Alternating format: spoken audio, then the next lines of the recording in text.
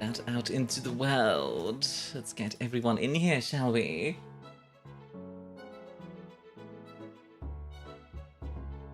Ba-da-bum, ba-da-ba-da-ba-da-ba-da-ba-da-bum. Ba-da-ba-ba-ba-ba-ba.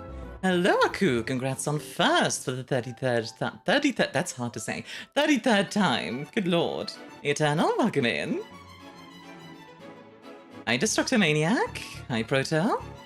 Aku with a quick draw. Aku is always insanely fast on getting first. It is crazy. Kashiletos. I hope I said that right. Is that correct? Or how should I say your name? So it light up for like 3 milliseconds? Yeah, he's very fast. Hey, Noble Sarge. Hi, Alex. Hi, Medical Doctor. Thank you for the follow. Hi, AJ. Probably.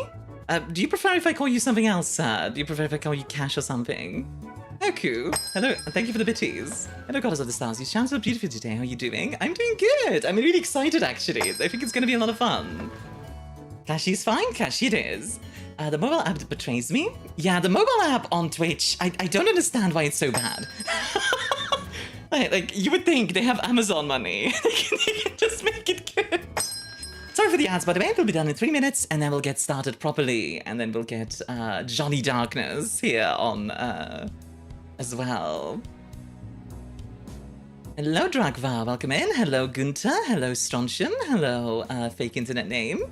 Go bang, enjoy a drink as well. Johnny Darkness. Is that just gonna be every time I say that name? You're just gonna put that in chat. Not fully okay, but holding together. Well, I hope you feel better soon. The mobile app is why I'm on YouTube mostly. Yeah, it's weird to me. Like I say, it's one of those things where like 50% of, for me personally, my viewers are mobile. You would think, like, assuming that's like the case for most of Twitch, 50%. Jesus Christ, make the app at least like, you know, usable. And not on Burger Creek, but I only know Johnny Darkness. That is well. Fine.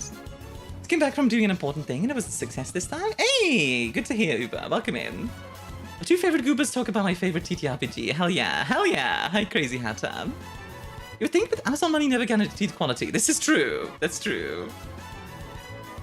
If you don't mind the compliment, I like your voice. Thank you. I've been getting compared a lot to Bayonetta lately, which is very flattering.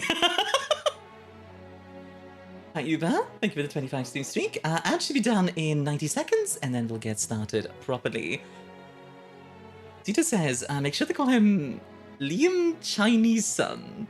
Trust me on this. What? I'll explain that later. I'll explain that in a minute. When this is something that just happened. It's very traumatic. It happened just today. It's very funny. Yeah, that's right, everyone. He's already here. He could see everything you're saying. You've been bamboozled. It has the coil. Welcome in. Hi, Galvatron. Hello, Innsmouth. Welcome in. Agreed. Your voice is beyond trash. I wanted to ambush this man. Instead, you've been ambushed. Got a sudden Johnny Darkness. Good lord. Yeah, I think your name is just now going to be Johnny Darkness permanently. I think you're just stuck with that now, at least in my chat. Like a blush? No. Don't, be good today, Aku. We've got guests. Dawn Ball of Darkness in this economy, indeed. The Malkavian sharing secrets is back in my walls. You know what? I might actually start with that question now, because I just popped a question into my head. Like, which clan would you be? That would be a good question, I think.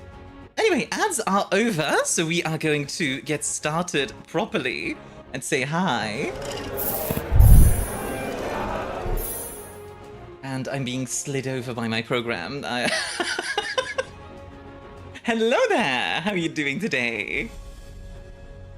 Hello. Are you talking to me? I thought you were talking to chat for a second. It's difficult. I was already difficult. seeing a bunch of people, a bunch of usernames I recognized rolling in, but I didn't want to. Yeah. God damn it! I'll be back in a second. I have to do this now. Unbelievable. The timing is, of course, perfect. Anyway, yeah, so, well, Johnny Darkness takes care of that. Yeah. Massive corporate landlord that I live with has right outside my window illegally set up sort of the place where all the gardeners keep their equipment and do shit. And so, like every morning at 7, they'll just roll up there and shout. And there's a constant, so every day they operate heavy machinery right outside my window, and of course they do it at the most inconvenient times. Of course. If it helps, I don't hear anything in the background, so... Yeah, I closed the window. I just went to close the window. Yeah, no, I had seen some names that I recognize. So the Liam Chineeson thing is, it was a thing on my Discord. Somebody commented. I like my weird usernames on Discord. I like my usernames, and currently I run with Liam Chineeson. I've had many over the years, and so today I opened Discord and somebody goes like, "Well, I really liked Liam's idea about like this and that, about some from my Lancer video," and I looked at that and I was like, "I know I said this, but like, who the fuck is Liam?" And then I post this, and then the first thing I see is my username being Liam Chinese. And I'm like, oh, yeah, no, it's me. And I love the idea that just some random person on the Discord thought that like my name is Liam Chinese in the real world. Imagine being called that like in the that is a World of Darkness name actually. It's like something in Bloodlines, you know, like. So that's almost a J.K. Rowling level name. Isn't it? Oh God, yeah, it is. Sorry, we only like good writing in this house. Like, yeah, World of Darkness. That's always good writing. Yeah, no, I had a bunch of really stupid ones over the years, like Count Jacula. Can I swear here, by the way? You can. I tried to keep it to a minimum if possible. I said Count Jacula. I said Count Jacula. You know, David Lunch, fucking Ian Miles Cheech. Oh my God, that one's good. I have a list. Yeah, like just giving you I try to keep swearing to a minimum personally, just because like I don't tend to like it, but I'm not gonna like jump down your throat about it, so don't worry. Like, I'll try to contain. It's more about like, you know, how the website. I getcha. Yeah, Twitch doesn't care. Twitch loves swearing. Oh, well, there's no consequences on Twitch either. Worst case scenario, like you kill someone on stream, you get banned for a week. Oh my God, like, yeah. Well, it was worth it, wasn't it? Also, thank you for the follow, Kashi. Supercop says he's a master of wordplay. It is known. It is written. Hell yeah. Yeah, well, yeah, Couchy is one of my folks. Cetor is actually my community manager, and I've seen Alex Alpaca in there. I'd like to call her my personal chef. But I don't think. Yeah. Gonna get some food in there later. Yeah. So welcome in. Thank you for having me. Yeah, no problem. Honestly, when I sent that email with the gremlin, I was kind of giggling to myself and thinking, there's no way I'm gonna get anything back. There's not a chance. And then you just responded. I'm just like, wait, hold on a second. It's so easy to get me to join like streams and podcasts.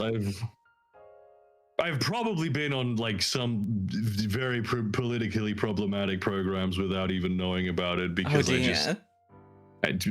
should be like, hey, would you like talking to us about World of Darkness? And I show up, and then this has never happened, but then like, you know, I find out they're like Nazis or something. Oh God, this imagine. Never happened. I'm just, you know. Yeah, imagine. Like, yeah. Luckily it hasn't. Yeah, no worries about that here. I try to keep that kind of stuff very far away from me. So hey, Reb, enjoy your drink.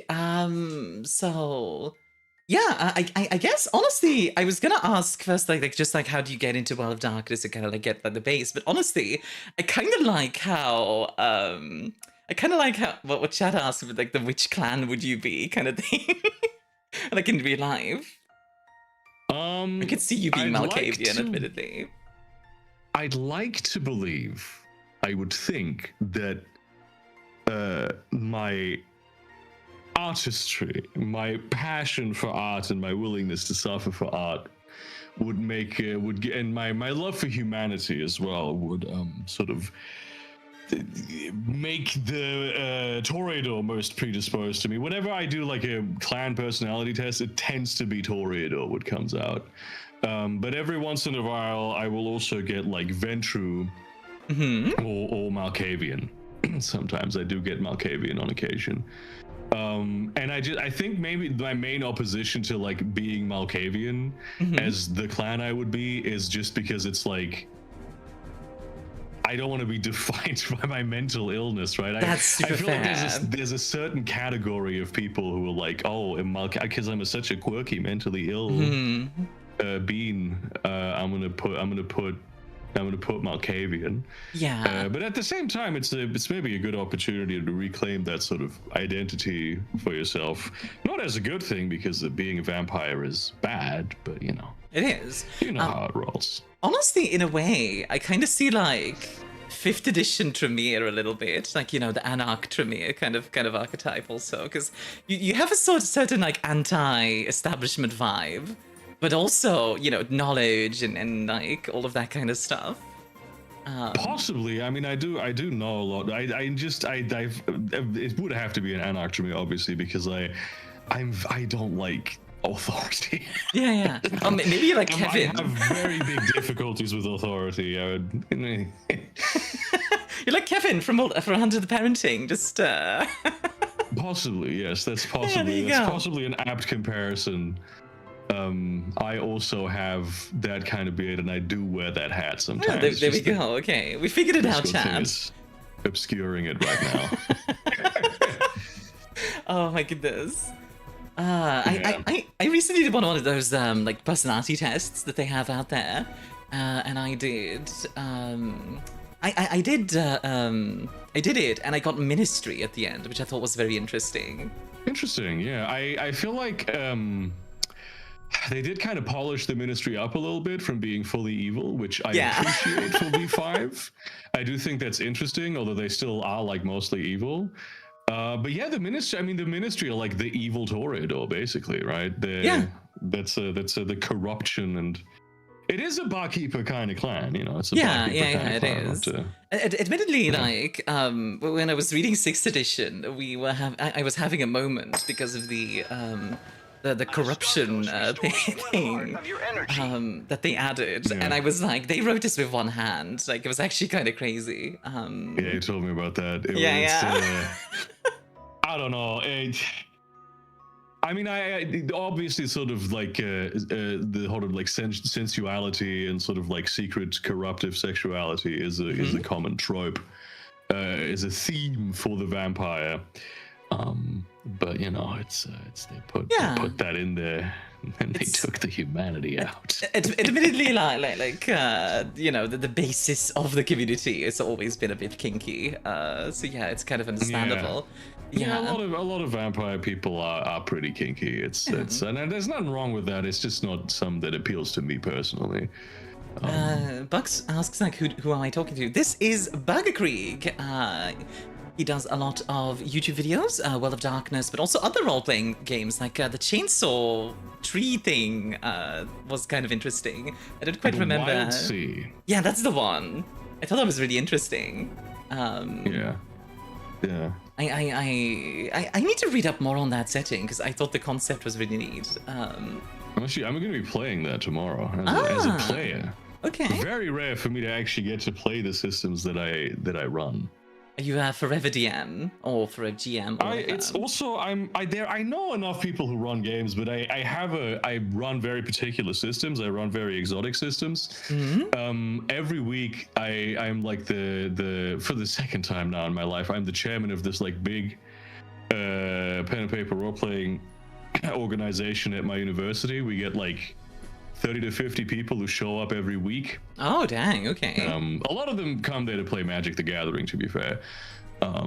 Yeah, but I get to play pretty often, but like sometimes the systems that I offer as a GM are very weird. And I'm a forever GM in many ways by choice, because I like what it is for what it is. But I often try to join campaigns as a player as well. Yeah, I think, but for me, I've recently been mostly doing player stuff. Although I love running one-shots, personally.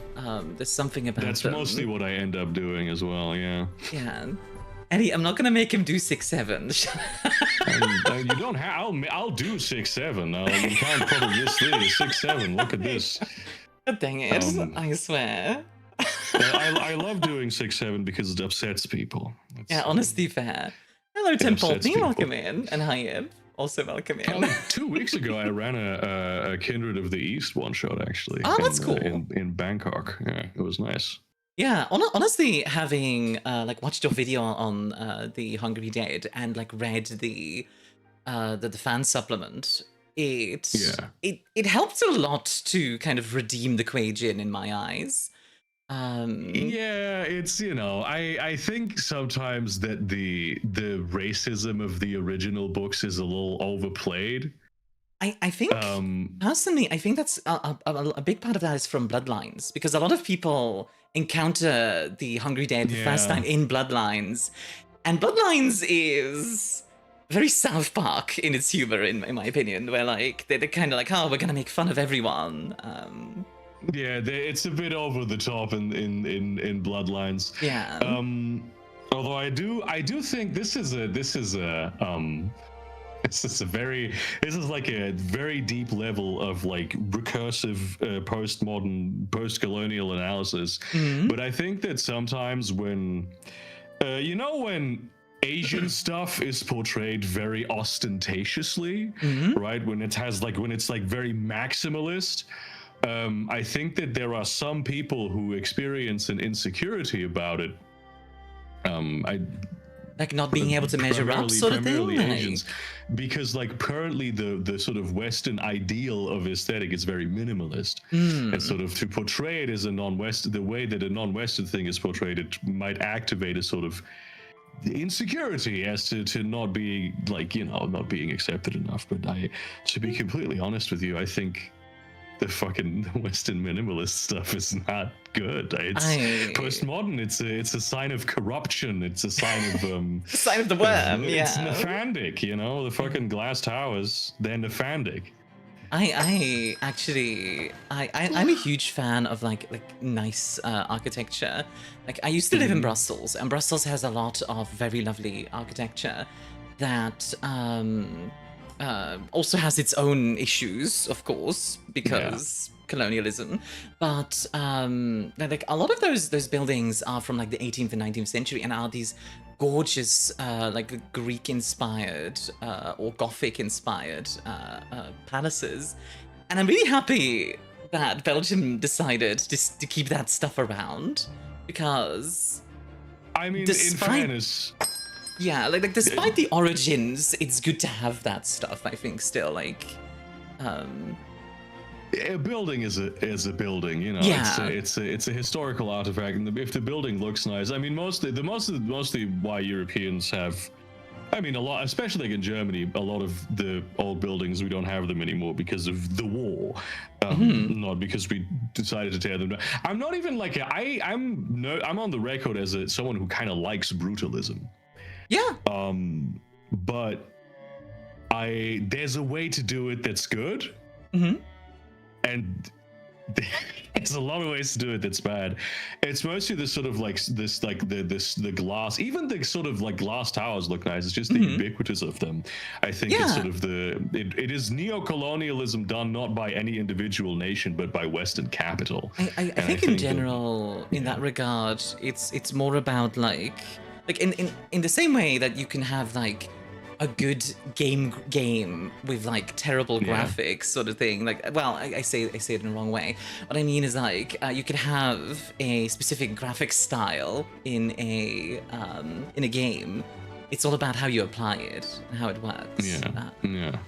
Yeah, exactly. And if you give me the choice between like I had this many years ago in I'm not a big hookah smoker, just to say. But I did grow up in that sort of social environment, right? And there was in like around the year 2010 and like the early 2010s, there was this this switch from hookah bars from being like these very ostentatious Middle Eastern, very complex decorations and like these beautiful pipes with the embroidery and the golden scroll work and what have you, to just being these almost liminal white spaces with this just the most functional looking hookah of all time, and then you have like a mini fridge in the side where they have like Coca-Cola in it, and I thought that was terrible. They were also very poorly lit every time, and I really didn't like that because it took away a lot of the character in favor of replacing it with nothing. So part of the reason why I enjoy going to restaurants with Asian cuisines isn't just because of the food, but also because a lot of them are very over the top and ostentatiously decorated in a way that I think many modern, especially Western restaurants are, and even some like Asian restaurants in Europe are. I'd like to say maybe ashamed. A lot of it just comes down to like it costs less money if you don't put like a big fat jade dragon on there, you know what I'm saying? That's how jade is expensive. Who knew? Like, yeah, jade. You can put fake jade. I'm fine with that. Yeah, absolutely. Like, are you really committing to the bit though? If it's fake jade, like, come on. Yeah, no, I feel like it's more. I can't tell the difference. I'm not no, of course not. Of course. Yeah, so this can be like resin or some shit, and if it looks good, if it looks over the top and like maximalist, I'm for it. I like it. I do enjoy. I do enjoy the idea of a geologist coming in and being like, oh, it's fake jade. I'm not eating at this restaurant. Not good enough for me. Yeah, sure. Oh, your dragon is not made of authentic jade. Yeah. It's Ami and Mr. Burger, John World of Darkness Creek. Yes, indeed. Hi, Seek. How you doing? Hi, Jesse. Us. Been so excited for the stream. Aw, that's actually super sweet. And this stone is stone. Yeah, now we're talking about like neocolonialism in architecture. I thought we were here to talk about the worlds. But to be fair, the World of Darkness absolutely has those themes as well. So very true, actually. In fact, since we mentioned Bloodlines, it has some of my favorite architecture in the game. When you go to the second area downtown and you look up, and those towers are like leaning over the streets. In this sort of, well, very gothic and looming style. I think that's fantastic. It's a great way of getting the vibe of the game down. 100%. It's they also, I think, if I remember correctly, most of them are also this sort of much earlier style of skyscraper that has much more like character to it, that had more like a few gothic elements, actually architectural elements to it. A lot more like early 20th century sort of look. Yeah, which created this like perfect for that sort of atmosphere. Yeah, it's specifically, and I think you can even achieve this effect with like with like the more new sort of glass spires. Oh yeah. But there's something specifically old money feeling about it. I think something you could absolutely do with like that modern sense is that facelessness of it, like removing all identity, and that the kind of the horror of emptiness, you know. You can really play into that, because I think very instinctively humans are kind of terrified of like a fully empty space, like the idea of being like lost in literally space, just unable, like your eyes are open but you can't see anything, sort of thing. There's a lot of banality in it as well. Yeah, exactly. Just, which is a World of Darkness theme. Yeah, I was gonna say. Which, speaking of which, like it's a wonderfully realistic 3D model. Yeah, I know, right? Like, must have been a tough one to get together, the 3D model. Yeah, I had to stand around for hours while the 3D modeler just sort of hung there with the laptop. It's funny because like I am going to go 3D soon. I've even got a mocap suit that's coming into me in the mail. So I'm kind of going to that direction, to that like. That's pretty cool. I like that. That's. I'm not a big like VTuber person, but I am fascinated with how incredible the technology is and has become. I find it fascinating. I need to hold back. Like, the level. I wouldn't do it because I'm not technically sophisticated enough. Like I put my face on camera because I don't want to spend hours in editing finding pictures and putting them up. That's why I'm on camera with my face, you know. It's funny. Yeah. Like to be fair, like I actually had this conversation yesterday with somebody who they were like mad at like people giving excuses for not just making stuff, right? And he was saying, like, when I got started, you know what I did? I literally just took pictures of myself and just made GIFs out of them, like stupid GIFs sort of thing. I was like, that's actually super charming and super fun. And it looks that is pretty sweet. It looks quote bad in the sense of like, sure, it's not high quality, but it's one of those things where, hey, there's a lot of character behind it. There's a lot of personality behind it. Because I do think that is sometimes when you go into like real high-end stuff, to get back to that corporate thing that we just talked about, it can start feeling very empty very quickly. And I think that's kind of interesting. Holy Blangus, Burger Creek, yes indeed. Yes, Exvitus, that is in fact the Burger Creek. It do be me. Speaking of World of Darkness as well, I'm gonna be doing the playtest on Thursday for Vampire 6th Edition. Live on stream, so we're gonna be suffering. I'm so far. There's moments in my day where I just randomly get angry at V6, and I know I'm like too much anger because it's a playtest, right? I think there's a big chance that they might still change these things, but just the idea that these things got in there in the first place makes me so mad. Just unreasonably so. I was actually, when I was reading it, and I read it back recently, I realized, like, a lot of people have been comparing it to D&D, and I understand why. I definitely see the D&D comparisons. I personally think it's way more similar to Wrath and Glory, which is, for those who don't know, Wrath and Glory is a Warhammer 40k role-playing system that's built for crossovers, specifically. It's built to be like, you have tiered different tiers of play.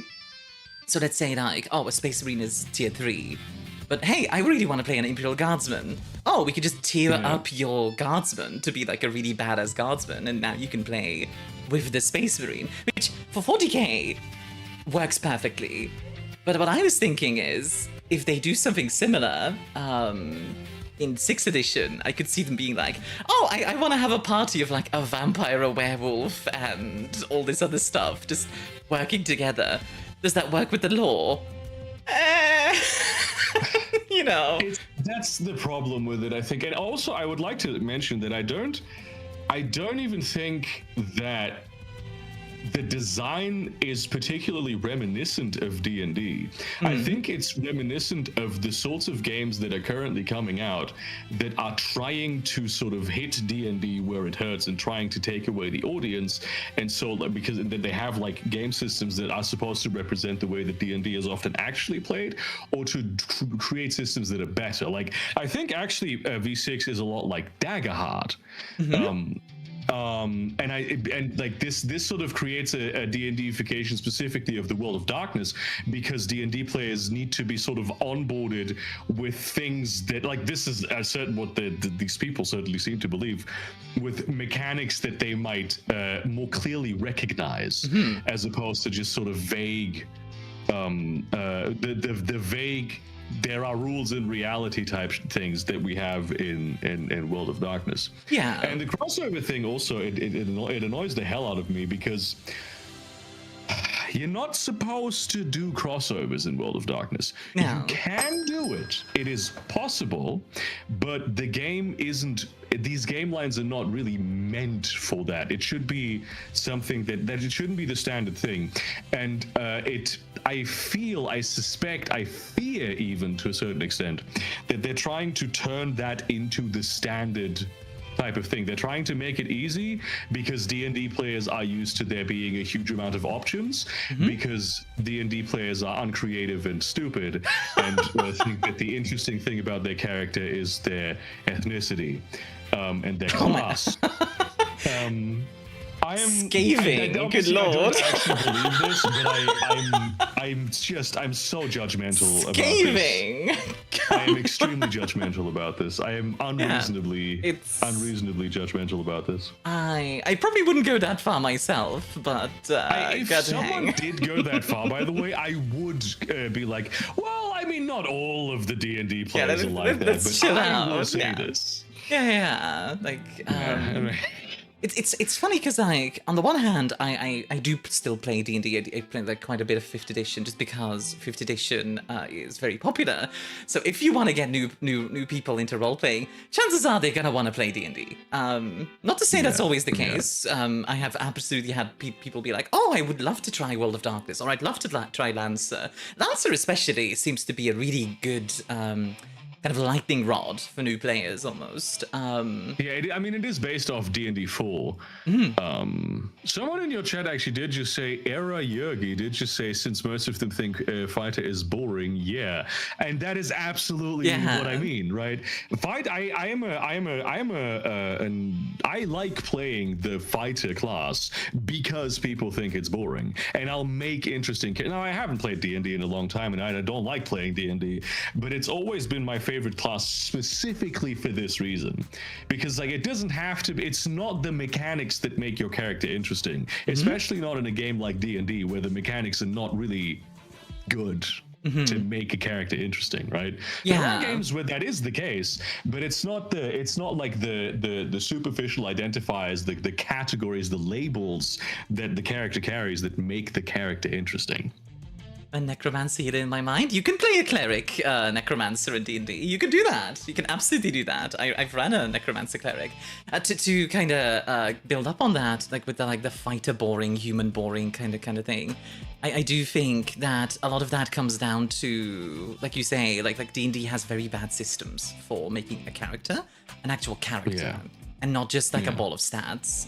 Meanwhile, exactly. like a system like one of my favorite systems, Burning Wheel, which deserves so much more love, in my opinion, is fantastic for building a character. It helps you in so many ways, and I need to make an essay on Burning Wheel at some point, because I love that system so much. I've only skimmed it. A friend of mine actually gifted me a copy. It's like behind me in all my videos. I saw it I saw it in one of your videos, and I was like, oh, I need to ask about it.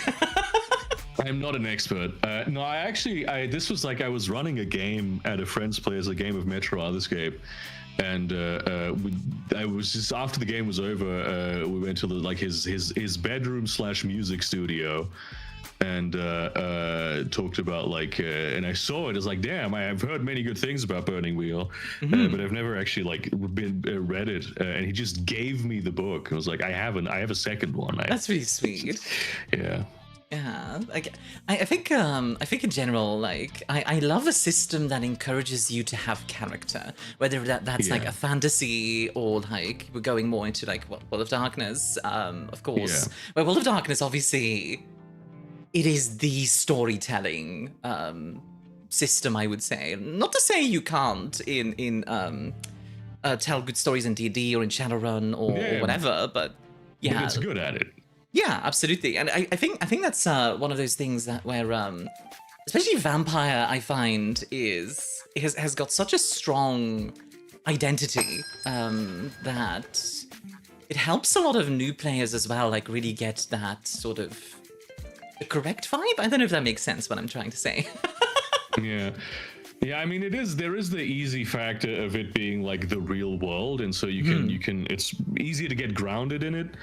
Okay, so as I understand it, and I don't know much about Burning Wheel, but Burning Wheel does something similar to the life paths thing that they're trying to put into V6, right? Which I think the life paths thing is great. Yeah. That's maybe the best addition that I've seen thus far. And I think that's actually going to be very effective at onboarding new players. I agree. And in that sense, like Burning Wheel, the way it works with Burning Wheel is basically you start like as you pick like, oh, I was born as a noble, I was born as a commoner, I was born as a slave, whatever, and then you get X amount of life years and a bunch of skills, and you can say, hey, I'm 6 years old, I'm playing a 6-year-old. You could just do that, which is super cool.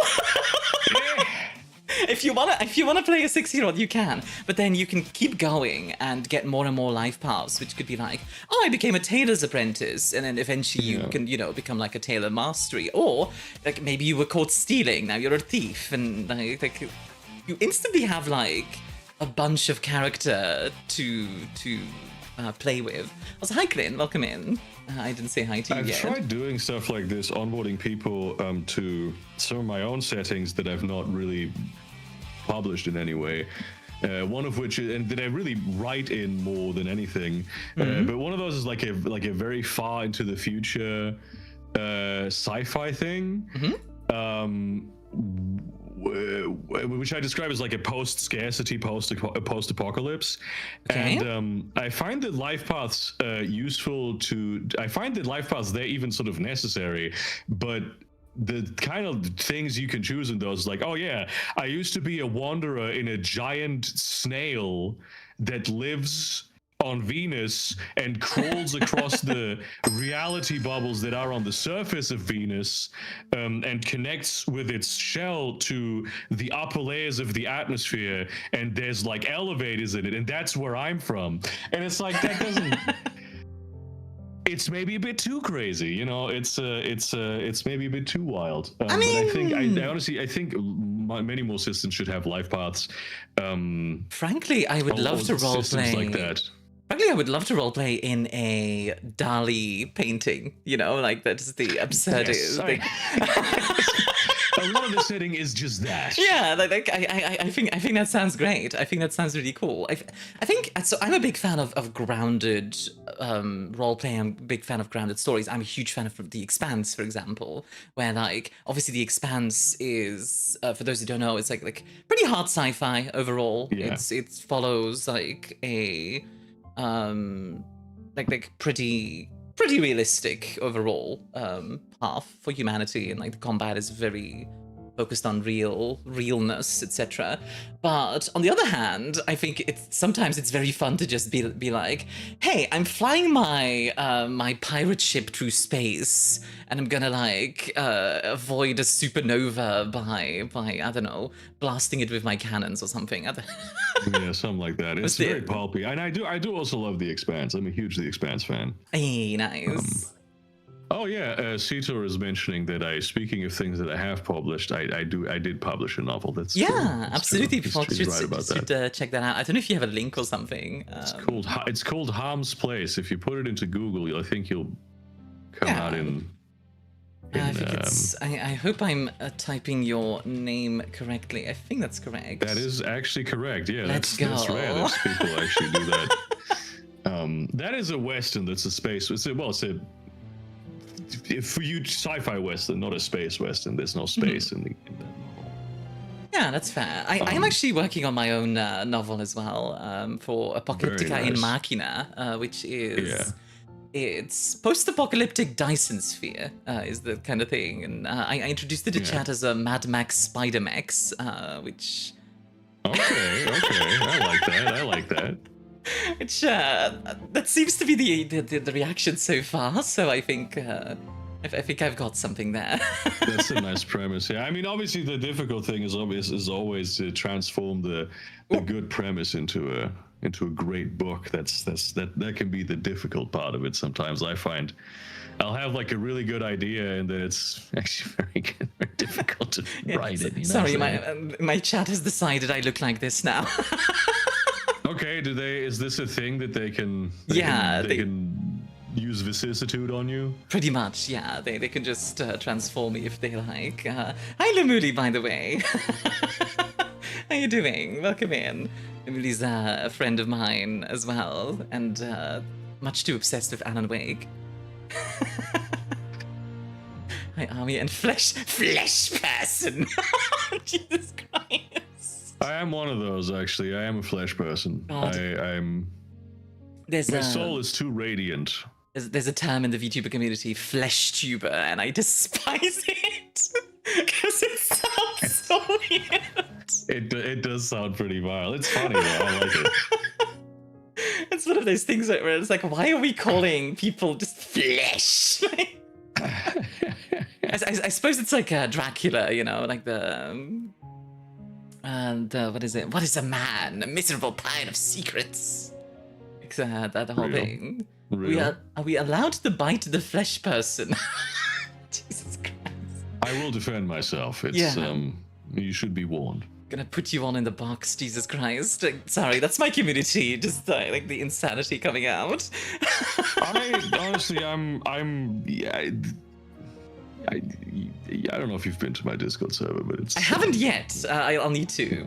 Honestly. I'm familiar with this sort of thing. I mean, yeah, fair enough. I kind of have a problem. I never read every Mage TTRPG book released. What should I do? Have you not like awakened yet? Because I feel like if you've read every single edition too. Because I feel like at that edition. Oh, good lord! I gotta know. Is it every? Even if it's just. Yes, every edition. Oh my god! Holy god damn! And alternate settings. Oh my word! Yeah, like generally, how are you not awakened? Like actually, like. For real, actually, genuinely. I mean, you know, maybe they are. Who knows? Oh yeah, actually, that's true. Wow. It's like that thing in Hunter the Pirate. Like I could have been talking with a glasswalker this entire time, and then like, turns out Jambles is on the internet. Wow. I'm nowhere near that. And I do this for a living. Yeah. That's very impressive. That is very impressive. I've read the 20th anniversary version of like the main Mage book. Like not every single page, but like most of it. And then I've read the Crab book as well, because the Crab book is very entertaining. Crab book is great. I do like that. What I like about the Crab book is that it does like that. It creates a crossover, but in like the most niche. No one will ever play this way of all time, and that's fantastic. Sorry, just mage mogged in chat. Burger got mage mogged. Oh my god, you read all of them after you started, you got into Mage through my videos, and then after that you read. Oh, I thought this was like a lifelong project, and you're some geriatric wizard in a tower who goes to the creek in the morning. Gandalf shows up in chat, just holy shit. Oh my goodness. That's incredible. I need a oh yeah, we had Alex is talking about some of the insanity in my Discord with the dumplings with various I don't know if I want to know the context there, I'm gonna be honest. These things happened live on stream. It's Good lord. How much do you want to bet? Cooking process. How much do you want to bet Jambles is on this live chat right now? I will bet 10 money with like an eel spirit or something, or whatever was happening in that last video. I mean, I keep mentioning Hunter the Parenting, but actually, yeah, I think Hunter the Parenting is one of the best ways to get into World of Darkness at the moment. Yeah, it's cool. It's really cool. I get frustrated with how rarely they release content. Understandable. But that is specifically about the Mage campaign. For me, a lot of Hunter the Parenting, I really enjoy watching it, but a lot of the references are, of course, still sort of a little bit reminiscent of the Emperor's text-to-speech device in Warhammer 40k, and I just don't know anything about Warhammer 40k. Yeah. That's 40,000, I should say. So some of the jokes don't really work for me because I just don't get them. Yeah. But I think it's really entertaining. I really enjoy it. But I like. Obviously, they're not going to do it, but I'm like, hey, Alpha, can you focus on the Mage game more than they're not going to do it. The Norfolk Wizard game is actually one of my favorite things of theirs. It's so good. It's so good. I think, what was it? The Awakening of Sybil, specifically, I really like. World Eater, well, talking about 40k, the World Eaters just followed me. Oh no. I'm gonna get attacked by heretics in a moment. But no, like, I love those solo stories. In fact, those actually inspired me to do Army After Hours, which is a short series I did of 3 one-shots in the World of Darkness, where it was just meant to be, hey, this is just the story of somebody who fell into it, sort of thing. Like, I have like 2 hunters and a thin blood because I love thin bloods. Thin bloods deserve more love. Same thing with K-Tip. Yeah. They don't get enough attention. Yeah. They really don't. I'm not a big thin bloods guy, honestly, personally. I think I find them I don't know what it is about them. They're kind of like pears, you know. I don't I'm just not a fan of them. Honestly, just bad taste is what I'm learning here. Yeah, you know what? I think this about everyone else too. So it's. Yeah. I think we're right about that. Yeah.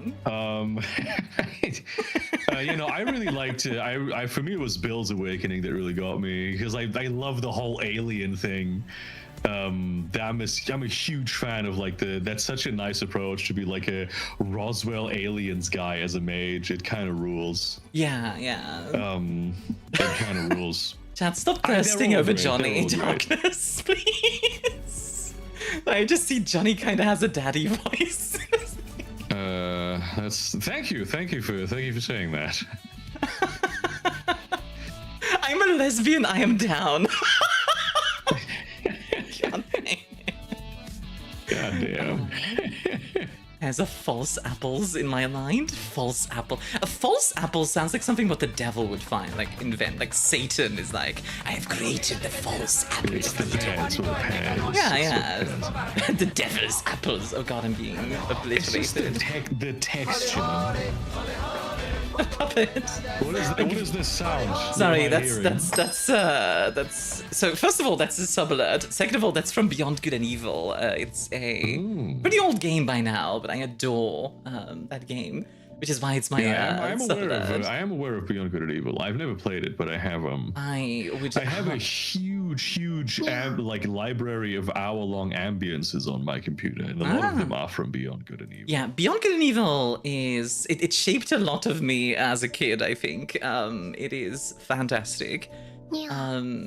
It's very short as well. I think it's like 4 to 5 hours long to get through. So it's one of those things where like you sit down for an afternoon and just play through it, you know.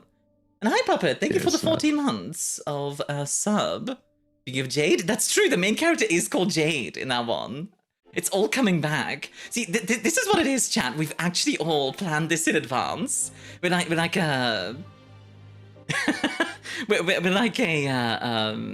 the Weaver, you know, like all the threads connect in the end. Complex plot. Exactly. Roke was involved with this.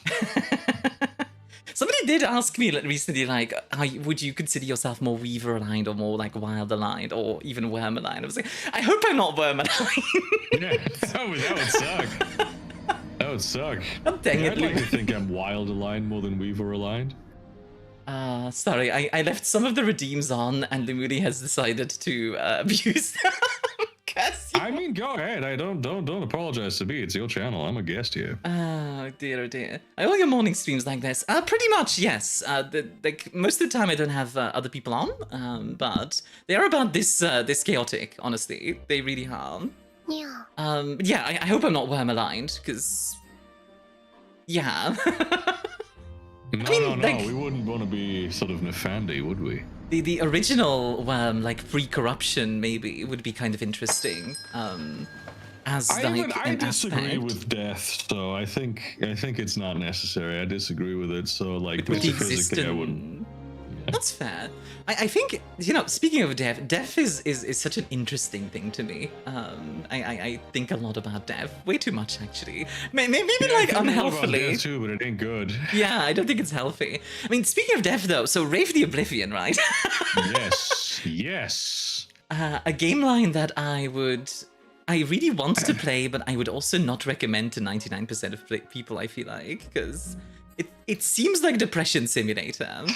It really is. It's tough. I mean, it's also obviously it has like a cathartic thing. It's not supposed to just be I am sad There's a lot of interesting stuff that can be done with it, but it's really, you need to have a really good group of players that you can trust in order to really get a lot out of it. Because it is just innately very sad.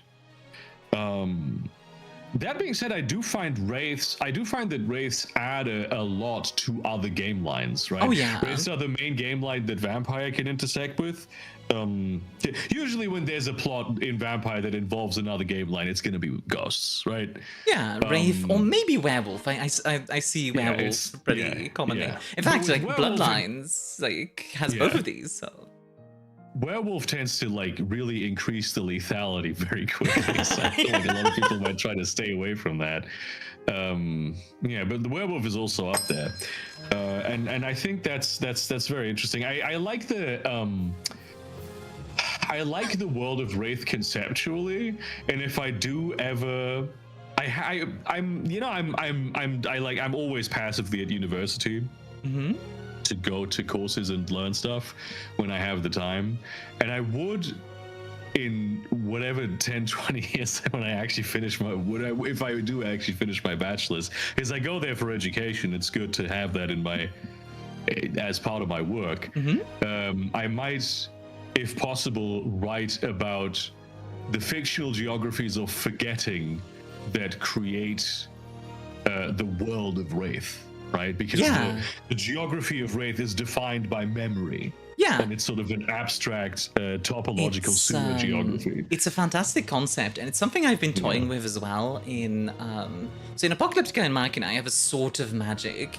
But basically, they do. At the moment, I call them memory walkers. I don't have a cool name for them yet. But basically, they dive into people's memories, and the difficulty is, especially with people with dementia, for example, or just people that have forgotten stuff, is there's just holes in the world where you can fall into and just be forgotten. That's scary. It is scary. It's terrifying. But it's one of those things where I was always imagining memoryscapes kind of and how weirdly our memory connects sometimes, and how that keeps shifting constantly. So it's this sort of insane, almost warp-like or Umbra-like space to navigate. And my Kara made you say this: we got to go to the Burger Creek and order one Whopper of Darkness. We're out, unfortunately. We're out of those. That's you gotta go to Otelli's for those. Yeah, that's a new thing they're doing. We don't sell them. Honestly, I would. Make a restaurant. We're out of most things most of the time, so. It's how recently Five Nights at Freddy's actually got a pizza restaurant. I would love to see an Otelli's open up one day. That'd be great. Did they actually get a real life pizza restaurant? Yeah, they did. With animatronics, by the way. They're actually. Do they murder you? They do not have a murder room, no, sadly. What's the point? Honestly, they should have made it like a haunted house, but you also get pizza. That would have been great. Yeah, and you do die. You do die at the end. Yeah, it's fine. Is there a game about a woman? You have to commit. Exactly. Isn't there a game about a woman diving into her own memories? That sounds familiar. I don't know which one you're talking. Seems like a pretty fundamental premise. It must have been done a few times. Death is not the end. That might be it, yeah. Let me take a look real quick. Death is not the end. That sounds interesting. I'd be a fan of that. It's not showing up on Steam. No, that's a saying from No Man's Sky, as someone is saying. I see. Death is not the end is a good title, though. I'm going to keep that in mind for the future. I mean, it's like a pretty classic sequence of words with a lot of resonance, right? It's very powerful. Yeah. Dreamscaper. Okay, gotcha. One of my favorite games that deals with death is actually Spiritfarer. I don't know if you're familiar with that one. I've not played it, but I'm aware of it. It made me bawl like a baby. It's incredible. Yeah. Very, very good game. And very Wraith coded, because it is literally about like moving on. It's very similar kind of vibes. Because I've been trying to get my hands on Grim Fandango. But for some reason I've been finding it very difficult to get to work. And it's like a pretty old game. But they actually, you know what? I've not checked GOG. They probably have it on they GOG. probably do, yeah. GOG is oh my god, I love GOG so much. They actually reached out to me like a while back and were like, hey, do you maybe want to do an affiliate link? And I did accept. I just keep forgetting to tell people. That rules. I'm a professional. I get it though. All the admin shit, I'm so bad at it. It's such a hassle. Yeah, Cito said it right there. Very Burger Cool. Burger Cool, yeah. He's my community manager. He would know. Yeah, we'll do like a food crossover. Like you do the burgers and I'll bring the drinks, sort of thing. Like there we go. Perfect. You know what? I would do like if someone else run, I would do a burger restaurant. I have actually in an ideal world, I would be able to make a you're Belgian. They do sell like mate, club mate, that sort of stuff. Yerba mate over there in Belgium, right? You do have that stuff? Club mate. It doesn't ring a bell. Variations of it. It's a very, it is mostly very popular in Germany. It's a sort of a Brazilian German thing that got popularized in Germany as a soft drink. It tastes like you know, at a party how there tends to be sort of an ashtray left over or a glass of drink that has sort of it tastes like the dregs of the night, like and it's that like the next morning, but like with bubbles in it. Okay. No, not good. Not good. No. It's carbonated. I mean, that explains why we don't have it here, because Belgium is very particular about their drinks. And it's I love it, and I've always loved it. It's very it became popular with like in the hacking scene originally. Yeah. And if I did used to have a merch mug that was like burger mate. If I were able to make my own mate, you know what I mean? I might go. I can see it. Honestly, I've there's actually a VTuber sake out there. Yeah. And I've talked about doing something similar. Yeah, but I just would have to have absolutely no involvement in any aspect of the business ever. just your name. Yeah. Maybe I'd co-develop the drink because that's interesting. Also, Alex, thank you for the 5 months, hon. How are you doing? Welcome in. Oh, dear. How would you run a game of Vampire but if players just want to run a restaurant? Oh, easy. Make them all Naga. Not really. You don't have to do that, but that would be funny. I mean, it would be vampires. If I want to run a game for a vampire and the players all want to run a restaurant, I wouldn't play that. I wouldn't run that game. I'm very. They would have to pitch that to me in a very special manner. There is a game there, I think. I think if you did that as Kindred of the East, that might be very interesting. I think as a one shot, obviously they can eat as a one shot. That might be more interesting. They can. Kindred of the East obviously can eat food, and there's like a whole big spirit food thing going on. So you could have like a dragon nest that's very important. That you like share collaboratively and like as an important political hub. That might be interesting. Yeah, I think actually like a sort of running a John Wick-esque hotel would actually be very cool as like a vampire group. That is true. That is actually true. That would be pretty. That would be nice. Yeah, Pontius asks, "What's World of Darkness?" That's a fantastic question. The way I always introduce people to World of Darkness is that imagine it's our world. The moon landing was a conspiracy, but not for the reasons you think. It was to bring it was to put fairies back in the box, and it completely it completely misfired, and now the fairies are everywhere. Because I mean, in fairness, they didn't do it in order to make sure fairies don't come back. True. They just didn't anticipate that fairies would come back by doing it. Yeah, it was meant to be like a way to terranorm the planet, right? Yeah. They just messed that up a little bit. Yeah, World of Darkness, most people are familiar with Vampire the Masquerade, obviously. That is probably the most popular game line, or, well, most well-known game line. Although I do think Hunter has gotten a lot of attention in the recent years with, like, the new video game that's coming out, which I'm really excited for, and then, obviously, Hunter the Parenting as well. Yeah, I mean, Supernatural, I think, really laid the groundwork for what became Hunter 5. Mm-hmm. And I think Hunter 5 is actually cool. I like Hunter 5. It's just that they, you know, it's like many V5, like many 5th edition games. It's a bit, yeah, it doesn't really support itself very well. I love Hunter 5 for being just normal people having to deal with the World of Darkness. Like, that part of it, I think, is so strong. I would have loved an extra book, like an expansion book on 5th edition, where they went, okay, if you want to play Imbued, here you go, here's the book for that, sort of thing. That's, I think, because like the Hunters that are normal people is very Chronicles of Darkness, right? It's very Hunter the Vigil. And they do a lot of that stuff where they just port the thing from Chronicles of Darkness. And Chronicles of Darkness is a thing that you own it. You can just make it. Like, it's already good. But I think this is a thing that wouldn't have been a problem to port in if they had put more, if they had combined it and properly woven it into the World of Darkness thing.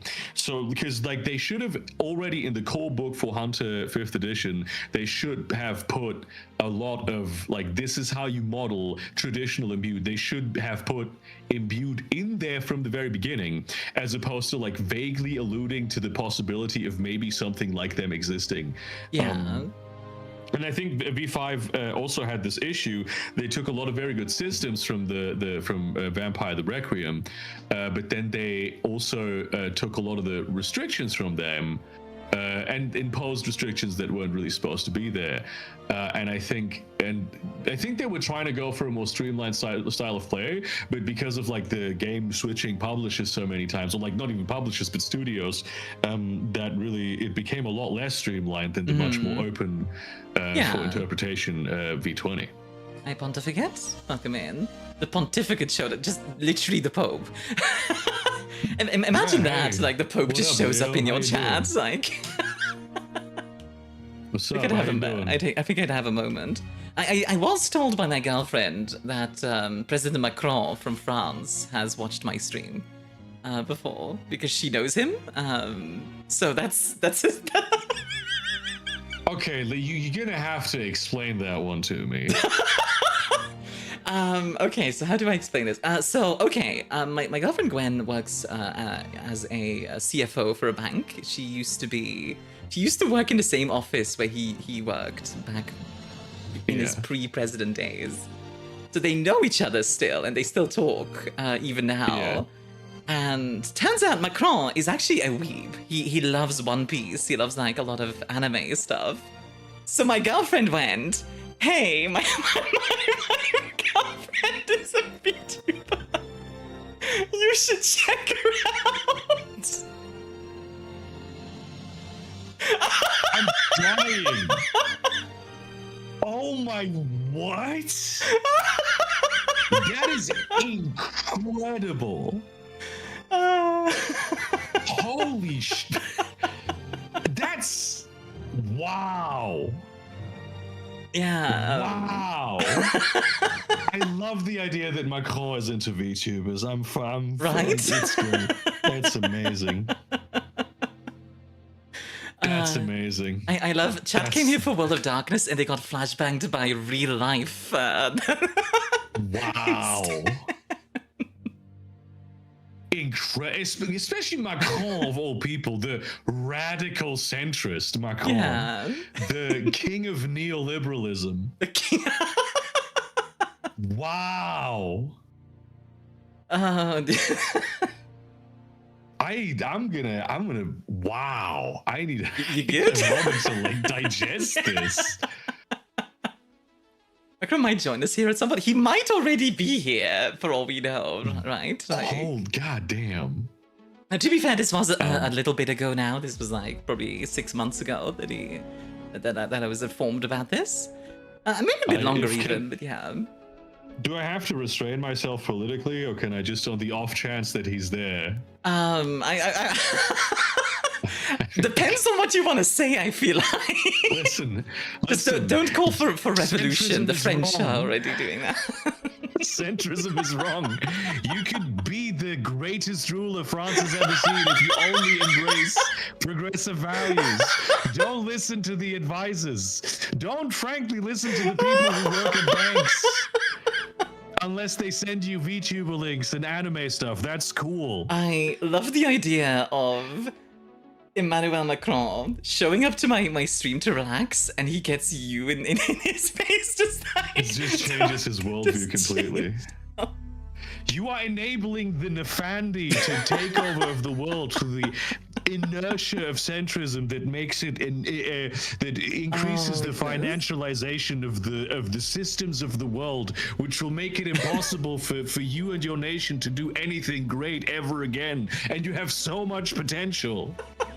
Do not listen to Pentex, exactly. It's very funny because like, so normally I do not do politics at all. I don't do politics. That's just not what I do, right? Oh yeah, I'm sorry. No, you're fine. This is funny. This is hilarious.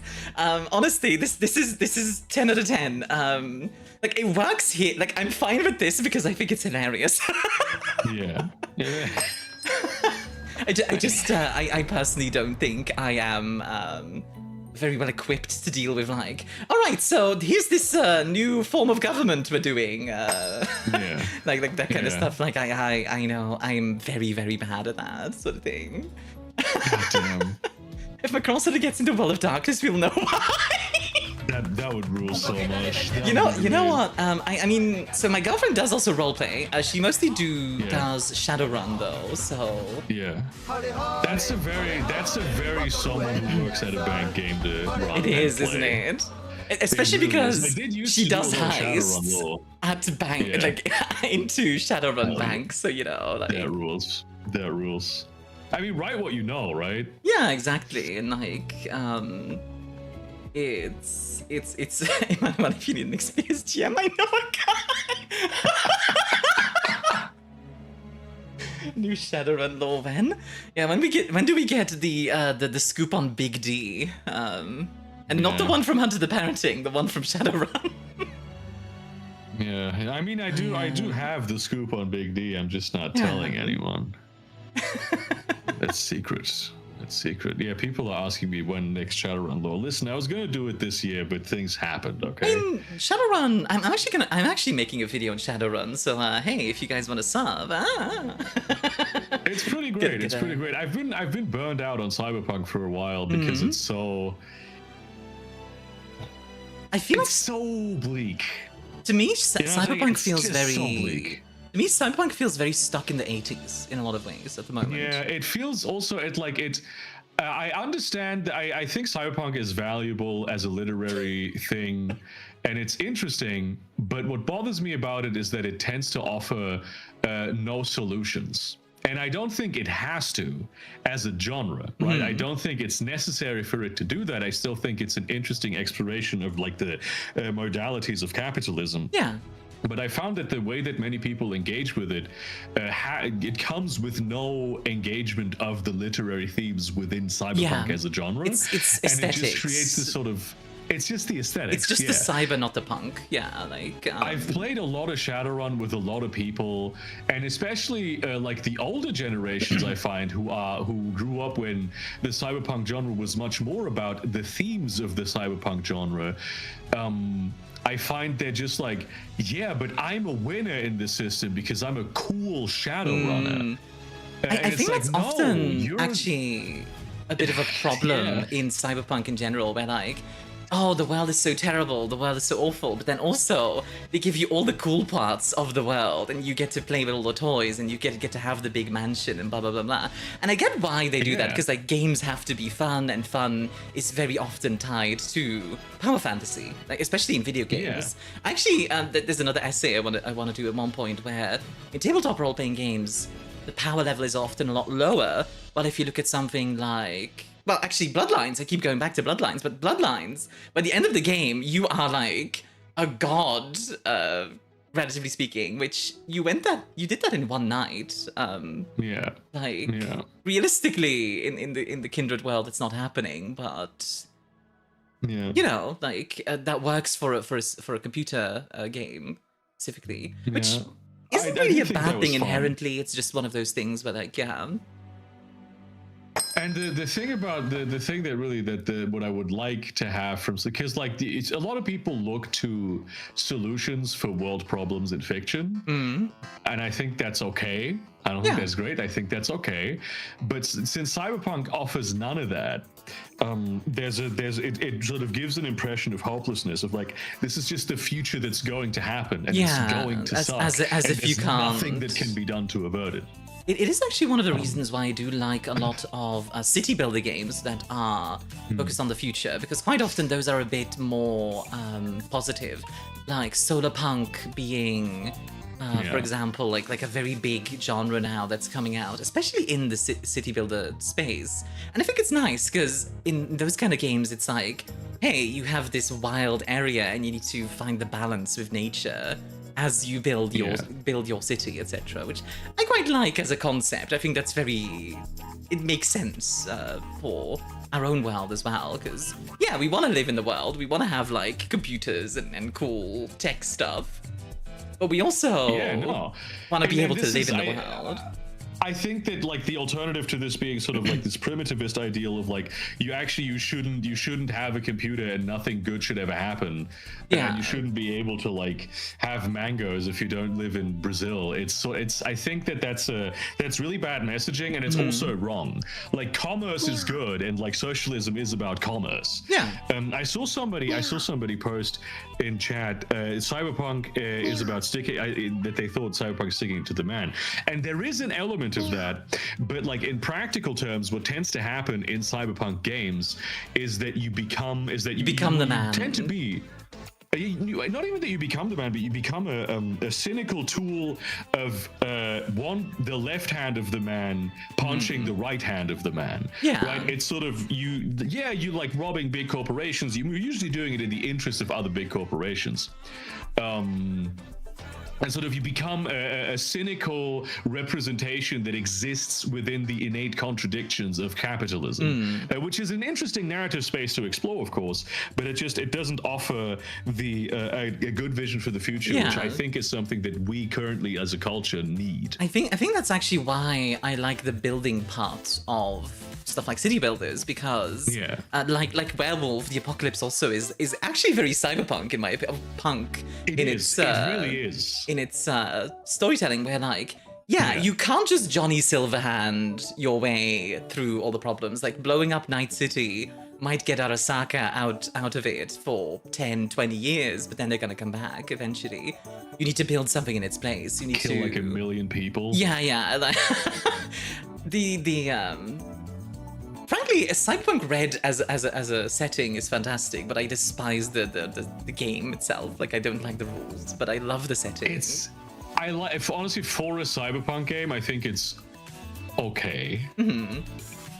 But I find that Cyberpunk games are way too obsessed with equipment, and I don't like. They're way too obsessed with being very granular. I like Metro Otherscape as a Cyberpunk game because it runs extremely narratively. I don't think I've heard of that one. It's do you know City of Mist? That I know, yeah. Yeah, it's City of Mist. Like the premise of City of Mist, for anyone who doesn't know, is sort of that it's in the world there are myths and legends and stories, and they sort of manifest in individual people. They sort of try to manifest in the world, but like most of the world sort of forgets that they exist because of we don't want it, because of paradox kind of. And Metro Otherscape is that, but in a cyberpunk setting. Okay. And the myths, and now it's not that people forget that these myths exist, but that like everyone is constantly so overstimulated that when they see a mage cast Fireball, they're like, I guess. I gotta go to work. I don't give a shit. I think in that regard, actually, one of my favorite Shadowrun negatives that you can have, like one of the problems you can have, is day job, which ties you to the system in a really interesting way, I think, because it forces you to have that day job, and then at night you get to be the punk, and I kind of like that. That's an interesting thing to do. Again, it's you can get a lot of that out of Cyberpunk, but I don't think most Cyberpunk games really lend themselves. They don't they don't encourage you to do it, and I think they should a lot more. And with I would actually love to see like maybe like I don't know if you could do it. Well, you could probably do it with Werewolf actually. You could probably do like a kinfolk focus thing where it's like you're not focused on the war, literally like destroying stuff. You're focused on building something in its place, sort of thing, and like the systems opposed to it, sort of thing.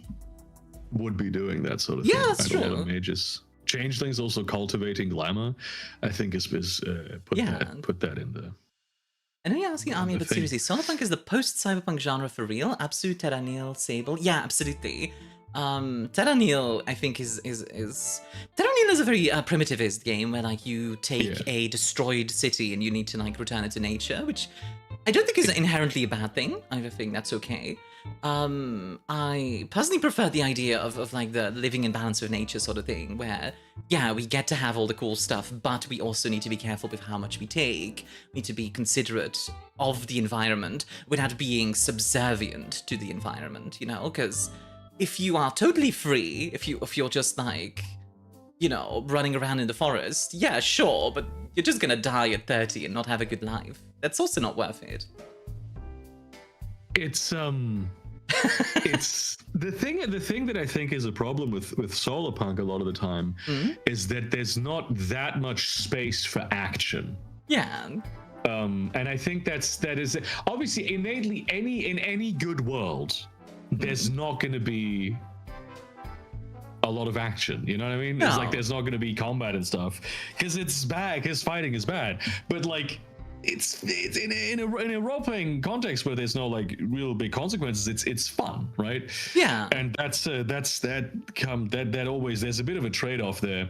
I personally really enjoy, especially in video games, I much prefer games where I build stuff as opposed to games where there's like action and destruction and stuff. But I love Anno for that specific reason. It has the complexity of the gameplay. Most of the gameplay is in the commerce, right? The planned economy. Actually, one of my favorite games in the city builder genre is Manor Lords. But yeah, you have some combat as well as part of that game. It can happen. But the main focus is on making like a prosperous town and defending that prosperity and making sure your community can like resist hunger and the winter and wolf attacks or whatever, like stuff like that. Werewolf manages a woodland hotel and a Pentex executive comes in for a nice week. There's not going to be much left of that executive, I don't think, at the end of that one. Also, hybrid of the old ones, welcome in. Always love that we stole the sun to spite God brand of Solarpunk. To be fair, that's a very new concept that came out recently. I don't know if you've seen that short. I don't know about this at all. I don't. So the concept was literally we stole the sun from the sky to spite the gods that abandoned us, and when they come back, we're gonna shoot the sun at them. that's the concept, which is super cool. That's a very different interpretation of the term solarpunk. I love the concept, I admit, but it's very different indeed, like you say. Yeah, it's just a very different thing. I'll send you that short sometime because it is very, very good. Okay, should we actually? But I feel like we've gone a little off topic. Yeah, we are. This happens. This is one of those things. I think it's partially because World of Darkness is so has so many themes and it connects to so many other things that it's just. It is the real world, so. Yeah, exactly. I love the visual of Myuk just hanging out outside your window, right?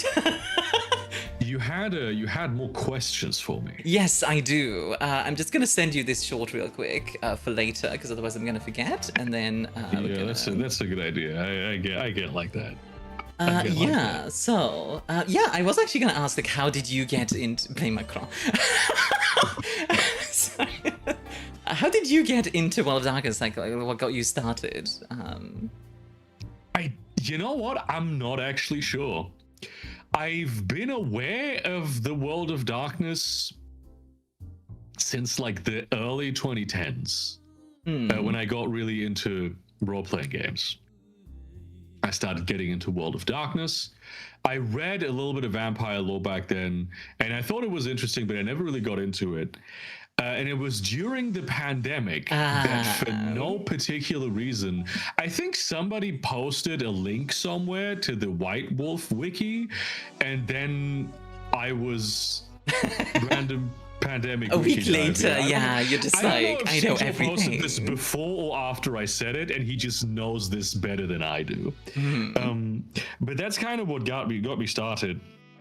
And there was in 2022, I had spent a lot of time reading about vampires specifically, and some of the other ones as well.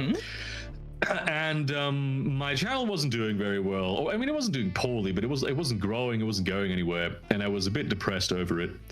And I thought, I was in a bit of a grind, and I thought, hey, you know what? I need a change of pace. I'm just gonna do a video where I talk about vampires for an hour, because I spent the last 2 years learning so much about them, just for my own emotional health, because I want to do it and because it will make me happy. And I upload the video and like no one watches it, obviously, and then like 2 months later it like picks up rapidly, starts becoming one of my most viewed videos of all time. And I look at that and I'm like, well, damn, maybe I can do some with this. Like, maybe people want to see more of this, and I am definitely interested in this. Is giving me a lot of success. I should have kind of known this, because a lot of the content I used to do was more like you make the video, people watch it, and then it falls off. But I had also done a few Shadowrun videos, and the Shadowrun videos, very few people watched them. They didn't really do well in the beginning, but after a certain, they kept getting views. They still get views. In ways that my very successful videos of back in the day don't. It's one of the powerful things of like lore videos, I think, because people just go like, oh, what's this about? And they just... And so what videos that I made years ago, the World of Darkness, if let me go to my channel analytics right now, I'm pretty sure what I'm going to see is that my first WoD Vampire video, which is still the most successful one, is going to be the video in the last 28 days that made they got the most views. I can almost guarantee. Okay, no, actually, hang on. The one that I put out a few days ago has more views. Makes sense. But on the number 2 is this one. The vampire that tends one? to be the case all the time. That tends to be the case. And they get like consistent views, and they keep on coming, and that's the ideal world for me. It makes sense, honestly. Like, and I quite like that about YouTube, honestly, in that sense, because as much as I love streaming, I adore streaming. They're very fleeting, right? Because of that interactivity, it's just something that like it happens and it's gone, and. But YouTube, at least, it's more of a lasting thing, and I like both to some extent, frankly. But I've come to really like YouTube over the course of the last year. At least doing YouTube, not YouTube the company. That's a different thing. Which we're not gonna get into because we're gonna end up yapping for like an hour about it. Yeah. But I will, however, share. I'll get so mad I'll pass out. First Macron and now this, like. So the way I got into World of Darkness is actually kind of hilarious, because there used to be a game shop in my town. That also did a lot of LARP stuff, because the guy himself was super into LARP, and he had like a little second floor where they did vampire LARP specifically. And I got invited to join, and I got to play a ghoul for my first ever go. That's usually how it goes when you get into vampire LARP, So the next thing I know, I'm like, quote unquote, drinking from some lady's wrist who I barely know. And it got a little bit suspicious. Like they were a bit too into it, but admittedly, World of Darkness LARPers are a bit extra. It has to be said. But like that being said, I did have a good time overall, and it was pretty fun. And then Yeah. I think like a year later, I started watching. I started watching. Oh, what was it? The LA by Night and like those. I think also New York by Night. I think it is. Yeah. I prefer New York by Night. Actually, I think it's better than LA by Night, but they're both good. I like both of them. How is WoD LARP so big? WoD, I think one of the advantages of World of Darkness LARP, and especially Vampire the Masquerade LARP, is that 90% of Vampire is talking in a room. Yeah. And you can do it anywhere. Exactly. You don't need like a medieval structure to go to, right? You can just go here and there. Yeah. This is what I did go to a Vampire LARP. It was in a martial arts studio, because they did have combat, and so for the combat we would go to the martial arts room. That was a pretty cool thing. I only went there once and like never again. It was fun, but it was just like, it's in Hamburg and I have to drive there. It was like on the train and it's complicated and it would take a lot of time for me to go, but I would have liked going there more. Yeah. And actually one of the guys there, I like show up, right? I'm a ghoul character, right? So because you get introduced, and that's like how they get to know you. And there's like one guy there, and he looks at me, he's like, I think I know you from somewhere. And I'm like, I don't know, maybe I got one of those faces. Yeah. And I never told him. Got away with it.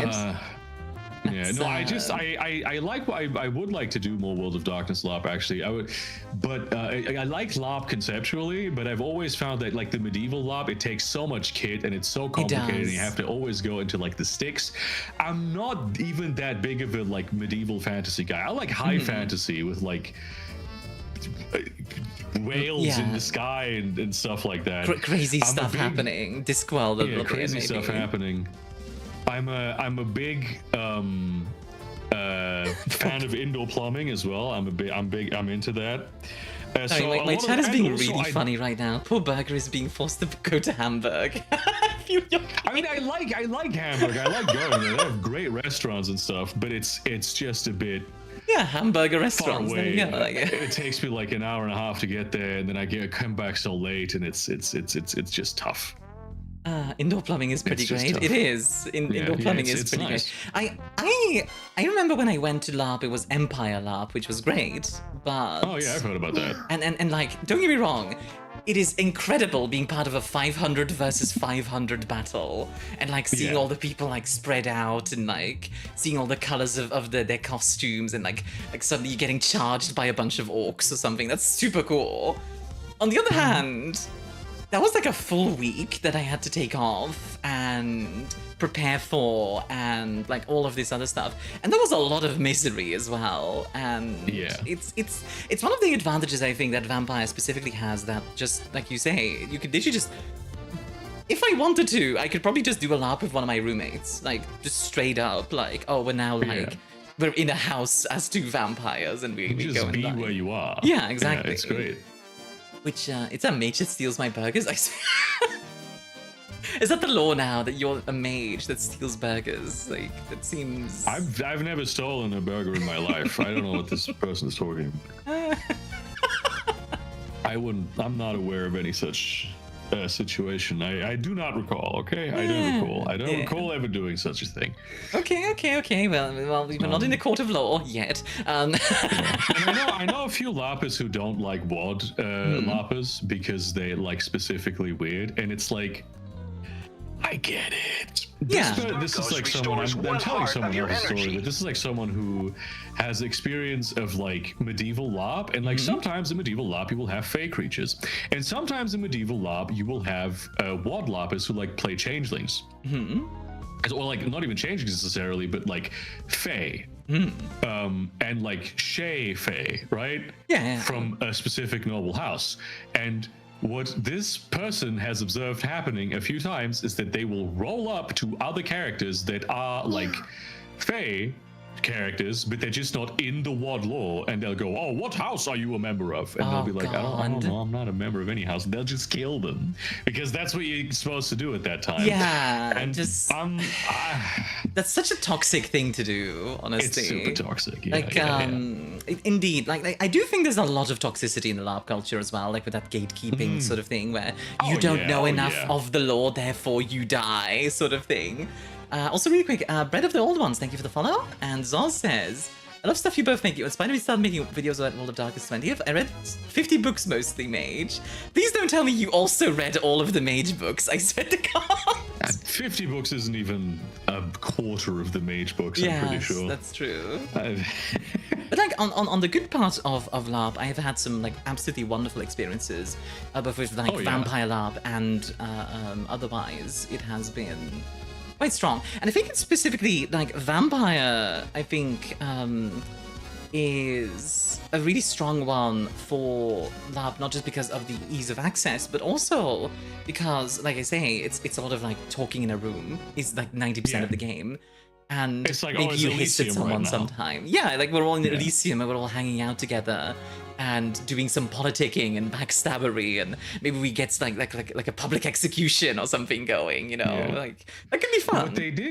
What they did at this LARP that I really they created their own little form of Elysium called a Seance, which is like a smaller form of Elysium. Okay. And this is not a thing that exists canonically, but I have just adopted this into my vocabulary and into a thing that happens. It's like more of a somebody influential is like, oh yes, I will have guests over and I expect you all like not an to audience kill each other. sort of thing. Yeah, it's we have a little dinner party, and I'm a huge fan of that. I do like that. Please don't take that out of context for Johnny.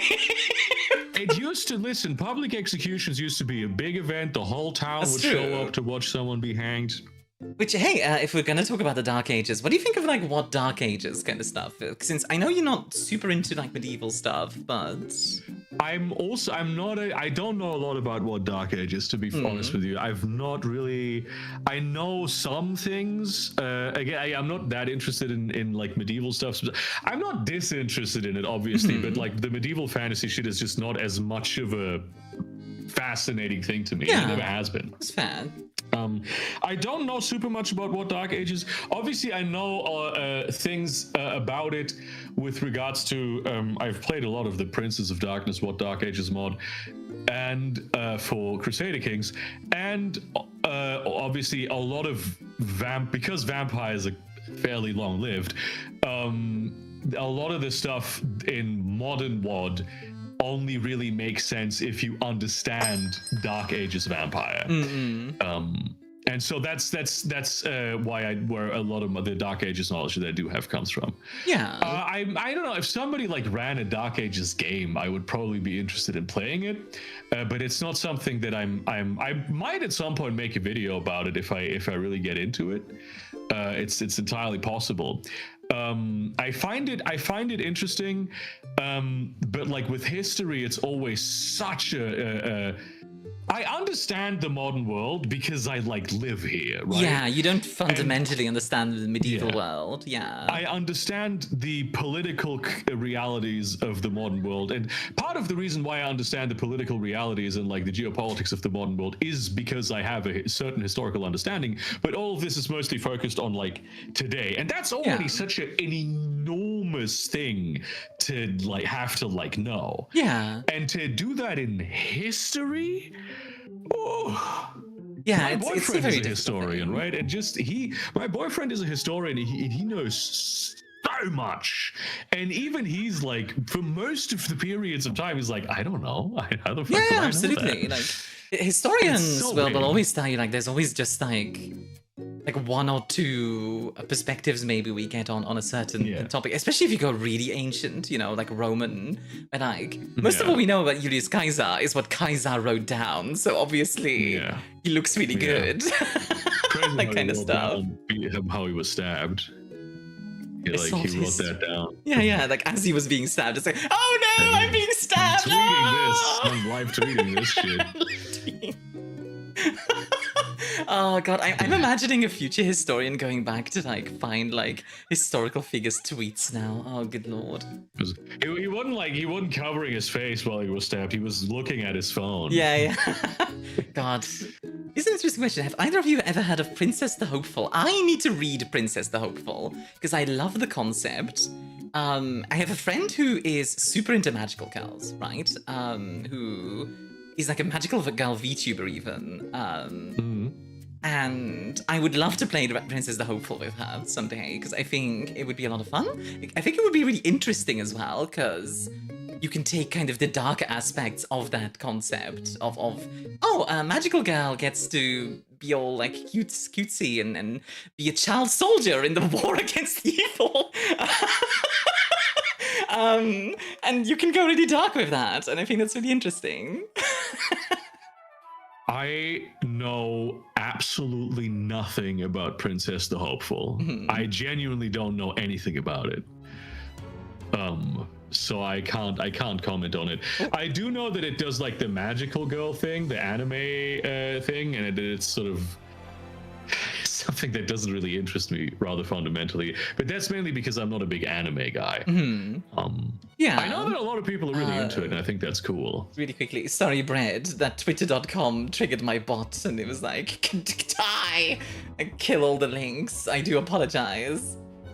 This is the Hopeful just sounds like Madoka Magica. Yeah, Madoka Magica, actually, if you're ever interested in a very dark take on a magical girl thing, like, I don't know if this is anything that interests you at all, I would recommend Spec Ops Magical Girl Asuka.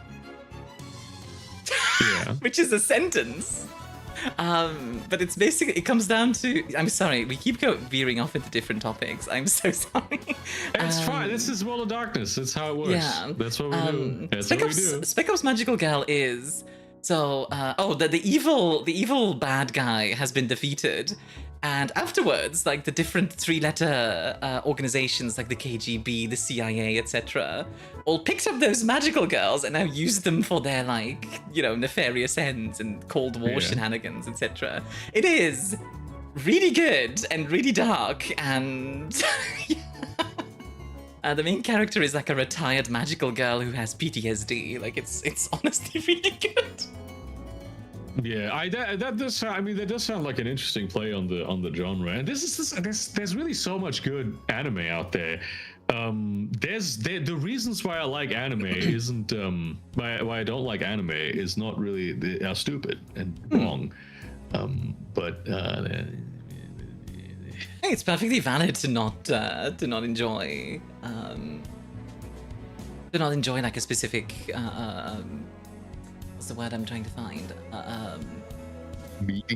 Medium, yes, thank you. So for me, it's really mostly the fact that it's animated.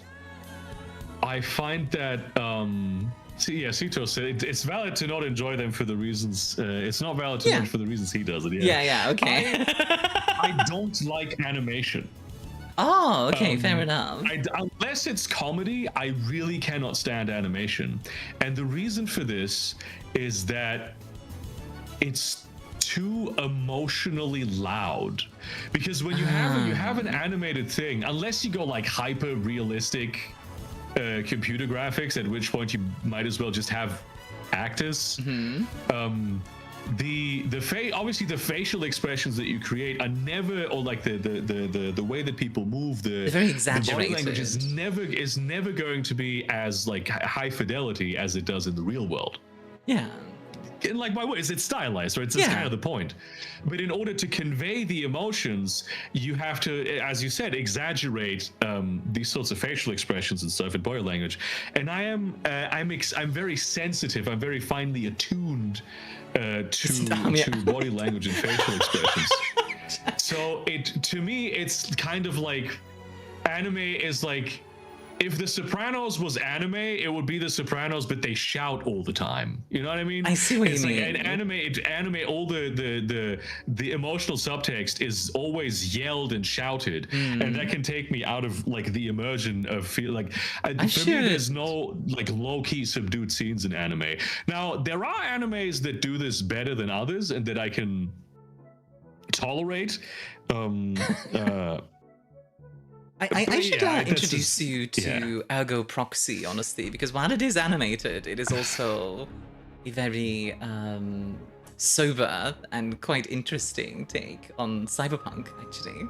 Yeah, I did enjoy Ghost. I did watch the anime film Ghost in the Shell, and I did enjoy it. One of my favorite films, straight up. So there are individual anime things.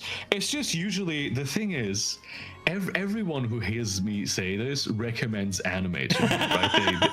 I know one that you're gonna like, and I'm sorry to say it, thus far, zero of them have actually appealed to me. I mean, that's been the reality. Now, like the most famous example of this, the one that I still love to this day. Shout out to my boy Sandro and his new comic, The Afterman Chronicles.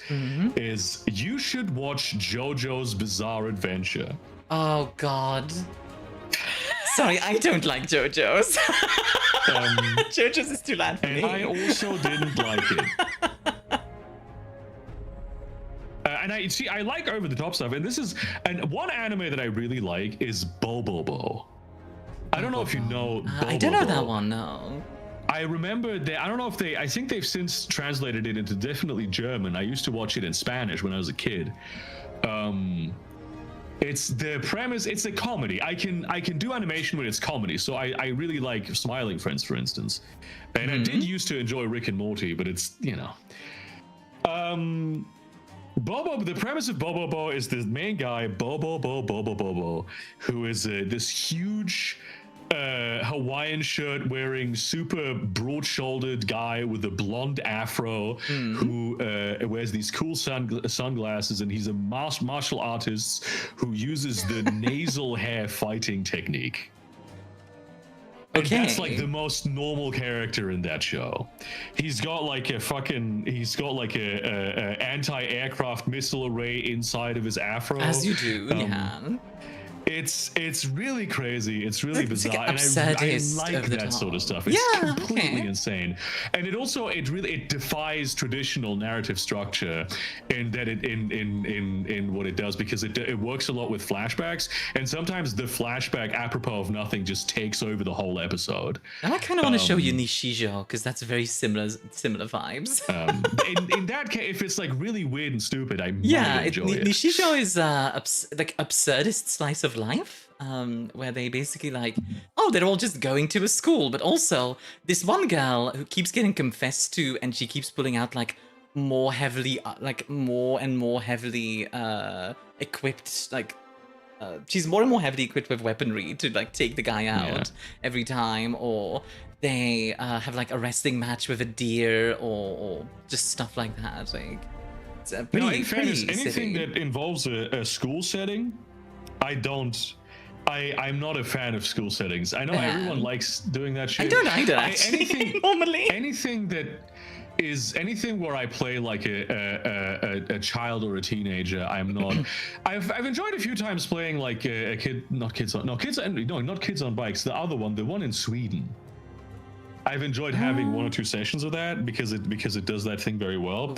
But like the classic school setting, I have quit campaigns over people trying to make it into that sort of thing, and I understand that why a lot of people really enjoy it, but it's like I'm like a grown up. I'm not. I don't really miss being it. I did have a shitty childhood, but I enjoyed. You don't miss your childhood necessarily. It's not like a thing where I'm like, oh, I'm a grown up. I can do whatever I want. I could go. I couldn't go. I could go rent a car. I don't have a driver's license, but I could go rent a car. You could rent a car. Actually, they might ask you for your license. I don't know if. I couldn't drive it. Yeah. But I could rent it and have someone else drive it. Because obviously, there's people who do that at corporations who manage the rented cars and stuff. If Boyog is more interested in understated tough mood, I might recommend Monster. Monster is fantastic in my opinion, but I also think it leans very heavily on its animation as well. So I don't know if that would. Yeah, again, the fundamental issue that I have with animation is that the emotions come off as extremely loud to me. Yeah, it makes sense. It is funny that they were saying earlier but Army is animated, which I thought was. Very entertaining. Yeah, actually, I find 3D animation. I find it easier to stomach, and also it's like I'm not watching you for like the entertainment factor of the. I'm having a conversation with you. Right? Exactly. This is It's a where bit I'm actually different. talking to like a person here. I presumably, I don't know. You might be. Yeah, who a knows? spirit Maybe of some maybe kind, I'm but that might be actually. the reason you have the. I'm a patent spider. Just. Yeah, it's possible. Or like I do think like that the ananasi. sort of the aesthetic, like the accoutrements of your VTuber persona are very cool. Thank I like you. the sort of like the broken halo, the Yeah, stars theme. It's an aesthetic that I enjoy. Thank you. I enjoy the aesthetic of Emmanuel Macron's favorite AI VTuber. Yeah. I'm a fan. You know, I should start introducing myself as Emmanuel Macron's favorite VTuber and just see what people's reaction is. I do love saying whenever like She's not a person, she's a godless Belgian. I mean, you know, that's a point. It's okay. Syphil's from Sweden. He's not even real. That is also true. That is also true. Although the World of Darkness is now officially a Swedish product. That is true. Hunter the Parenting has made it so. And yeah, I mean, also it's like White Wolf. Also Paradox. Yes, that's true. Paradox is a Swedish company. Yeah, that's They sit true. in Stockholm. Yeah. Oh no. And HCP is like a Swedish operation. Which, you know what I like? I like that listen, Paradox rules my life. Not because I'm like a bored World of Darkness guy or something. If you almost all of my top played games on Steam are Paradox games. I love Paradox games. It's like not even Crusader Kings obviously is my big one. I got a lot of You can play CK3 still. Age of Wonders. I got a lot of city builders and stuff. Paradox is a big thing in my life, which is why I'm very annoyed at them for making anti-consumer business decisions. Yeah. And I feel like as a European company, they should do better.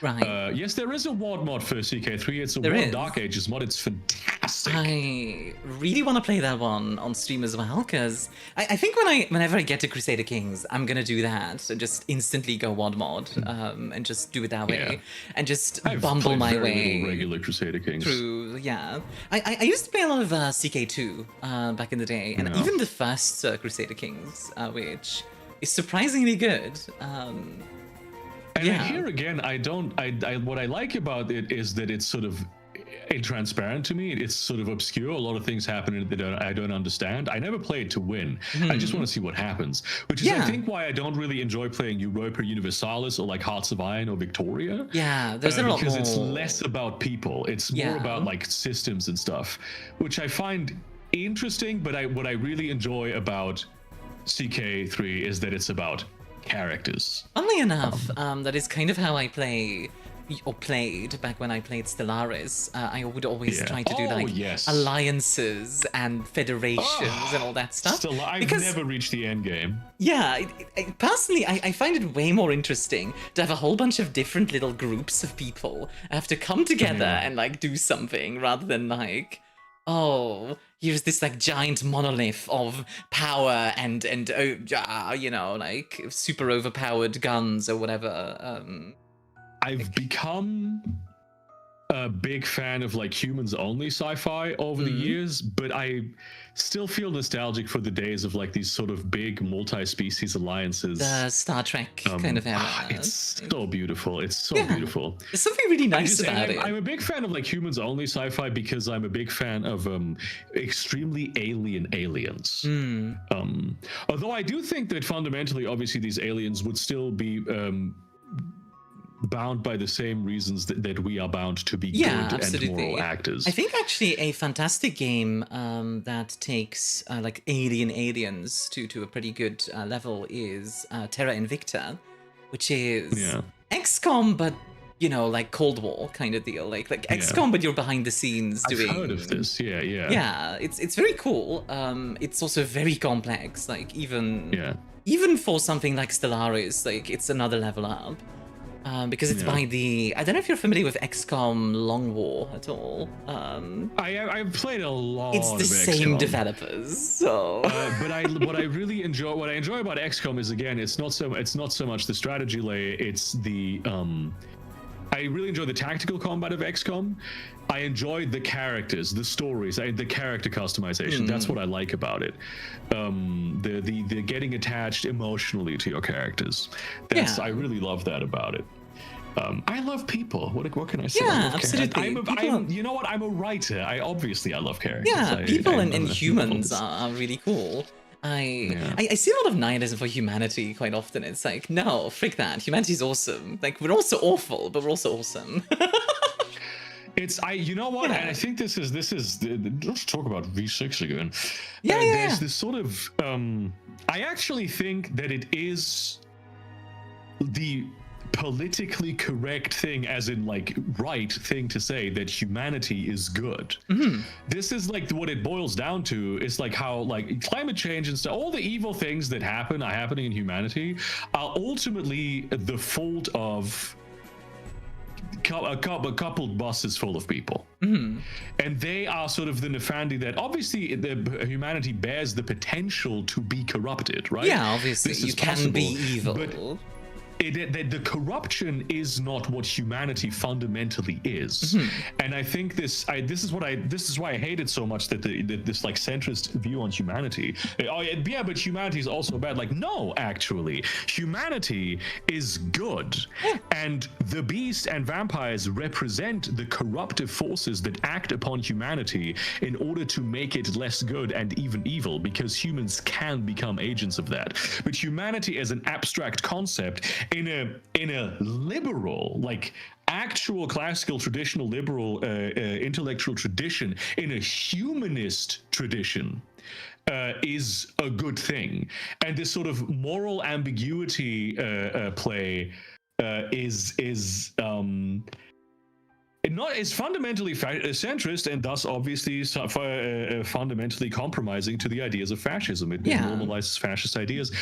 But I gotta stop doing this. It's okay. I think just the fact that I can sit here behind a PC and a few hundred kilometers away, you sit and we can talk to each other, and not only that, we can broadcast that into the world for however many people to watch live and interact with.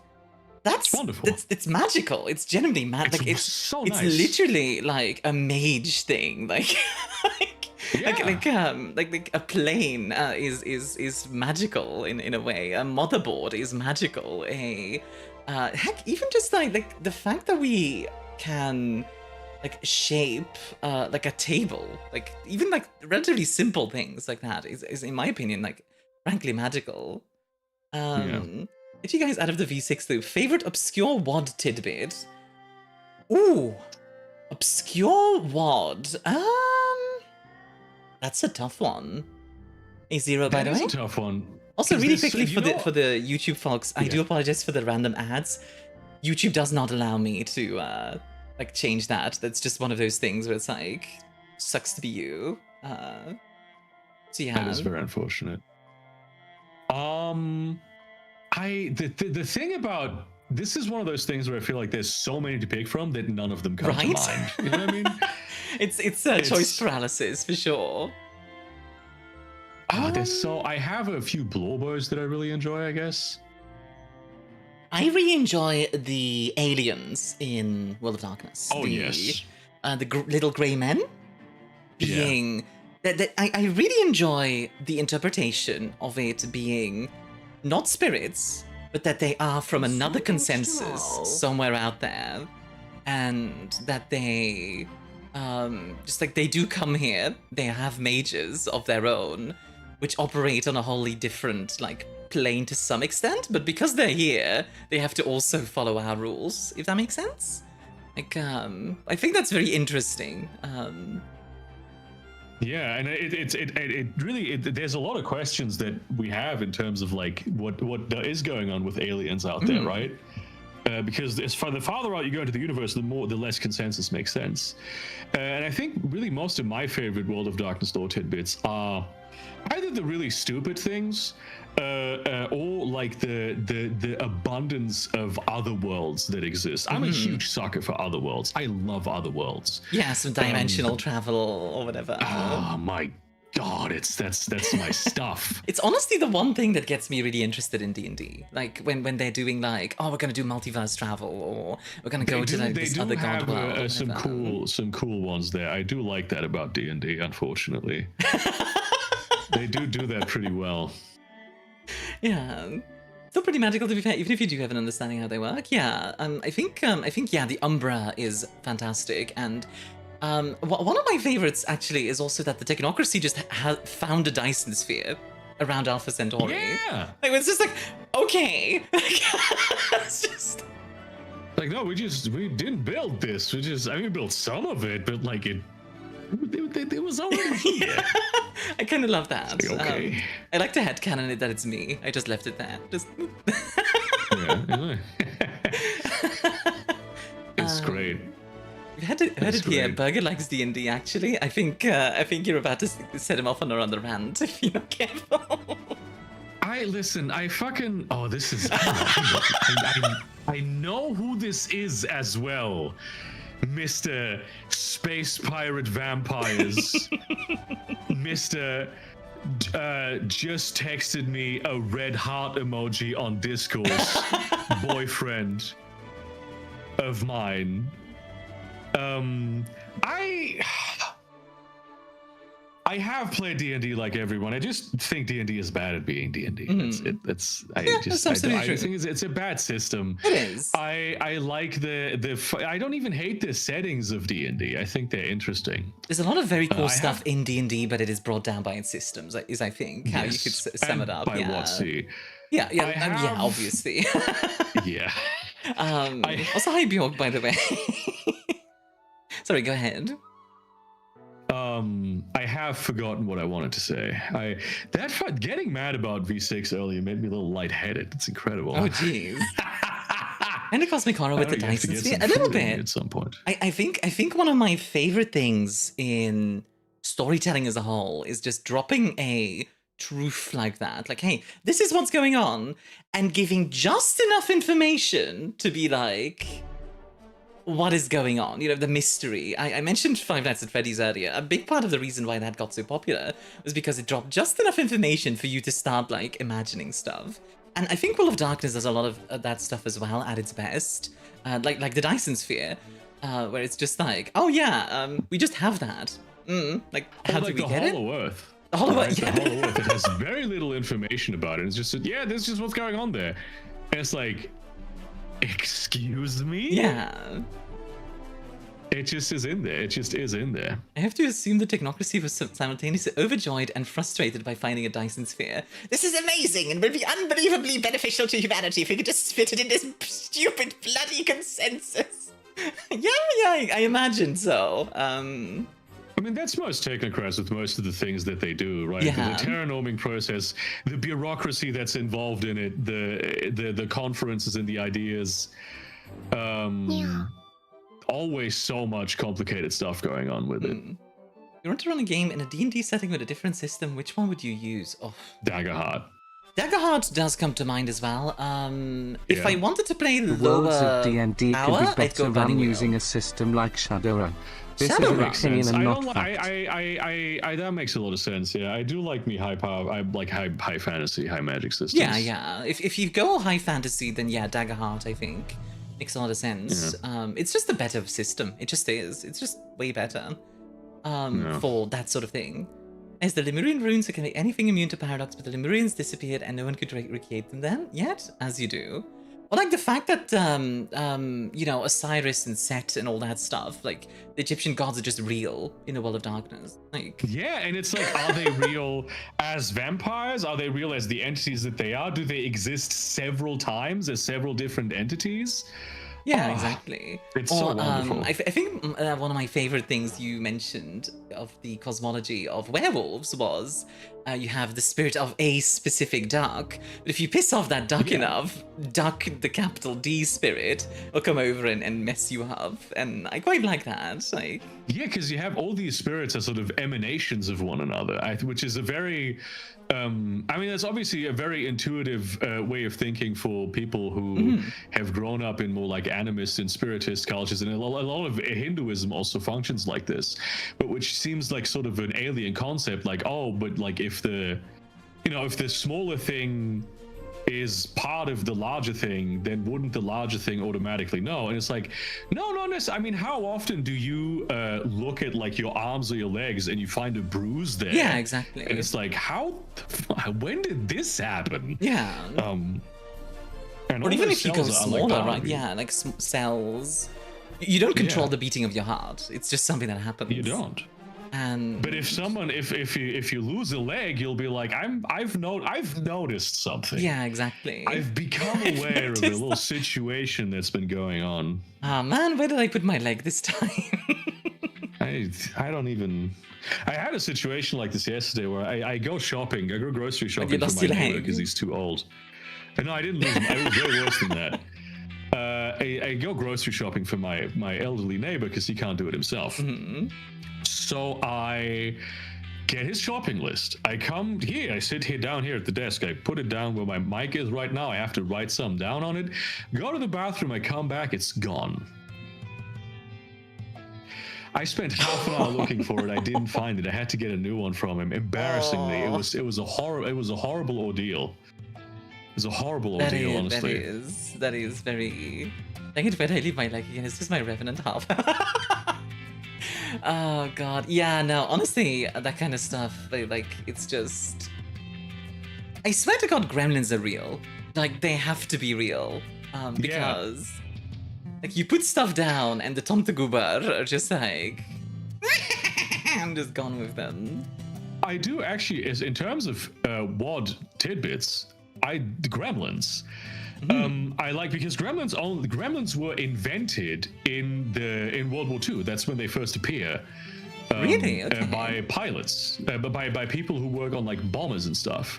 And like the idea was that that's where they appear first in the folklore. And the idea was that like it's such a high pressure environment to work on like a plane that if something goes wrong, it's much easier to blame the gremlins than like someone's mistake. Yeah. And I really enjoy that as an idea, and obviously that already makes it into a thing that exists in the dreaming.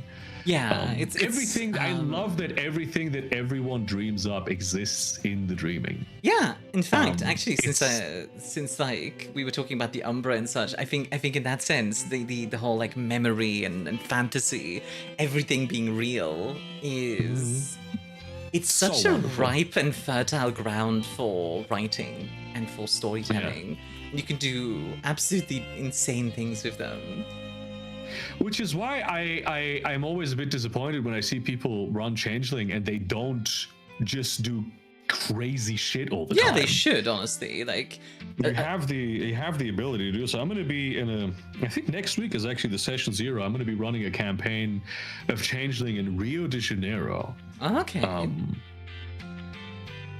And that's a fascinating place because it obviously is a huge melting pot of like Asian, European, and like Guarani sort of mythologies. Yeah. And all that in like also a very vibrant and very imaginative modern culture. And I think Rio de Janeiro is a fascinating little spot to have these sorts of, there's a lot of glamour there, there's a lot of art, like everything is colorful, but then at the same time there's a huge class inequality, sudden brutality. Like the favelas are incredibly powerful, like colorful places where people have fun and they party and whatever, but there's also always an underlying risk of extreme violence. And there's like there's a lot of sort of the grinding gears of capital destroying the lives of people who deserve much better. I really want to show you a video that came out in the favela that was both very comical and very fitting to what you just said.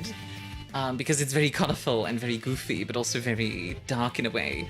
But it was so there's a lot of glamour and a lot of banality. Yeah, but like so the video that I'm talking about is like, it was literally just a bunch of like SWAT type dudes in like an armored car, and they're trying to get up the road. So the cartels put a bunch of olive oil down on the road. And they just slipped down. And it's one of those things like somebody played a role-playing game and did that kind of thing. Like, I would not allow that as a GM. I'd be like, what are you? That's gonna be very difficult to pull off. Yeah, and apparently you just can. I'd get mad about that. Could a magical anime girl come from the Umbra and be a herald of the... You could have a spirit of Sailor Moon if you wanted to, Aku. You could do that. I definitely, like, that kind of thing is magical anime magical girls probably are the mostly sort of like fey creatures and changelings. Yeah. Like, I could absolutely see like a spirit of anime, for example, who has like a massive sword and like insanely big eyes, and then like it's constantly yelling. Yeah. You could definitely do that, absolutely. Spirit of VTubers, you could do that if you want. Like, I think that's the fun part of World of Darkness, though, because like, World of Darkness can get very dark and real and grounded, and it is our world in a darker way. But it's also clown world. It's also very silly sometimes, and I think that's fun. And just like our world is very silly sometimes. Exactly.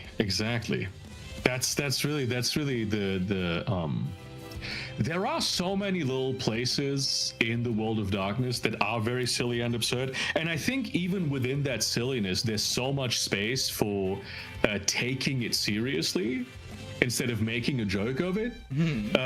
That give it so much more heft and so much more weight. Where like eventually the thing that you thought was silly, like. Fight like, you know, steampunk wizards fighting Nazis in the Hollow Earth. Yeah. That's a very funny thing to say, but you can play that very grounded and very seriously. Absolutely. Sometimes you will like zoom out and be like, this is ridiculous.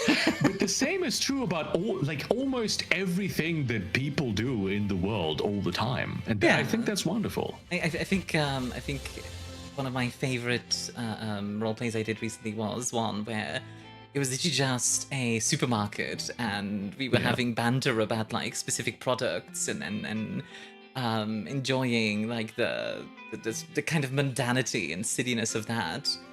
But then also, on the other hand, like suddenly a Fomori shows up, and suddenly it gets very deadly and like becomes quite. You know, suddenly Pentix creeps into it, and suddenly you realize like those products are like that they're all like very fun and very silly and blah blah blah blah. There's like an edge to them as well, which I think is fun. Yeah, and I think that's one of my favorite things about one. I think we should maybe get into the other questions you have, because I am slowly getting hungry. You should. And I might head out to get something to eat soon. Get some food soon. I was gonna ask what you think is, in your opinion, the best game line of World of Darkness. Like, just straight up best. Which I realize is difficult, but yeah. I don't know by what criterion, honestly. My favorite game lines are definitely Changeling and Mage. Although, in fairness, I've also really grown fond to Kindred of the East, because it does so much with the other worlds. I just hesitate with it sometimes because I'm not as familiar with. I've never been someone who's like been super interested in Asian cultures. I'm interested in them because they're like cultures of the world, obviously. But but I'm not like as confident in them as I am in many other places in the world. You know, I've been exploring Bangkok as a setting there a lot. Yeah. And it has involved me reading up on Bangkok and like Thailand a lot. Beyond what I originally knew. I think in that regard also, I have a personal connection to Hong Kong because one of my family members lives there.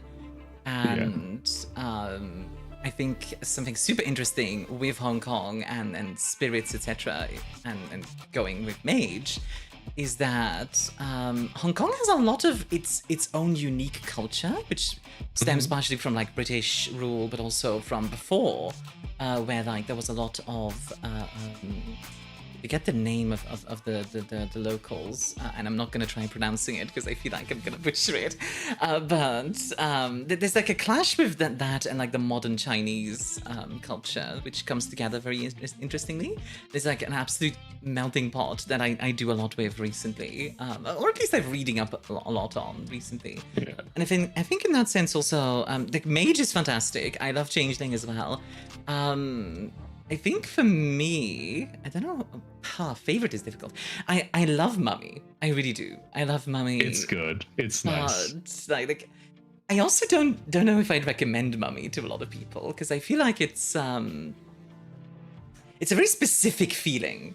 I think if you're like an Egyptology fan, it's good, but like outside of that, it becomes a bit hard sometimes. Yeah, absolutely. Like if you're into reading up a lot on Ra and Set and Horus and all of that other stuff, then wonderful. But if you're not, then Mummy is difficult to penetrate, I would say. Yeah. Someone who's recently been to Thailand, Burger, stop following me. I couldn't go to Thailand, honestly. I would be too tempted to insult the royal family. I mean, to be fair, if you want to insult the royal family, you can always come by Belgium. Like, we can go flip off the but it's like palace. Legal in Belgium to do it. It's, yeah, that's true. I assume. Yeah, it is legal. It's not legal in Thailand. They put you in fucking prison, even if you're a foreigner. It's fucking crazy. Yeah, that is wild. Magical Gwydion. Coincidentally, also by far the wealthiest royal family in the world, Thailand. Okay, I will say, if anybody wants to draw the fan art of Gwydion as a magical girl, I would.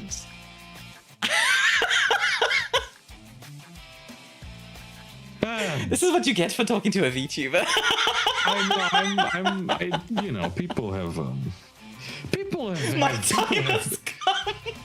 People have made edits of me at the Kennedy assassination. It's fine. Worse things have happened to me. Oh my god. I'm sorry you got assassinated. That's No, I was not getting assassinated. I see. The involvement there was very different. I see. I'm sorry for you having to work for the CIA. No, I quit. I quit the CIA. All they want me to do is pretend to be a leftist online and talk about like. Actually, as a black woman, I think that's all they do these days, and I don't want to do that. It's funny because as a kid, I was very interested in joining one of the 3-letter agencies. I was like, spy stuff, like cool spy stuff. Yeah, spy stuff. And like I read up so much on it, and then at one point I learned that the Belgian Secret Service is. Turns out the Belgian Secret Service is split in two. It has a Dutch part and a French part. Unsurprising. And these two don't work together. They constantly bicker. Oh yeah, that rules actually. So, which is honestly, I need to include that in one of my role plays at some point, where like two bickering spy agencies, like just like that would actually be perfect cool for what technocracy plot, wouldn't it? Yeah, technocracy, or even a hunter could work for that as well, I think. That's very true. Yeah, Sitor is saying that he is pointing out that his mouse pad is a picture of me and him when we were at a restaurant together, and somebody instead photoshopped us in front of like a self-immolating Buddhist monk in like Cambodia. We're just hanging out, and that's his mouse pad, so... that's life, folks. That's how it is. That's what it's like. That's what it's like being me. Thailand doesn't want to kill Burger Creek to kill JFK. I'm learning a lot today. He does kind of look like a Wendigoon, but for what? Oh no. That's cool. I admit, I want to make J-Schlad jokes now. Like, I know what you did in '99 kind of deal, but I don't know what you did in '99. I know who J-Schlad is. I don't think I've ever... It's Jennchube has a specific meme where everybody says, "We know what you did in '99," and nobody knows what you did in '99. That's the The Avatar storm, I guess. Yeah, I guess. Yeah, maybe. He was, Ravnos. Oh my god. Yeah. He was Ravnos. He was just straight up Ravnos. Which, as an aside, that whole event, like, for being how big it was in the World of Darkness, it's kind of weird to look back at, and that, like, the world just keeps trucking in a way. I think I tend to underplay how much of a big deal it was. I don't like the entirety of the apocalypse thing that they did, because it destroyed so many of the coolest things in the setting, just because of, like, the Y2K obsession that the world had at the time. Yeah.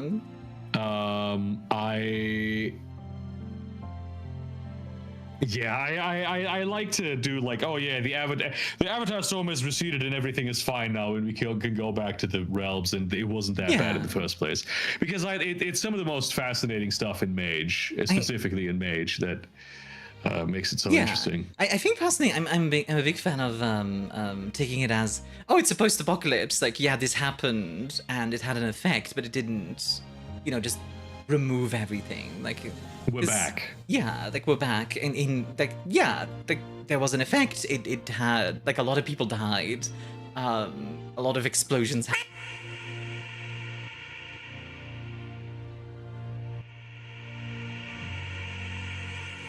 So I forgot to turn off my bit redeems, and if you do 500 bits or a $5 super chat, that happens. And I forgot about it. Listen, you gotta do what you gotta do.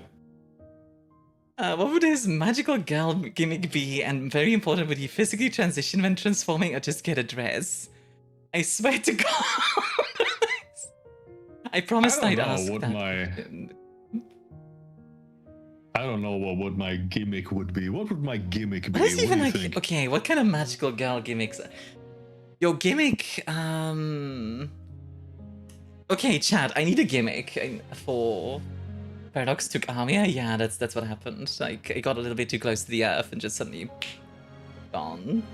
Power Ranger, a magical. You know what? We could do something with a burger.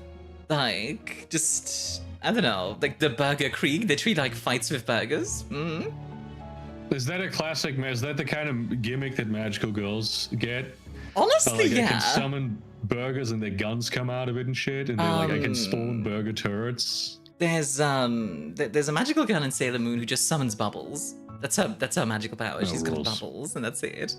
I did love Sailor Moon as a little boy. I did like it. Ah, there you go. Hey, Meta Knight, enjoy your drink. Yeah. But got hit by the correspondence there. Princess the Hopeful is a fan made. Yeah. Honestly, I need to read Princess the Hopeful. I think I would have a lot of fun with it.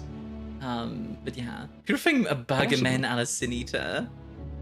By increased preservation is him firing whoppers out of it. Okay, you guys are way too focused on the burger part, I feel like.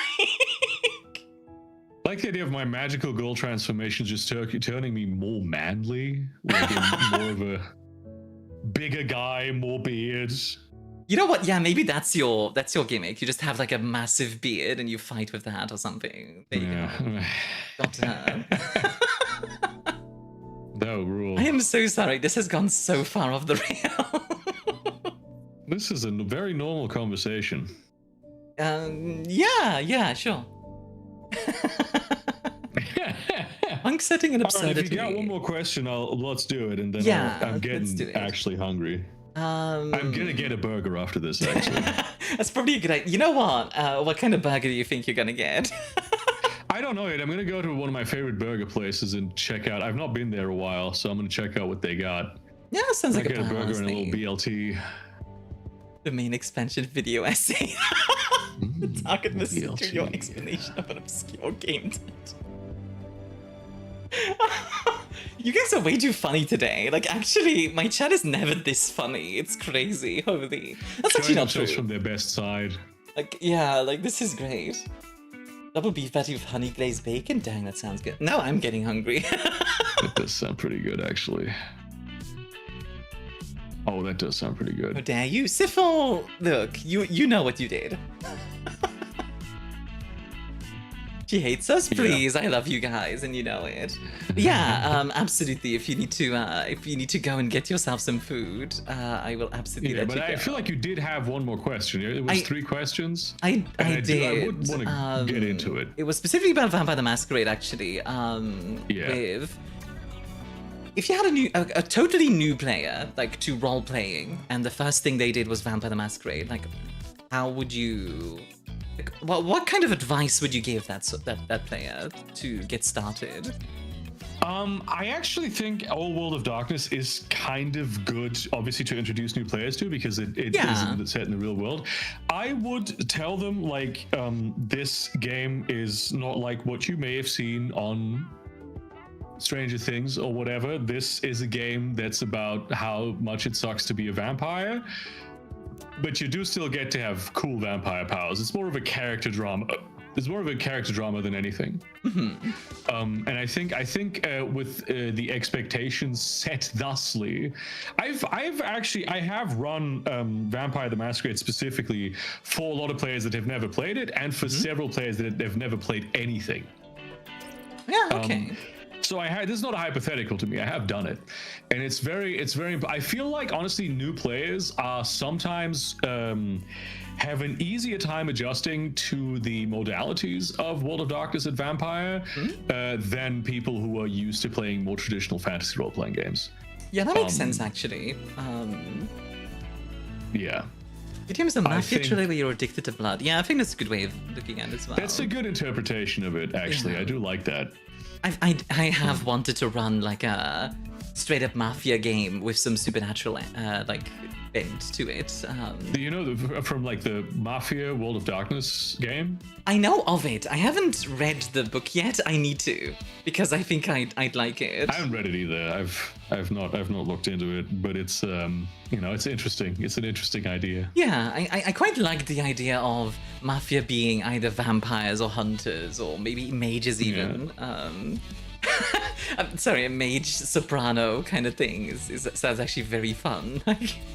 I'm curious to see how it intersects with the Giovanni and all that. Yeah. That would be interesting to see that.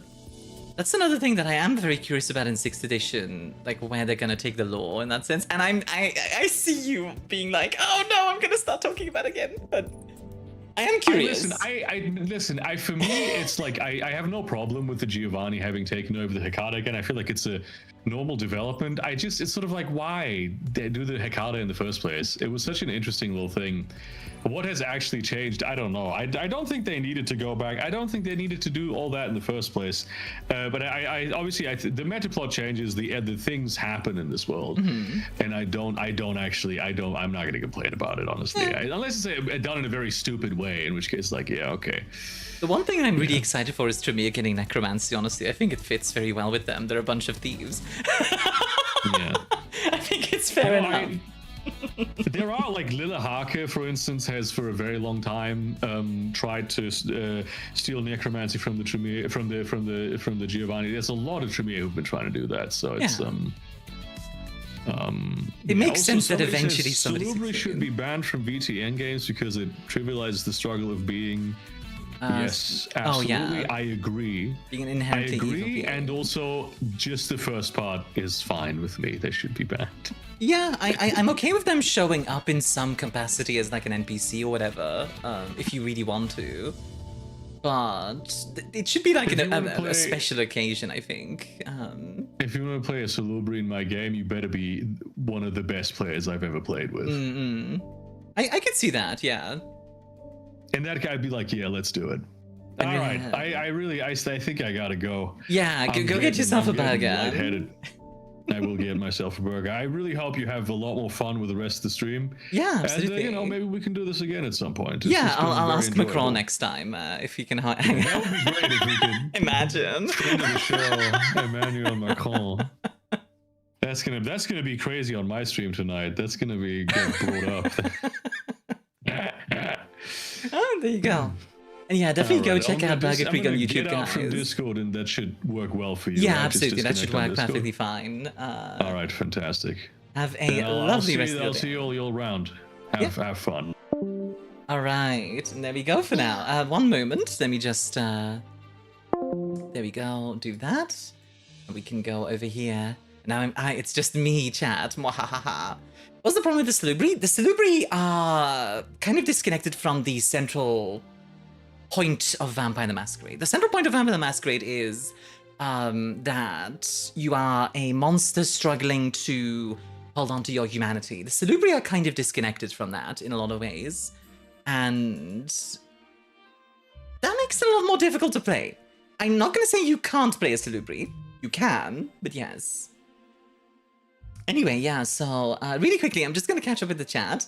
Then I'm going to put some links in chat as well for the folks who want to check out Burger Creek. And also my own stuff, like my Discord, where if you want to discuss this kind of thing, or run a game, or anything like that, my Discord is a really good spot for that. So yeah, my references left. Do you want me to put up like a picture of Burger in the background? I could do that. Yeah, I'm gonna catch up with chat really quickly. Love your stuff, both of you, Army and Burger. Thanks to you, Burger, I'm running multiple connected chronicles in my home. That's awesome, Fenrir. Sorry for not reading out that chat. Obviously, when you're having a collab, I'm a little bit slower in that regard. Honestly, curious to see someone cover Chronicles of Darkness in more depth. I would love to do that, personally. I'm thinking of making some essays on World of Darkness at one point or another. I also don't want to do just World of Darkness, personally. I also want to do some other stuff, but yeah. I find it Salubri as long as they have some type of flaw. The flowers being eaten by the Tremere. Yeah, pretty much. Also, Macron reference. Apparently, Army's lady knows Macron personally and has seen Army. Yes. Macron has watched my stream before. I think Salubri play well as a foil to the spiraling of a coterie. I think Salubri can work. I will never say that it cannot work, but you have to have a very strong concept for it. So it's not impossible. It's just not easy. Also, I'm just going to quickly, there we go, swap back to my normal environment. So now you guys can see the normal environment. So for the rest of the stream, what I want to do, I'm going to keep going for like another hour or two. I want to discuss a little bit about what we talked about, but also like discuss World of Darkness a little bit and just like talk about those things. Is there like 10 Salubri at the time anyway? Yes, indeed. Also, Alvanian, will you drink? I died laughing we just popped out of existence. Yeah. I have a lot of bit redeems like that, actually, Cito. You know what? I'm going to show you guys some of my bit redeems, because I think you guys will enjoy them. And I don't want people to have to, like, redeem them, all of them, separately. Let's see. Like this... what's like a good one? How about this one? Commander Boreal, enemy forces in our perimeter. Where? Southern Quadrant, but they were on the move. Current location unknown. There is no time to be lost. Battle, brothers! Space Marines, today the enemy is at our door. We know our duty and we will do it. We fight for our honor as Blood Ravens, as Space Marines, and we fight in the name of the Emperor. If we die this day, we die in glory. We die heroes' deaths, but we shall not die. No, it is the enemy who will taste death and defeat, as you know. Most of our battle brothers are stationed in space, prepared to deep strike. Our perimeter has been prepared in the event that our enemies should be so bold and so foolish. We have placed numerous beacons, allowing for multiple, simultaneous, and devastating defensive deep strikes.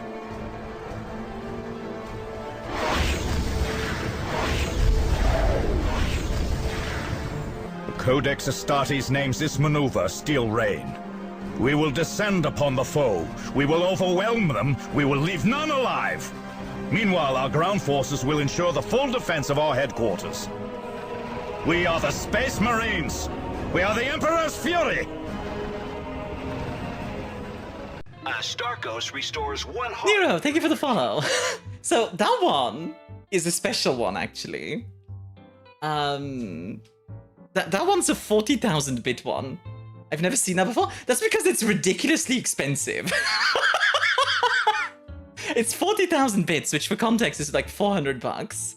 The only reason I have it is in case somebody is insane enough. That's why it's so long.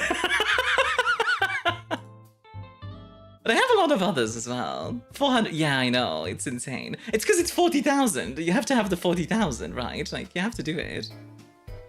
It is hilarious, yeah. But I have a bunch of them. I have like an explosion one. Got a 10,000-bit one for that same reason. Speaking of the 10,000-bit one, guess what I have? I have this one. If I need your body, I'll fucking...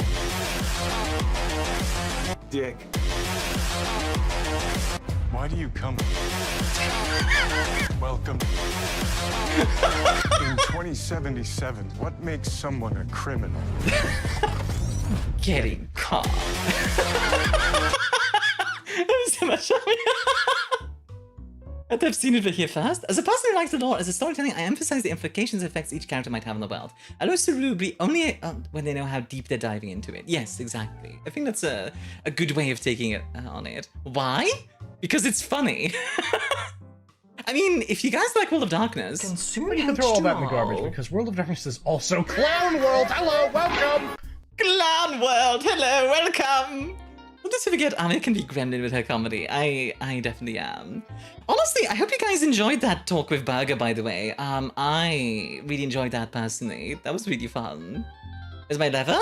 You know what, I can turn those back on. Hold on. Having insanely expensive bit rewards is a great bit. I mean, a lot of my bit rewards aren't that expensive, but then a few of them are, just in case somebody decides to be insane.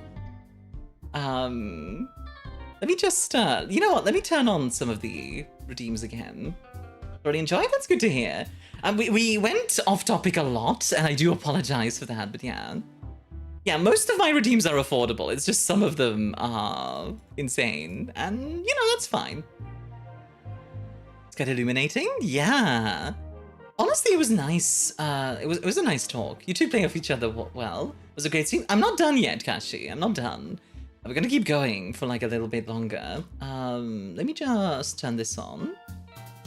And then I also need to turn on this. And where is it? Where's the lever?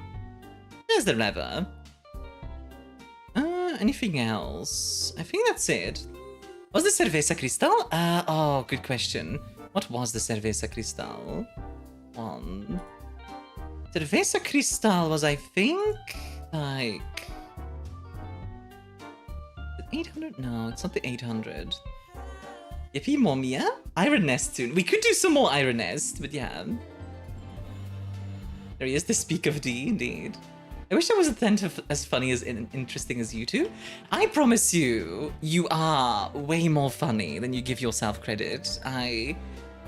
My secret is that I don't care what people think when I say things. Like, I will just say stuff, and some of the stuff I say is super cringe. Oh, it's 3,000 bits for the Cerveza Cristal one. Where is it? There it is. It's this one. Cerveza Cristal. Cerveza Cristal.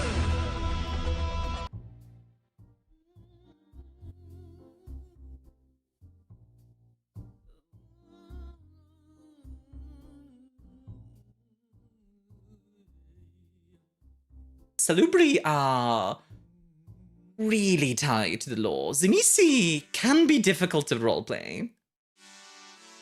Can't hear you? Wait, still? No sound. Wait, for real? Still? You're muted. It came back? Yeah. You're meant to be. Not anymore. The sound on my end. It's the first bit of that sentence. Yeah. So Salubri are very, very tied to the lore, and also to like break the kind of central part of it. Zemisi could be played badly. Can be played badly, but yeah. Immediately when you start explaining Zemisi, that's interesting. So Zemisi, for those who don't know, Zemisi are flesh crafters, right? They are also in charge of the Sabbat. The Sabbat, well, not in charge, but like they're part of the Sabbat. The Sabbat is vampire supremacists. The fascists, basically. Which, yeah, is pretty bad. Who's really in charge of the Sabbat, though? Whoever wants to be. Like, in general, dungeon near Discord for an incredible clip from this conversation. Clipping on Twitch itself isn't disabled for me. Oh, that's weird. I will take a look at that in just a sec. Actually, you know what? I'll do that right now. Why not? I'll take a look-see. My Burger community manager stopping by just to drop off this clip is just about made me piss myself laughing. Oh, is it the one where I disappear? Okay, let's see. Well, we'll take a look at it. Why not? I'm gonna do a clip review of my own channel, guys. Like that's content, right? Look, see, I can't be worm aligned because I'm recycling. That's. Like, we're back. Yeah, like we're back. In like, yeah, like there was an effect. It had like a lot of people died. A lot of explosions. God, my voice is bad today. His face. His face. Someone clipped the Macron crash out. Honestly, I need to make that into a video. That's too funny. He looks so dumb. I like to think that I'm like, okay, you know what it feels like? Because he was talking about like how anime is too loud. I like to think I'm too loud for Burger, quite frankly. I'm glad to have allowed this. The rest of the stream I gotta do live stuff. If you want obscure mage lore, I'm around sometimes. Heck yeah. We're well aligned and nobody can tell me otherwise. I do like the idea. Isn't it sure how bad that is when someone starts puppeteering their voice? Puppeteering? What do you mean? What do you mean by that, Fenrir? Puppeteering their voice? Yeah, I don't know what you mean by that. I'm prepping my shrimp for tempura tomorrow. Dracula is actually a flesh crafter. Dracula is more than just a flesh crafter. He also does some other stuff. He does cultunic sorcery, which is a bit more... which is avatar magic, basically. Another way to keep up with your stream and play rhythm games. What, just like have me on the rhythms? Have a rhythm.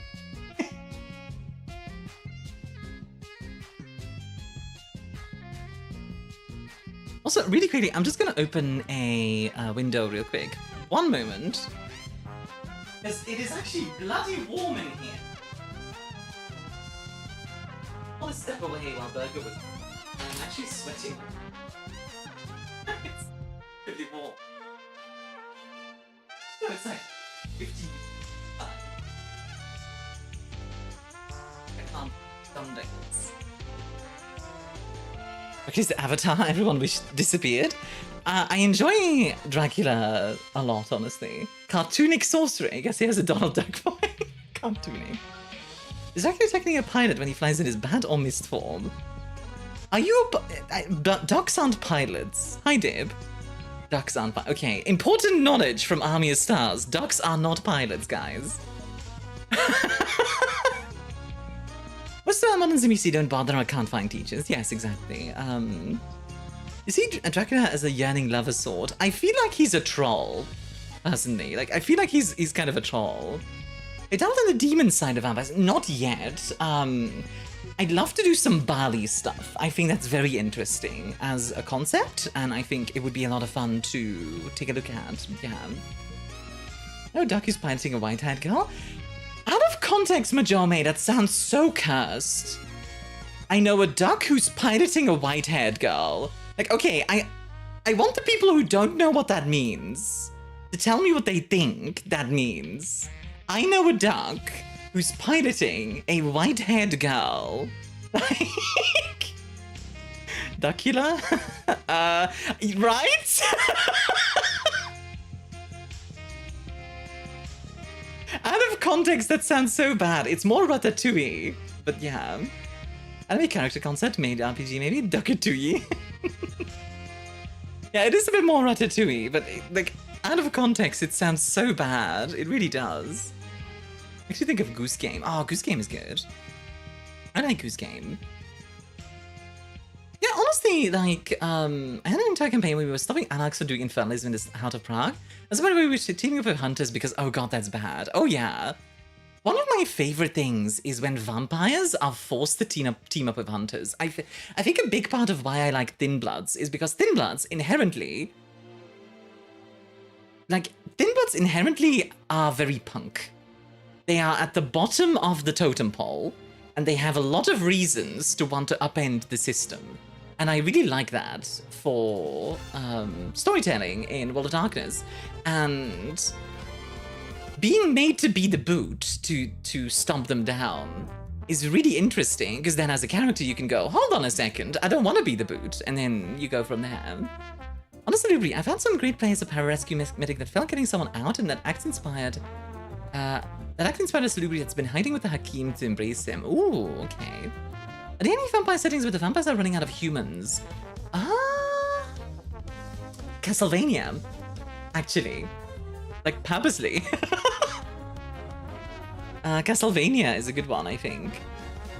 Unrelated, but I remember my players calling Thin Bloods femboys the first time I mentioned them. What? What? Why? What is the lore reason Thin Bloods are coming up just now? So every time you embrace someone as a vampire, let's say I'm 7th generation vampire, right? I embrace someone, they become 8th generation. 8th generation embraces 9th, 9th, 10th, 11th, 12th, and so on. However, every step below is weaker and weaker and weaker and weaker. Thin Bloods are literally the blood, the vitae is very thin.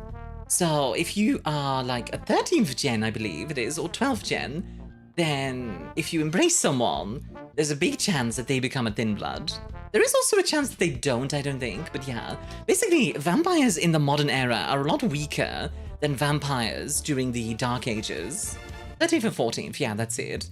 Thank you. I think Thin Blood with a slight speech impediment in a loud room can have people mishear it as femboy very easily. Ah, like that, I see.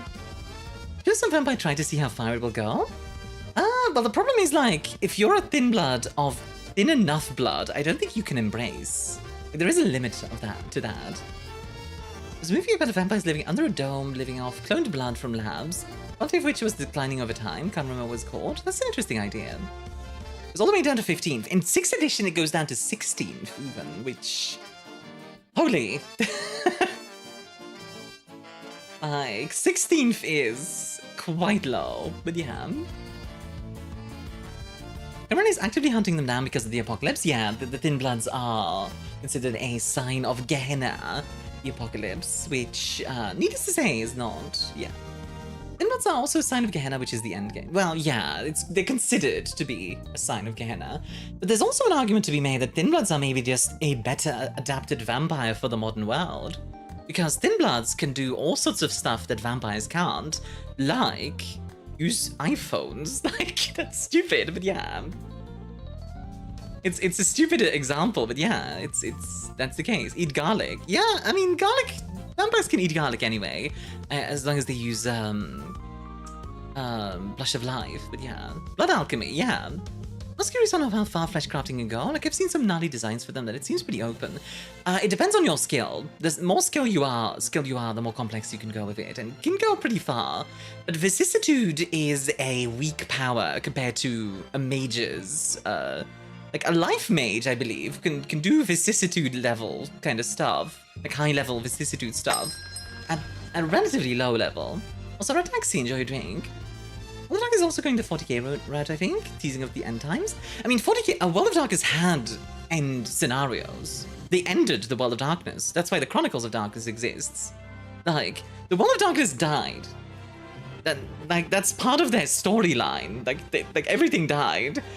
And now it's sort of in this weird situation where, like, yeah, those end times, like, I guess just didn't happen. What? Yeah. World of Darkness actually ended the world. Yeah, you have Gehenna books, and there's all kinds of scenarios. Did that happen? And that was part of the whole, like, the apocalypse is coming, let's play through the apocalypse thing that World of Darkness was doing. Imagine if a vampire turns you into a ghoul for the purpose of helping them make a gaming PC. That'd be funny. I mean, admittedly, that sounds like something a Nosferatu would do. Even Vampire 5th edition was alluding to it with the beckoning taking elders to fight in the Middle East, yeah? And now in the 6th edition, the beckoning is just done, which is like, okay? Crafting can go to insane levels at Elder Dots, yeah. Low starter power, insanely high ceiling. Mostly because it's a power that infected them from a demon, yeah. And even the very high levels, flesh crafting tends to be a very involved art. Like, it's not easy. Well, Darkness was making less and less money, and then they wanted to end it with a bang. They did Chronicles because But then they brought back WoD because people missed it and it was more popular. What, really didn't think we would survive Y2K, huh? Yeah, pretty much. Hi. Pull the lever, Gronk. Made the Macron rant into a clip as well? That's great, thank you. I might need to send that to Bagger just for him to do something with if he wants to, but yeah. We're post-apocalyptic, but nobody knows about it anymore because the new old world order likes like the old world order they established. I mean, yeah. It didn't Age of Sigma. Sort of. Remember putting 3 dots in computers to go into the deep web to search for arcane artifacts on the black market. A fitting end for Vampire the Masquerade would be a general failure of the Masquerade and have humans hunting vampires to extinction, vampires desperately trying to escape it. I think that could work. I don't think vampires would go totally... I don't think vampires would go totally extinct if the Masquerade breaks. A lot of them would die, especially like the lower generation folks. A lot of vampires would die, but a very high generation vampire, which has lived for like 1,000 years. Which side would the technocrats be on? Kindred or humans? Humans, 100%. Like when it comes down to it, if the technocrats would have to choose between humanity lives or the kindred lives, so to speak, if it comes down to like a big war, technocracy would pick humanity every time. The technocracy is not perfect by any means. They are quite evil quite often, but they are on the side of humanity in their own way. Made a Dark Age Samisi look like Tim Curry. And then on Discord on the off, have a good one, Cito. I hope to see you again sometime. I'm going to be doing a playtest, by the way, on 6th edition on Thursday. So if you're interested in that sort of thing, folks, make sure to give me a follow or sub over on YouTube, etc. Is that actually happening? Even travel is restricted because most airports have measures to locate blanks, and Vienna's Stromir Chantry absolutely glassed in 2008 in an attack, for example. Yeah! A lot of people died, but again, the vampires didn't die. Thank you for the 32 months, Marinera. How are you doing? 32 months, good lord. 6th to 9th Gen would be where most of our campaigns take place. I'm playing with the idea of a Nosferatu streamer who's a VTuber.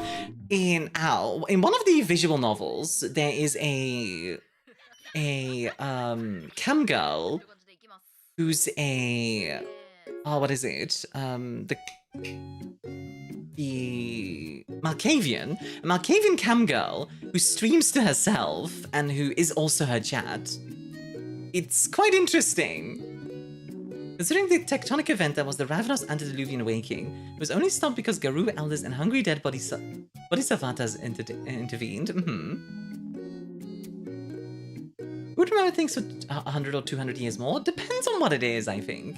Nosferatu and Marx could both exist in the VTuber space, I think. Not playing one in the dead. Oh, I stream with a model because I'm unattractive. Prerogative. Marx playing into the same bit but having to be a lot more like how most VTubers, when they do show their in real life selves, are actually attractive. Malkavians aren't necessarily attractive. They can be, don't get me wrong, but they don't necessarily have to be attractive. She also makes her own donations. She does. I can see Toreador's easily taking over VTuber spaces. Yeah. I don't know. Can you do presents over the internet? I don't remember. I don't think you can.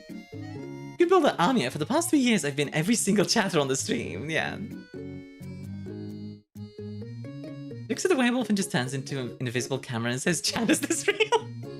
Just imagine Nosferatu being surprised at how many fans are eager to play into her blood needs. Oh, yeah. Shush, you'll make her up for... Oh, don't. No. Syphil, please don't. The Alfarias. They don't, but... Oh, I'm so clumsy and hot. Oh, I'm so clumsy. Other Malkavian in Bloodlines? I like the way they play them in Bloodlines. I think for a video game, the one in Bloodlines works perfect. For a roleplay, it would suck. Like, I would not want the Malkavian from Bloodlines in my game, I don't think. I think it would be incredibly annoying. But as a main character in like a computer role-playing game, great. It's a fishmalk, which people tend to despise in roleplay. I will say, I do think Malkavians tend to get the label fishmalk a bit too quickly. Like, as long as it's not constant randomness. Like, I'm okay with a character shouting or you know, being really affected, etc. Yeah. Dominate through remote means, I believe. Presence, I think it was a case of elder power. Maybe, yeah. Fabian in Bloodlines 2, yes, actually. Bloodlines 2 has a lot of problems, but Fabian is a good character in that, in my opinion.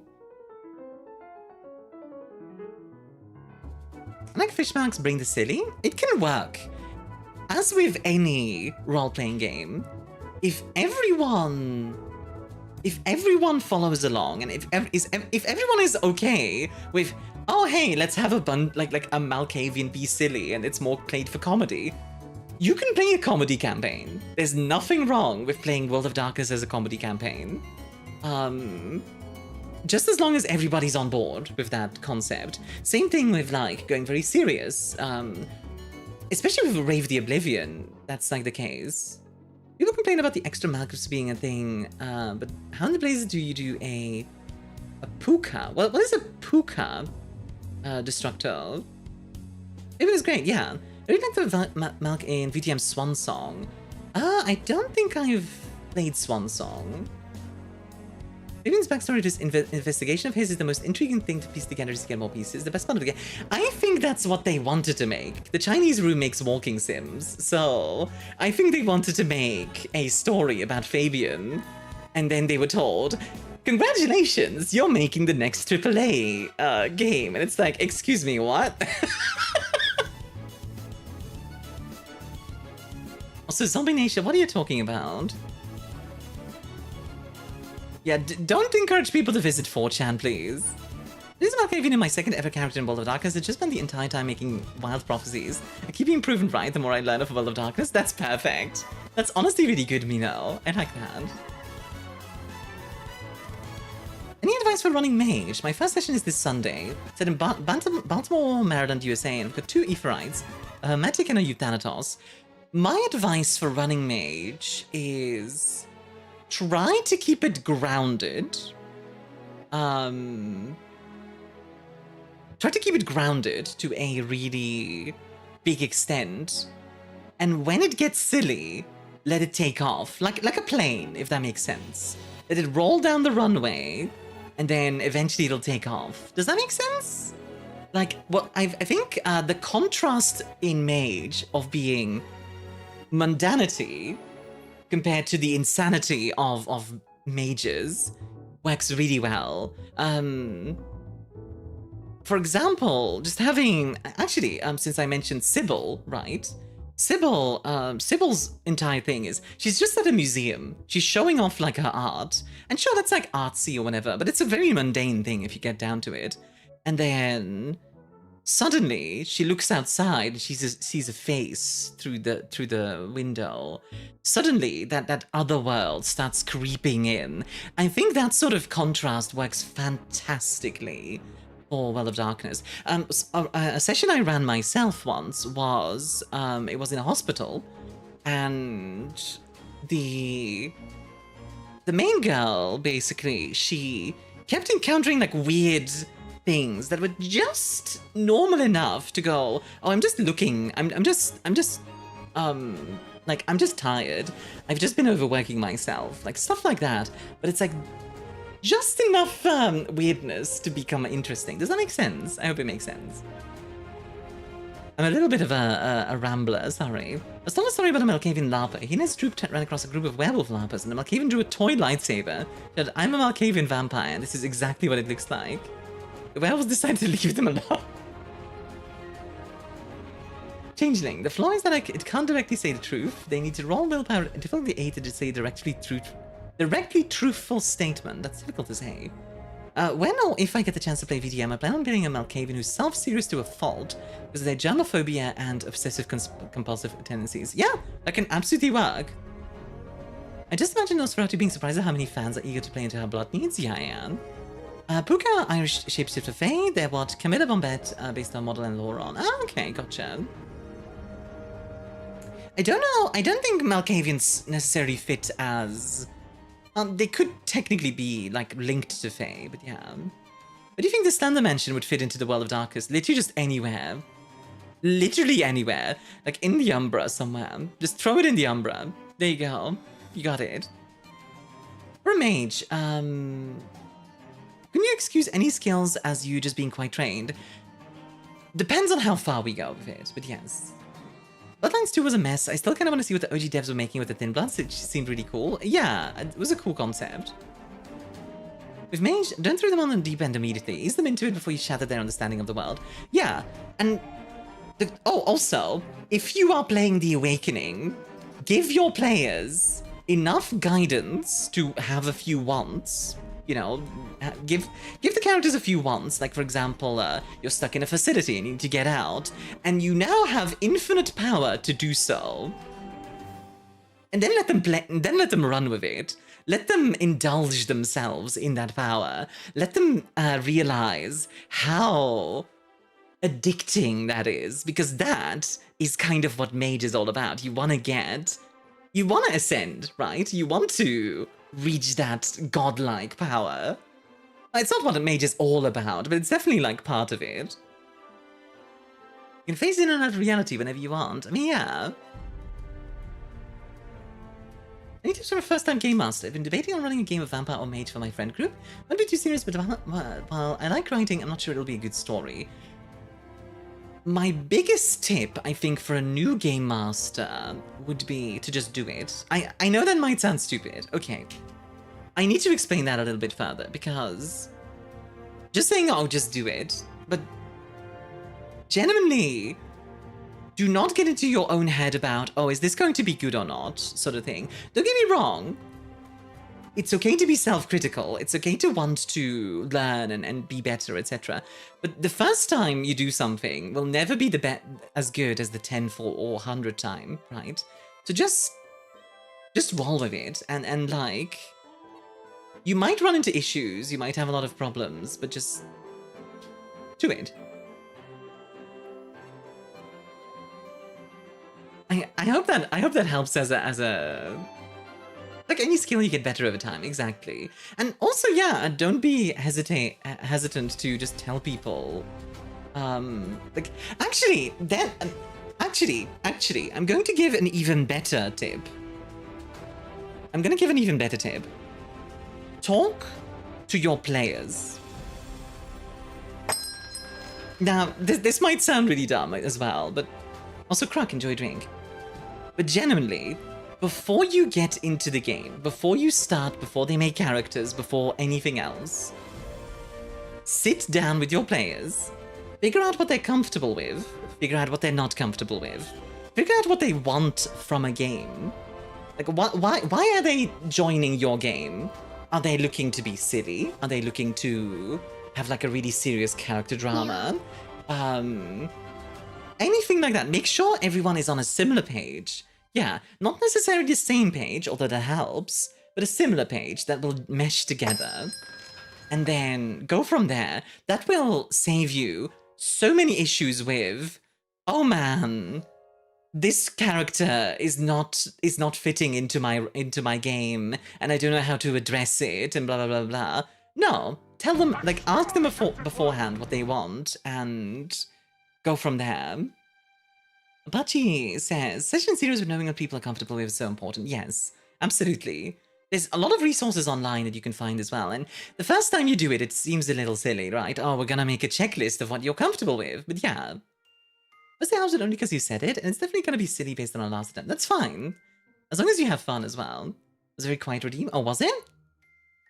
Need to turn that up then. People generally tend to want to know what they're getting into when they're trying to have fun. Exactly. Also, happy birthday, Syphil. Oh, happy birthday.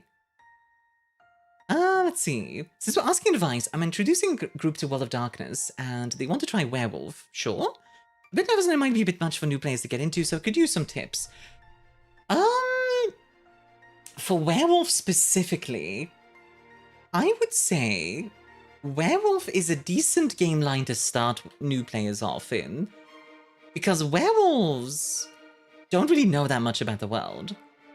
So, yeah, like, what I would do is, Werewolf, I think what I would do is, hey, you guys are all working together to do this one thing. Like, Alex gives, have them infiltrate some Pentix mine or something, find a Fomori, fight and feel cool. Yes. And then, very importantly, you get your little victory, you walk away, and then the mine starts up again. Because that part is very important to the theming of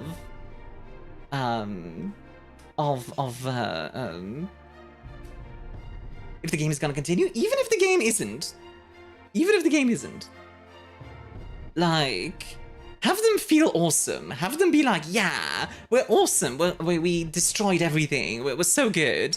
They go away and a week later, Pentex is back to it. Like, that is part of the theming, in my opinion. If you want your players to, like, kind of realize, oh, you know, claws don't always work, then yeah. Like, the Delta Green mentality, you're not saving the world, you're preventing the apocalypse by 2 minutes, and you bought it with blood. You do 1 or 2 character creation sessions, no RP, just working on your characters together, yeah. Session 0 is very important. No matter the system, how you play in person or online, Session 0 is always encouraged, yes, absolutely.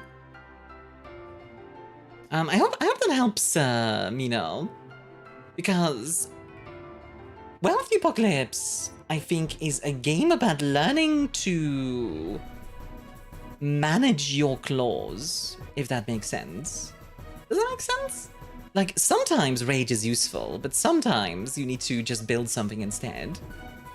Was the aspect of the bloodline in Dark Ages, their history is a tad complex? Oh, sorry, which one? Let's see. In Underworld, what splat would you personally want in WoD to add to the vibe more? I think Yokai could be cool. I'd be up for... I would like to see more game lines focused on Africa. I'd love to see a game line focused, for example, on, like... either African vampires, like, not necessarily kindred. It could be like the Hungry Dead, but they're their own thing. Or... perhaps like spirits and demons and that kind of stuff, like the Umbra kind of focused part. That's on the point that werewolves are not built for the change that actually needs to happen to fight back the apocalypse. You need more than rage to do it, yes. The Libon exist? Yes, and the Libon are great. I want to see more of it.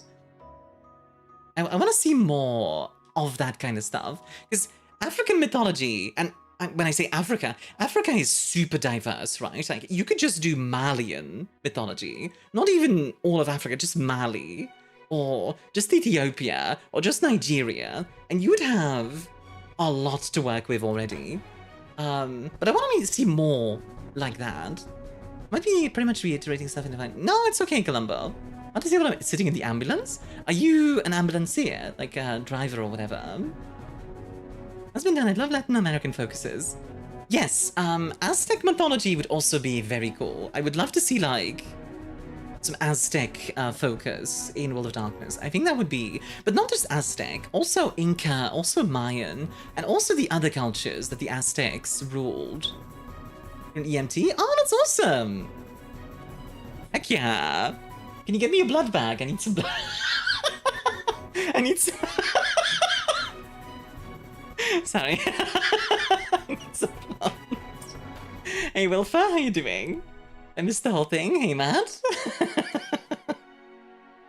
I need a sippy saya. Gotta get a blood bag for my vampire. The VC60 playtest thumbnails. Who's your artist? I'm asking because the hips aren't wide enough. That's Data Bun. Day is a very, very lovely bean. Getting pretty hungry, so I'm gonna make like a burger and eat some food, but not a burger. Not a burger? How dare you? Yeah, enjoy your food, honestly. I'm probably gonna go in like an hour or so. We'll probably finish up the stream. And I'll go make some food. But yeah, maybe a burger? Good. Good. Tonight I'm gonna be walking some stuff. I'm gonna be doing... I think I'm gonna be doing like noodles and soy sauce and maybe some pork and broccoli, maybe. Just like toss it all together. Aztec familiars would be horrifying, yeah. Or Aztec Umbra stuff. Just think about like Huitzilopochtli, which is the god that you sacrifice like people to in order to keep the sun going. Imagine that showing up in the Umbra. It's like, oh, okay, that's an Aztec dev god. And you know why they showed up? You killed the hummingbird. You shouldn't have did that.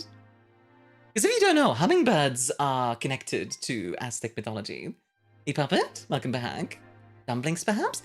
I'm not going to do dumplings tonight. That might be something for tomorrow. The first ever VTM character was a Bruja EMT. That was a fun character to play in the suburbs of Chicago. See, okay. One of my favorite ways to play World of Darkness is as a normal person of the street. Like, Hunter especially is very good for this, but you can do this with Mage or Werewolf or anyone, really.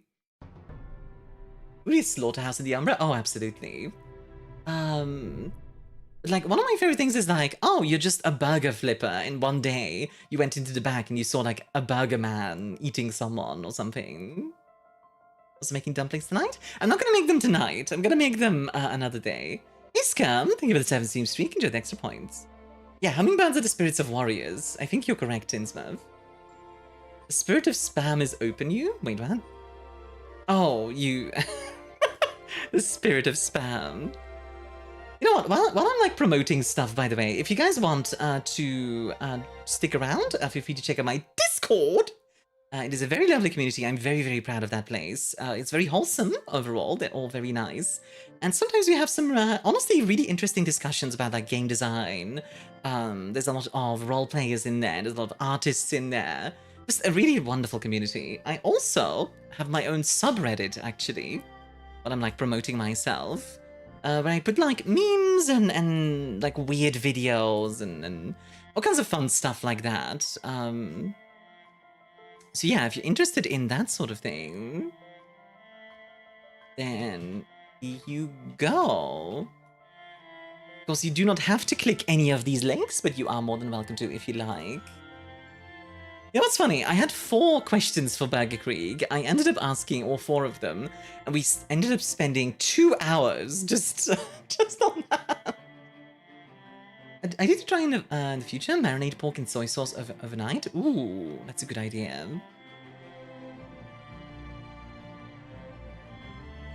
That is a very good idea.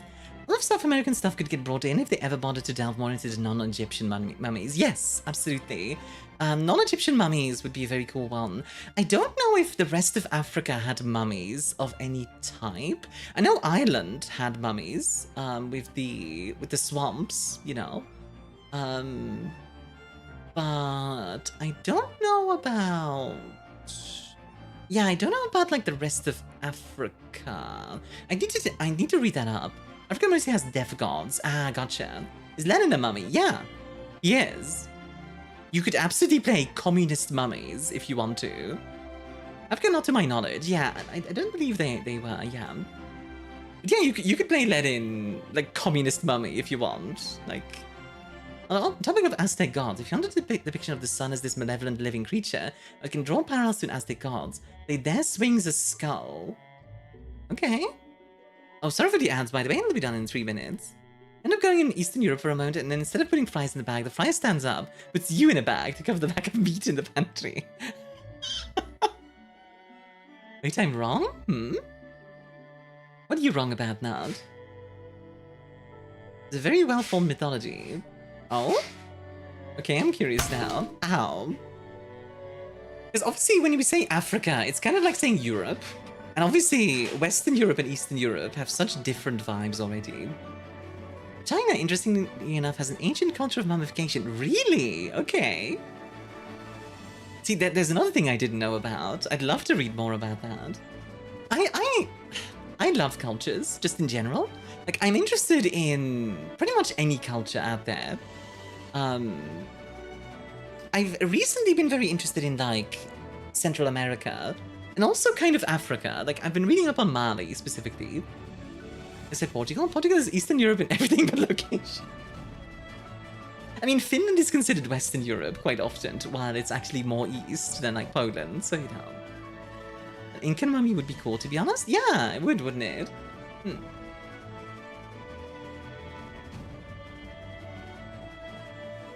Sorry, drinking some water real quick. Remember to stay hydrated, everyone, because I realize it's very easy to forget. If you don't stay hydrated, then if you don't stay hydrated, then I'm gonna need to send our local EMT after you.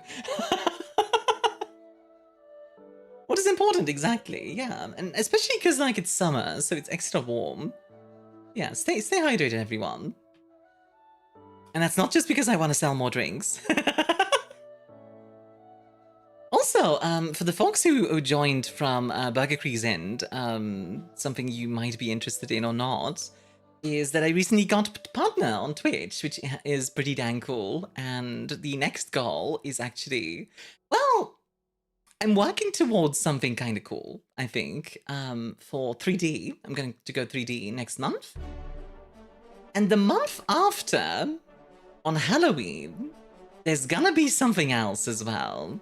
There's a second debut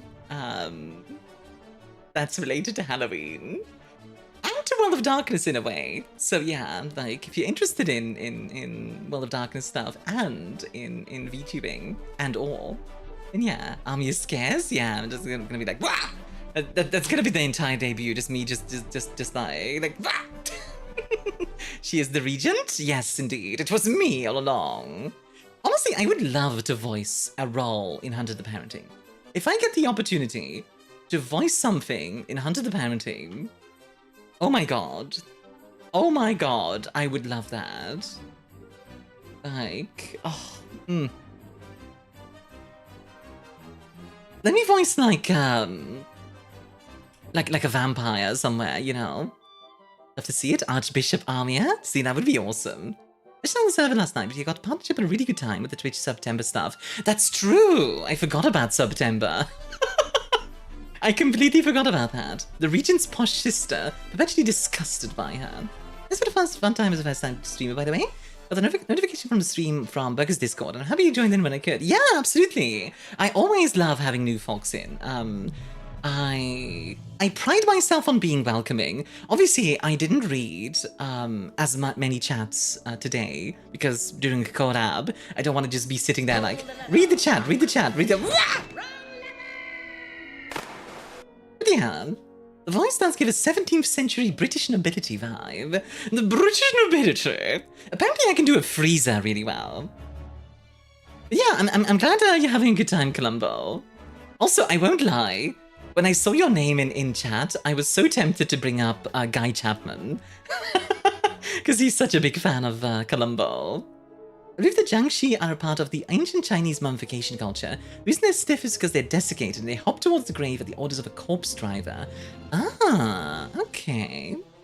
Yeah, like, apparently I can do freezer quite well. Just like, you filthy monkeys! I am Lord Freezer! Pretty fun to do, Lord. Nah. God, I keep getting emails for Gamescom, by the way. It's a problem at this point. What if the Vampire Prince? We already have Sabat. Why not Kami representation? I would love that. If I get to play like a Ventru, lady in a suit, like, that would be great. Like, just like a lady in a suit, swirling a wine glass, like... Actually, you know what? I want to show you guys something real quick. Any good books or novels based in the World of Darkness? That's a good question. I don't know, actually. That's a good question, though. I don't think I've seen any, like, novels based in the World of Darkness. Unless you guys like vampires. And some of you might not have seen this yet. It's a bit more Dracula than World of Darkness, but I still really like this. It's a really nice piece of art. You don't do a good Frieza impression? Frieza does a good impression of you. Nice. If I ever watched Dragon Ball Z in English, I feel like that would have struck me as a good impression. Ah, yeah, okay, fair enough. The Umbra Spirit of Frieza has taken them. There's a few comics I've seen, yeah. Lucas read all the Vampire World of Darkness novels. Ah, there you go. There's a good audio drama. Ah, I know there's good visual novels. Like, the visual novels are quite good, in my experience. I've only played the one. I've played, I think it was New York. Coteries of New York is the one that I've played. That's the one with the Malkavian streamer. But that one's quite good. It's basically a playable novel, which is very it's very linear, but it's entertaining. What it is. I'm gonna ask if it has the clan novels. Oh, true, it does have the clan novels. Like, which are 13 novels in total, I believe, which is quite a bit. But yeah, if you guys like vampires, stick around, because there might be some in the future. Woo! As an aside, I love this design. I keep showing it off because it's so cool. I love this design so much. Kella did such a good job on it. I love this design. It's like galactic vampire. Like, what? Hi, Gwen. How are you doing? You know what? I want to show off fan art. I'm gonna show off fan art. Not all of it will be vampire stuff, but yeah. I know you don't like JoJo's when you watched it. How far did you get into it? I did see Dio become a vampire. I was meh on it, honestly. I was very meh on it. It was fine. It was fine. It didn't really strike me as anything that really added to the story, if that makes sense. Like, he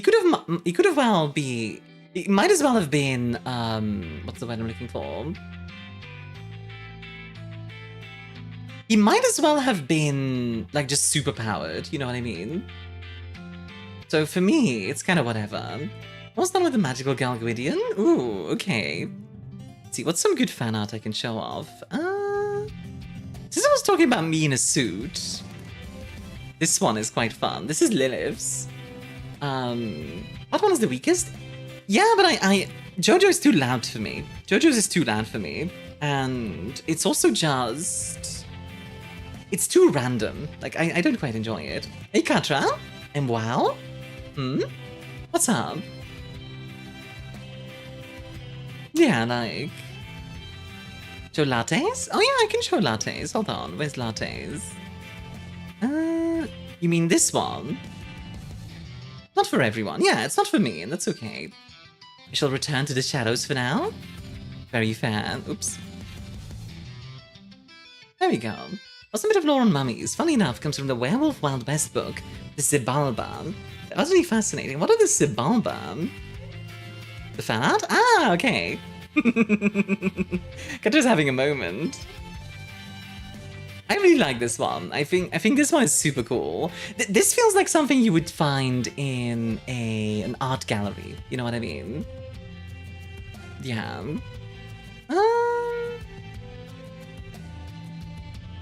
The other one. Oh, you mean the you mean the recent one? Ah, the one with the knife. Yeah, hold on.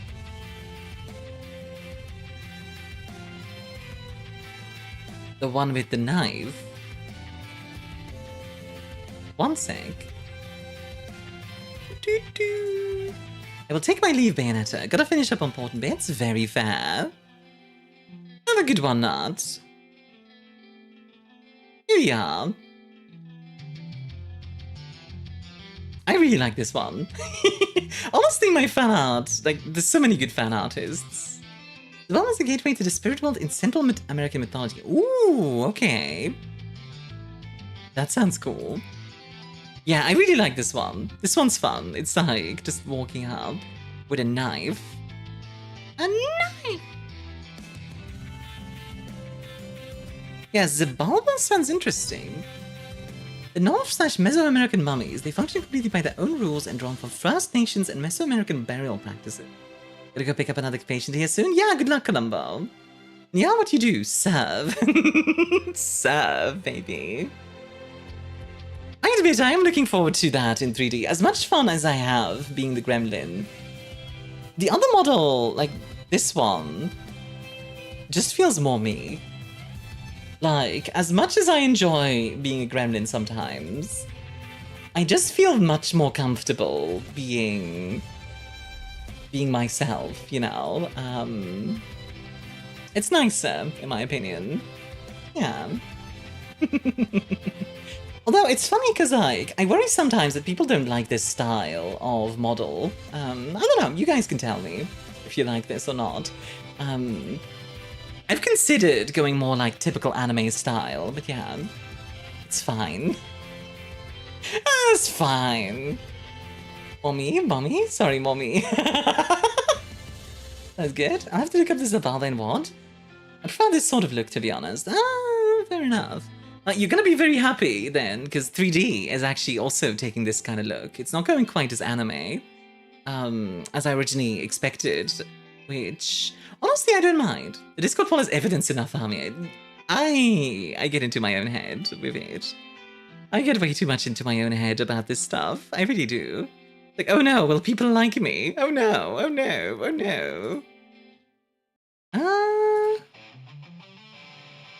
Like, everything doesn't need to be Owo Oni-chan BS. Yeah, I know. I don't necessarily want to be Owo Oni-chan either, but yeah. I like this model. I love your gremlin model. You should keep with your style rather than follow what's popular. No shade to the anime styles. I just like the aesthetics. But there's so much more than the generic anime style. I think that one is very overplayed. It's because VTubing got its roots for anime, it doesn't mean you need to stick to it. This model has its own very potent charm. No, thank you. I think I just get worried, because it's one of those things where, like, on the one hand, I want to stand out, which this does help. On the other hand, I also don't want to be repulsive to some people, you know? Which I realize I can't make everyone happy. But yeah.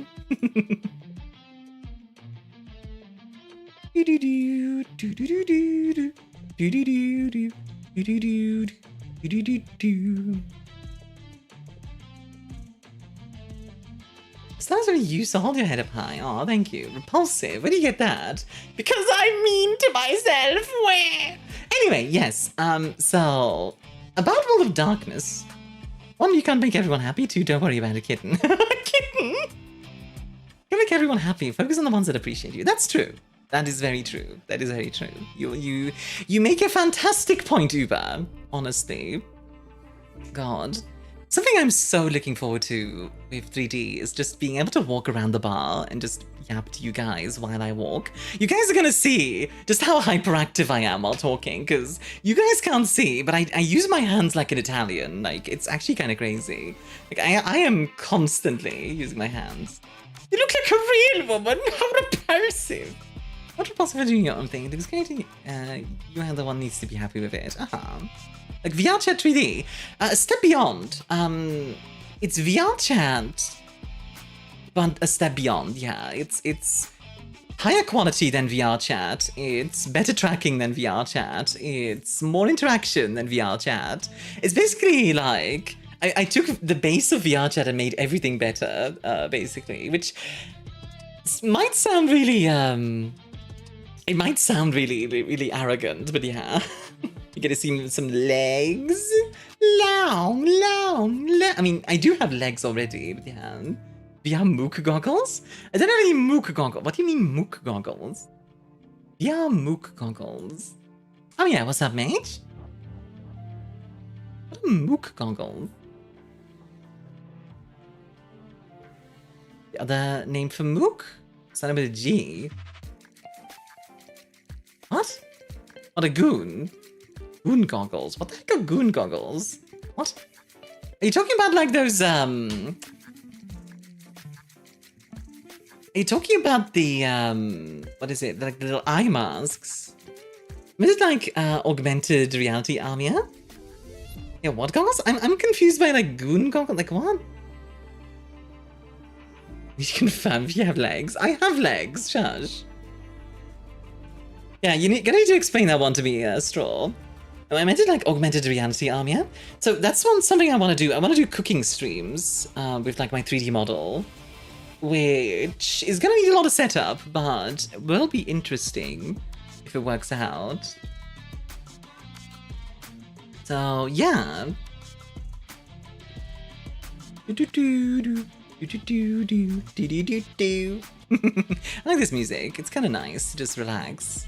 I'm just trying to I'm thinking back right now on like everything we I'm thinking back right now, hi Katranas, on everything we talked about World of Darkness, and it was a lot of like snippets and not a very focused conversation. I realized that.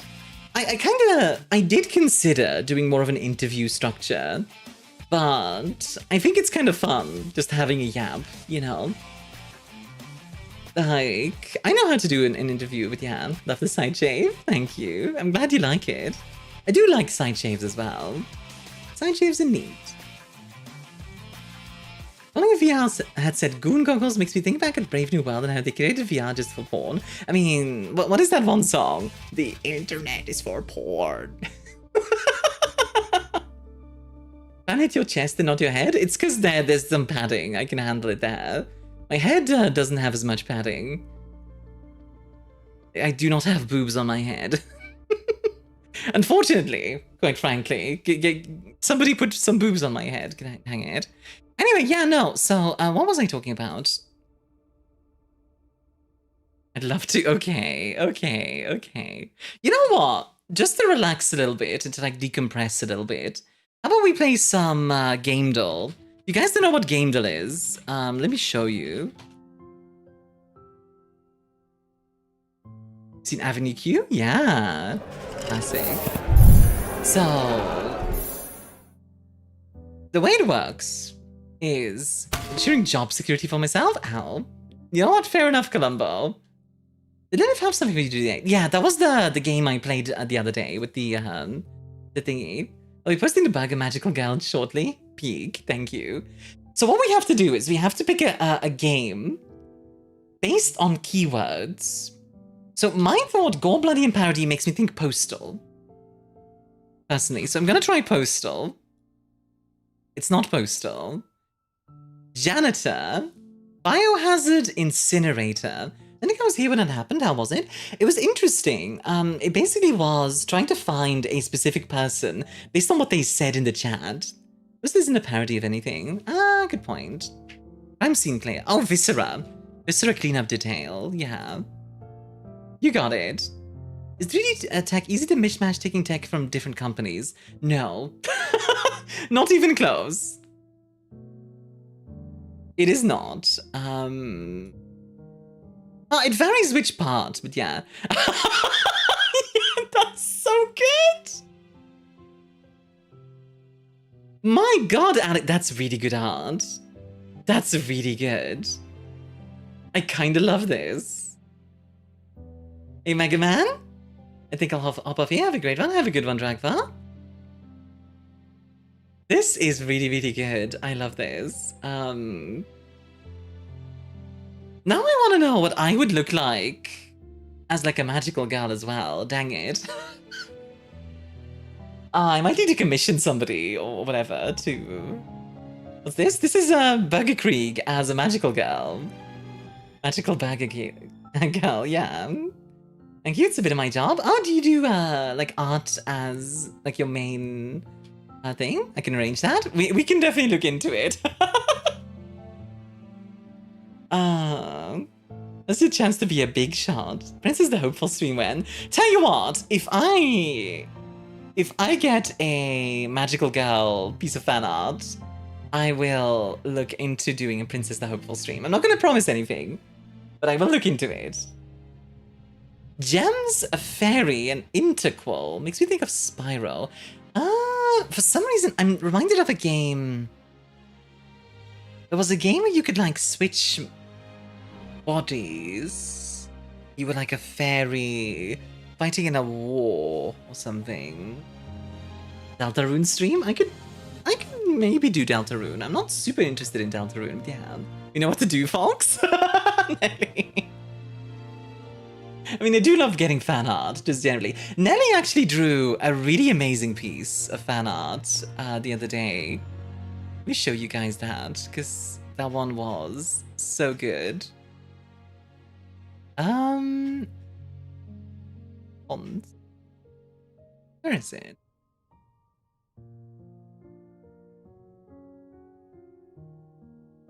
There it is. You can speak 2 languages? I speak 3, technically. The third one not so good, but I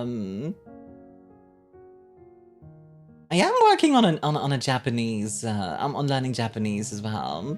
This one, yeah. You speak Turkish and English. Nice. Okay. I speak Dutch, English, and French, and then I'm working on Japanese. The booty of Twitch, indeed. Hey, Mary? So, Gems, Fairy, and Integral. Try Spyro Season of Ice. Okay. Season of Ice. No. You need to calm down, sorry. You're fine. Yeah, I got you, Mega Man. I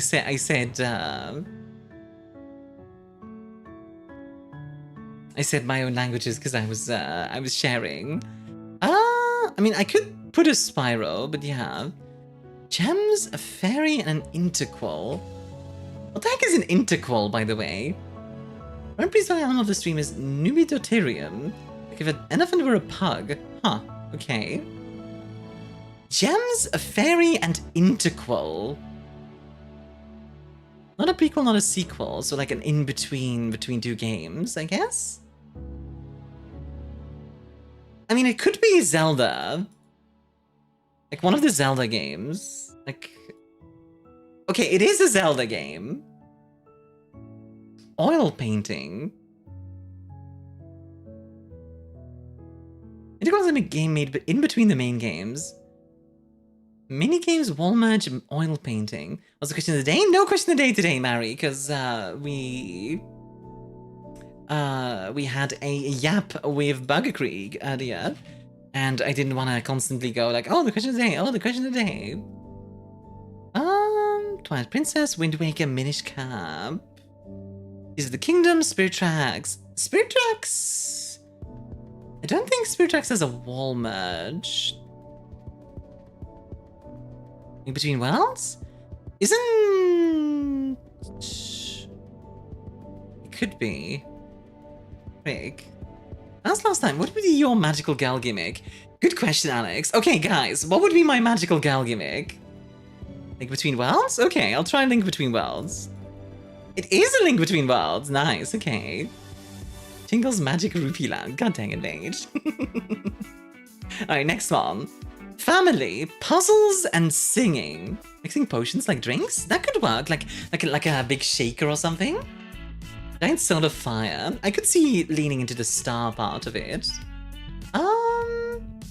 One thing I really like is Lilith takes an inspiration, like this idea, like this fan art she did, where like I can like manipulate the halo like a ribbon, which I really like as a concept. I think that's super cool. So that might be kind of fun. What do you guys think of that? Surprise! Your magical shaker makes enemies shake it. Natural massive manipulation would be a magical girl power, I think. I mean, you are basically a whole universe. Yeah, true. Family, puzzles, and singing.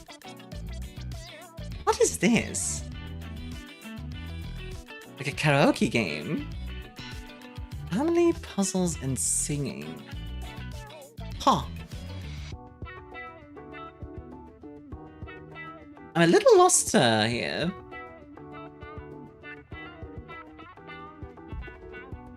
Like the potions and drinks and the space is two things that would be cool and easy enough to combine. Yeah.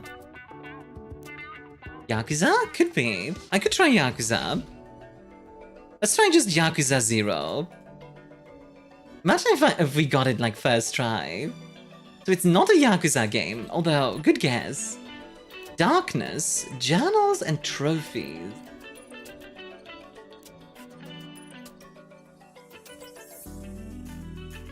Darkness, journals, and trophies. I see darkness, I say Kingdom Hearts? Does Kingdom Hearts have singing? We could try Kingdom Hearts. Let's see. Narrative, exploration, coming of age. What?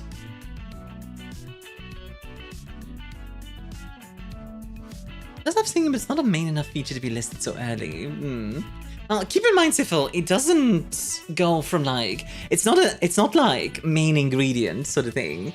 It's just random association. Mixtape? I could try mixtape. Mixtape is not on the list. Coming of age. The typo gets read out loud. Oh, sorry. Did I? Okay, didn't realize it was random. Yeah, it's not like super important. Yeah, what could this be? Actually gonna zoom in a bit more. Journals, darkness, singing, puzzles, family, trophies, narrative exploration, night in the woods. I'll try. Wait a second. Could it be 1990s Ouija board and secret past?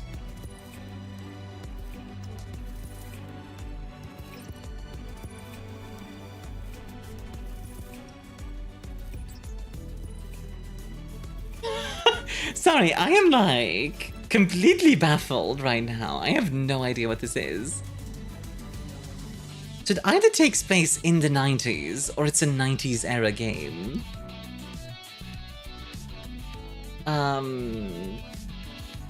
Yeah, I have no idea. I'm gonna skip one, see what we get. Locked doors, voice acting team. Could it be... Oh, what's that one Japanese game called again? It's like a horror, like Clock Tower or something.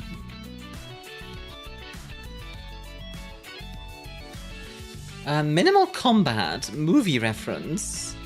Missing relative, female protagonist, single player only. Licensed soundtrack, starts with the letter G. Happened in a house and you played a girl remembering her childhood. Starts with the letter G. I'm not sure which one you're talking about, Innsmouth. It's like a very dark colored cover. Have a good luck, Gwen. Starts with the letter G. Time to eat some food, whole guessing. Ghost something? Gone home? I'll try Gone Home. You just saved us. Straight up, you just saved us.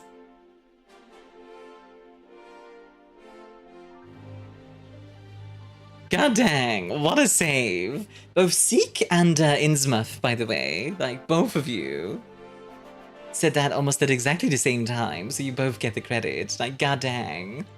Good job. Very good job. If you don't play Deltarune, I will eviscerate your home with a nuke. Please don't launch intercontinental ballistic missiles at me. I admit I'm not that interested in Deltarune. I'm not opposed to the idea, but like, I'm not super interested in Deltarune.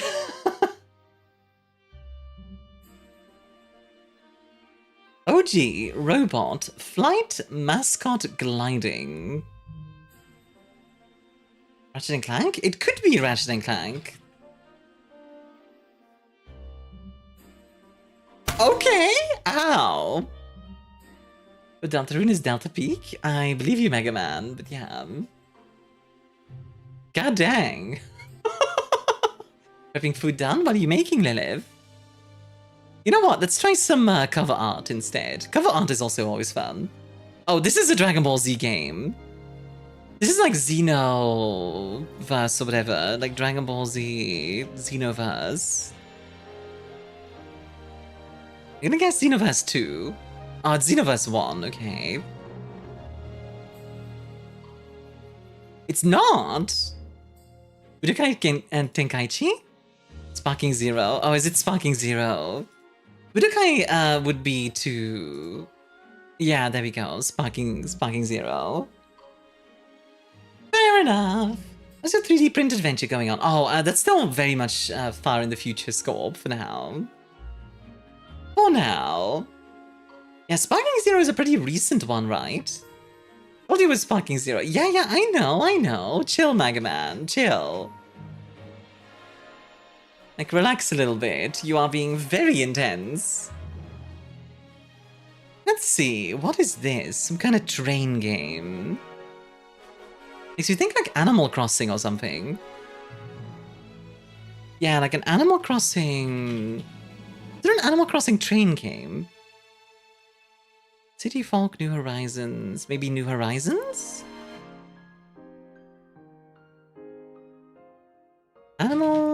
Crossing New Leaf? Ah, okay. Fair enough. I think by the time of Xenoverse 1, the latest thing was that Frieza movie. I think you're right, Vengeful. You chill, 2 different wild buddy? Okay, but genuinely, I need you to take it down, like, 3 notches. Like, I'm not joking at this point. Please take it down a few notches. Let's see, which one is this? An anime game of some kind? My mind is going to Fire Emblem for some reason, but I don't think it's that. Play Huchat? Huchat is alright. It's not my favorite, to be honest. Could it be Hi-Fi Rush? I don't think it's... Hi-Fi Rush looks very different. Hi-Fi Rush is very yellow, so I don't think it's that. Or a quiz game. What, like Danganronpa or something? There aren't Danganronpa games. Digimon game? It could be. Zoom in on that face in the corner? It's kind of hard to zoom in on, but here you go. Metaphor? You know what, I'm gonna try Danganronpa real quick. Okay, it's not Danganronpa. It could be Metaphor. It's not Metaphor. Okay, does anybody know this girl? This is giving me Persona vibes. Now. Get it? You hate the energy gremlins in your chat? No, I don't hate the energy gremlins. I just want you to not go over the top, Mega Man. That's why I'm asking you to take it a step down. Like you don't need to be a drama queen about it either. Come on. I'm just asking you to chill out. Pretty sure it's not Persona. I have to leave now. I had lots of fun. We'll probably come back. Expect the magical gal thing. It's only fair. I'm excited. Does Red Smells make me think of it? It's not one of the 5 main. Could be Megami Tensei. Let's try Megami Tensei. It's not... Oh, oh, frick. I recognize this girl. Frick. Oh, hey, Rose. How you doing? I recognize this girl. Oh, what's she called? If? Alba. Iban. It was like I something. The Somnium Files. I think this is Nirvana Initiative in this case. It's not. Okay. But it is the Somnium Files. There we go. Got it. Her name is Ivan? Yeah, I understood that, like. I was like, frick, what am I gonna do with the thing? Yeah, I've heard good things about this game. I think I've heard of this one. It's interesting from what I've seen. I've heard good things. I haven't heard any, like... Oh, this is a Grand Theft Auto, but which one? The Somnium Files is like a detective thing, where like you dive into virtual worlds, which is kind of a neat concept. I'm thinking like GTA 3 or 4, or maybe San Andreas. I forgot I'm allergic to shrimp and I peeled shrimp? Sweetheart. Okay, it's definitely one of the older ones. Vice City? I'll try Vice City. Oh, it's 3? Okay. It's not 3. Looks like a bunch of Yakuza stuff going on.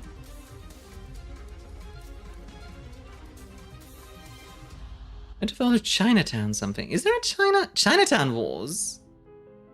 It is Chinatown Wars. Okay. Fair enough.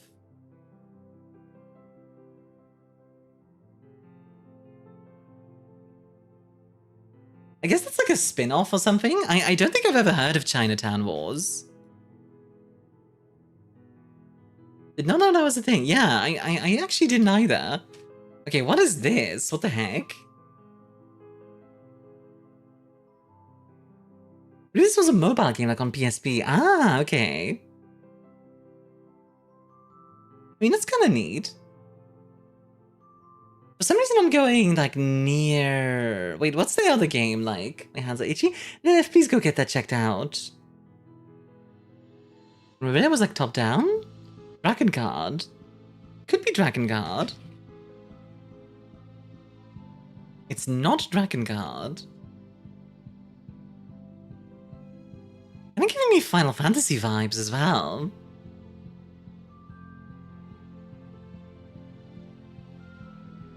Yeah, like a moth-looking wing.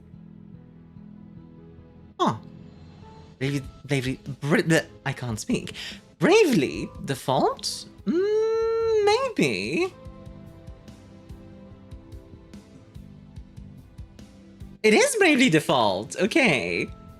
Yeah, that's a good game. Mello really liked this one. She gave me the remake for on the Switch. I played a bunch of it. It was good. That fairy, that bloody fairy. How to get that right? Hey, I mean, sometimes inspiration just strikes, you know. Huh.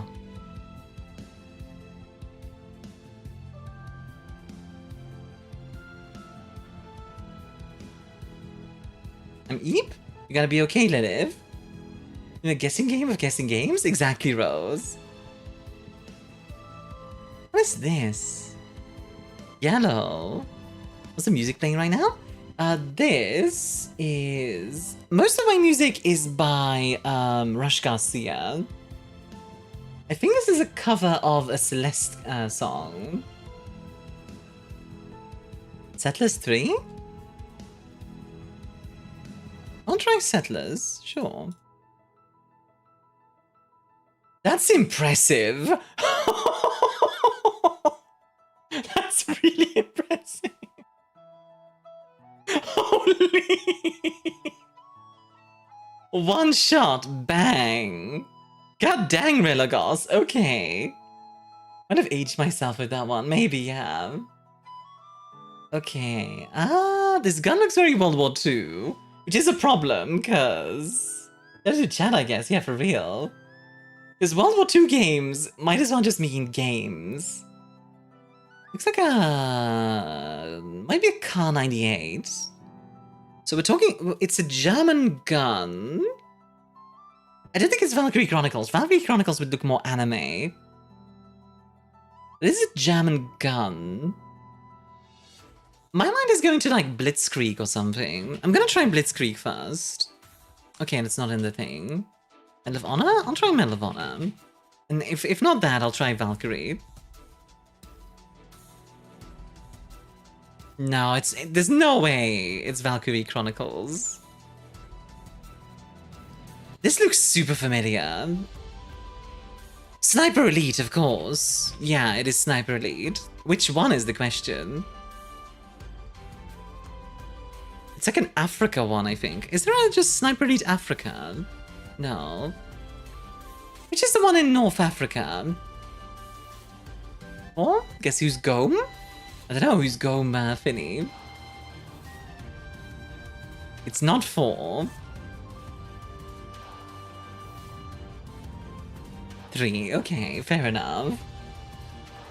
Logo gave it away? Yeah, it's like the Africa, like, eagle. See, it's called Sniper Elite 3 Africa, which is why I knew it as Sniper Elite Africa.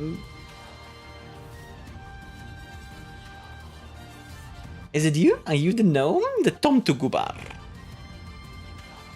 God, my voice is like everywhere today. I do apologize. Huh. Togo? Wait, actually... For the folks who haven't seen it yet, I need to show you guys Togo. Hey, World of Darkness fans. Where is it? Where did I put the Togo fan art? One sec. Is it fiction? Could be. Oh, whoops. There's not split fiction. This looks vaguely familiar. Like sausage or bruxes again? I'll do the bruxe. Finny. I haven't tried those, honestly. I'm curious about them.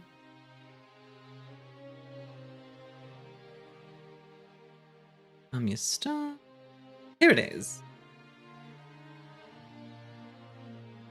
Togo jump scam.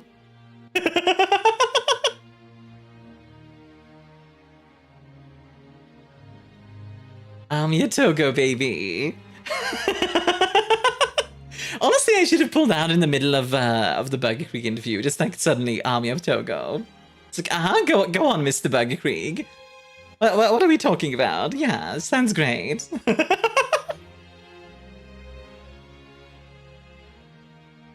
True creature energy, right? High on life? I don't think it's high on life, but I could try. It is high on life. Okay, I was wrong. Fair enough. Oh, that's kind of gross. Picks up, join stream, Armia Togo, hi Gamma. Jump scare. Huh. Not a fan of this one. High on life is by the same folks who do Rick and Morty, right? Like written by them? Dredge? You think? This doesn't read Dredge to me. No, it's not. Okay. Long Dark? Oh, it could be Long Dark. It's not Long Dark. Okay. My life is from the Rick and Morty people, yeah. Oxenfree. It is Oxenfree, but the second one. Okay, I haven't heard of this. What is this? I'll take a look-see at this.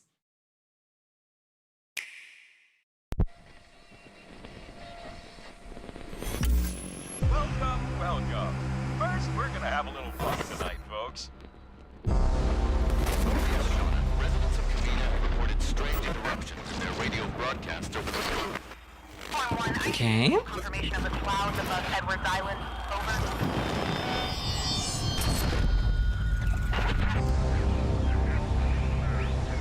Riley, come in, Riley.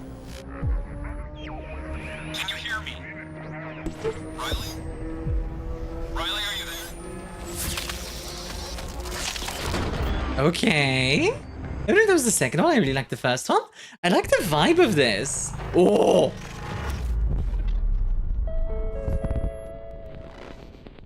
Okay.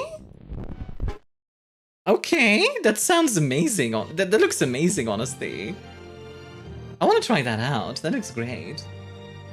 Very cosmic horror, I like. Yeah. I like it a lot. I don't recognize the faces in the water. 2021, how did I miss that?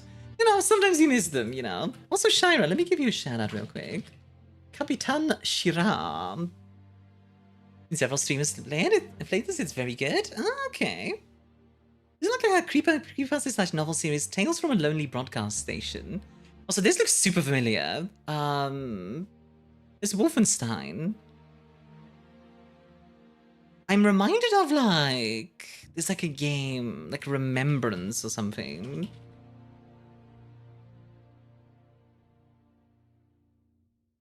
Paratrauma vibe? I don't think it doesn't give me Wolfenstein, personally. Let's see.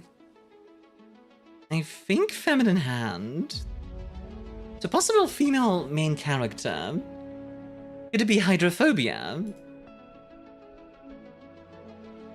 It's not Hydrophobia, because that's not in the list. Singularity? It's not Singularity.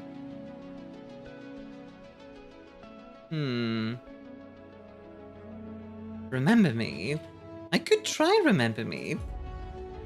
It's not Remember Me. Is this in fact Barotrauma?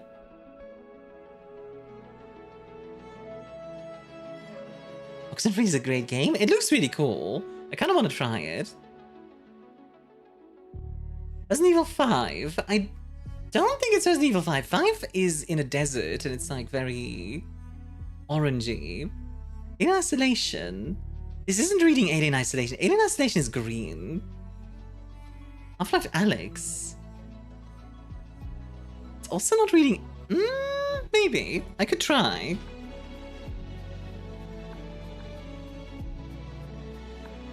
Huh. What is this? Isn't this one roguelike game that came out in like 2020? You're gonna need to be way more specific in Cub. That's kind of like saying, isn't this that one game that came out in 2020? Oh, Prey?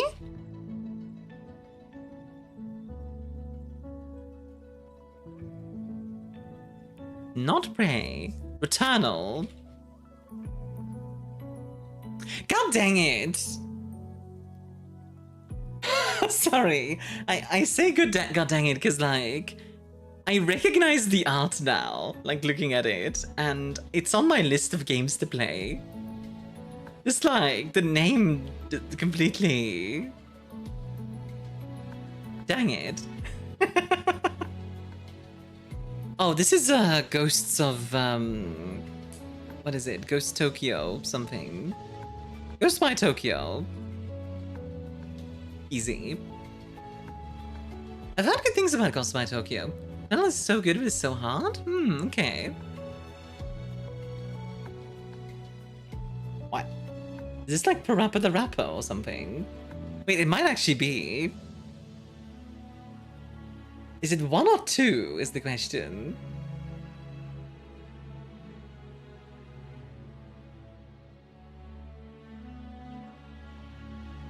First? Okay.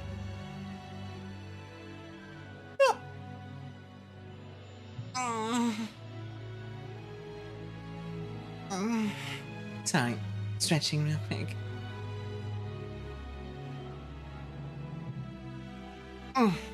Okay, that's better. Sorry. Whew. Whenever I stretch, I make so many noises. I'm sorry. Let's play more Parappa and then forget what buttons a PlayStation controller has and cry. Oh no. This is really like Silent Hill or something, or like maybe Luigi's Mansion, I don't know. Could be Resident Evil. The original Resident Evil? Or Alone in the Dark? 2? Oh, it's Alone in the Dark 3. Okay. Or the original. There we go. It wasn't showing up the original first time, so I thought it wouldn't be in the list. But this works. Yeah, there is a face on the route, that's true. You can't counter. Ami has quote-unquote stretched X times. That is a genuine stretch. But do you want me to just like mute up while I'm stretching or something, Siffle? Because I can, but like I just make noises when I stretch. That's just how it is. Who thinks you should stretch more?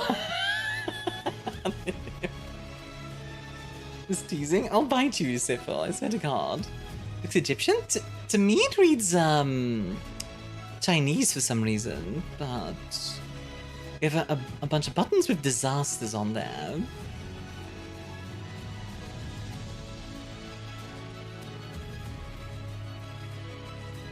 Can't bite me, it's my birthday, you have to be nice.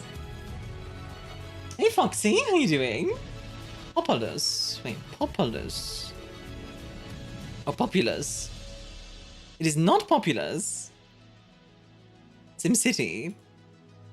Is this that game where you have to learn a fake language? I know the one you're talking about. I don't think it's that. I could try SimCity. It is SimCity, but which one? Maybe the original. It is the original. Okay, that's cool. Oh, Budget City. This is actually kind of a neat little... I like that, actually. This is a neat design for a poster. Like a mine? That's a good choice as well, Lychee.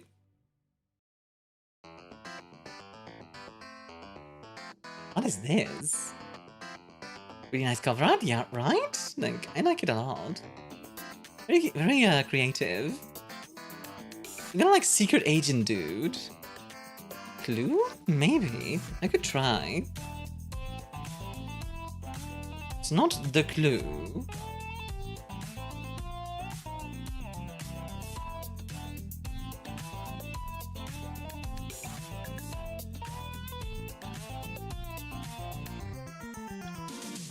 JC Denton / Alex Wesker looking dude, yeah. And I think the name is pretty short, because it's like... a D, an O, an R, and an O again, or something. Doro. Dawn?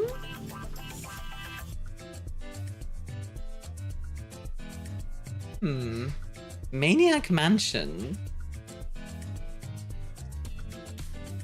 Okay. Maybe something like Dude. Imagine it just being called Dude. What is Maniac Mansion?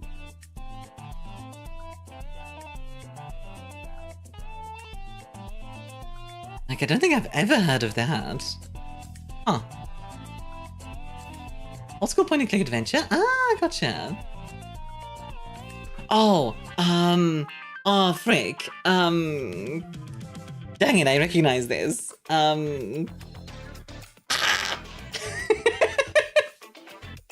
Oh, it's on the tip of my tongue. Until Dawn? Yes, Until Dawn. Oh, but is it the original or Rush of Blood? Is it The Quarry?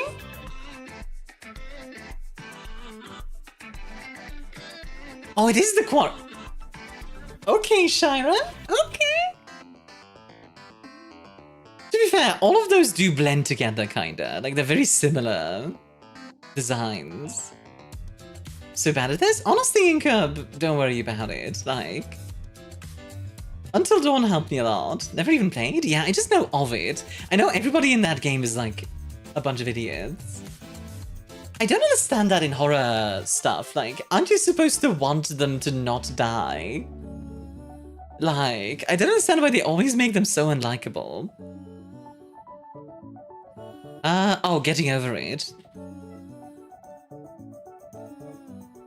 Yeah. Getting over it.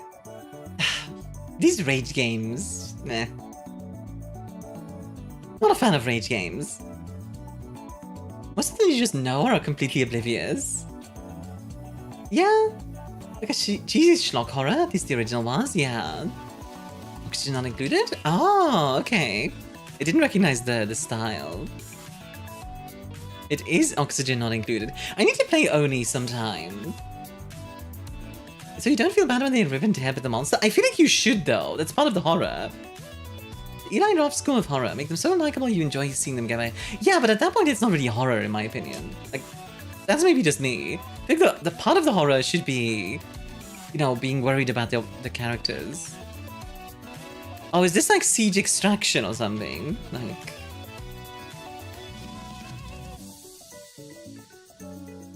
Oh, Infinite Warfare? It could be. It is Infinite Warfare. One of the Call of Duties I actually genuinely want to play. Have to get ready for work now. Thanks for the stream. Have a good one. Like, I genuinely want to play this one because it seems like a fun, like, schlocky sci-fi thing. And, like, I kind of want to play a schlocky sci-fi thing. Like, you know, just like... Wow, just, you know... Like, they decided to take, like, the Saber level from... Let's get in there. Like, you gotta admit, this looks fun. What if this one is actually pretty cool? What game you might enjoy, Armia? Party game Move or Die? Oh yeah, I've heard of that. I want them all to survive, I also want to see them die. Incentivize multiple playthroughs, I guess? I don't like unlikable characters, you know? I don't enjoy that as a writer. I don't know, like, I'm not gonna pretend like this is high art, but like, this looks fun, right? You gotta admit. Isn't Kit Harington the villain in this? That's the guy who plays, Jon Snow, right? Because yes. Infinite Warfare's Zombies mode is wonky? Fair enough, but to be fair, I'd only play the campaign. Amusement park ride type of game. Yeah, exactly. We're like, look, we're not here for deep themes. We're not here to, like, overthink it. We're just gonna have a good time, and I think that's okay sometimes. Like, there's nothing wrong with just, yeah, I don't like unlikable characters existing purely to suffer for the other audience's amusement. I love unlikable characters undergoing growth. Yes, actually, BoJack Horseman is a good example of an unlikable character becoming better by the end of the show. Well, he tries to become better. Does he Titanfall vibes? It does. They're not meant to be perfect. I find that would make them boring, but make them unlikable for the sake of unlikable can you just the boring? Exactly, Innsmouth. Some kind of lemonade stand. Lemonade. Lemonade Tycoon. I was so ready for that to be. There's don't touch the multiplayer. Then as hackers getting to two computers the peer-to-peer. Jesus Christ, okay. Some kind of cooking game. Like Overcooked, maybe? Not Overcooked. Okay, we have a pizza. Cooking Mama. Could be. It is Cooking Mama. Nice. Okay. I do like cooking games. They're fun. Like, and they're pretty entertaining for what they are.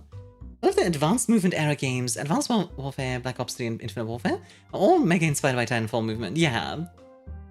BoJack Horseman is a good example of the extreme end of that spectrum. A horrible person has to work really hard, just the tiniest shred of redemption. Yeah, and I think I really like BoJack Horseman as a series. I think it's really good, especially because the other characters don't put up with BoJack shenanigans. They are very clear when they don't like something.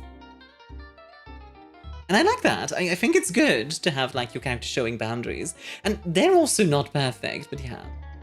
Speaking of Cooking Mama, I'll be cooking in a moment, Finny.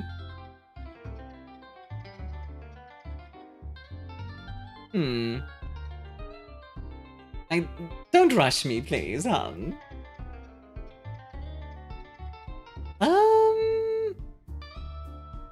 Old game? Definitely reads kind of older. We go well, have a good one? Have a good one, Incup? Just kidding? It's hard to read in text. Oh!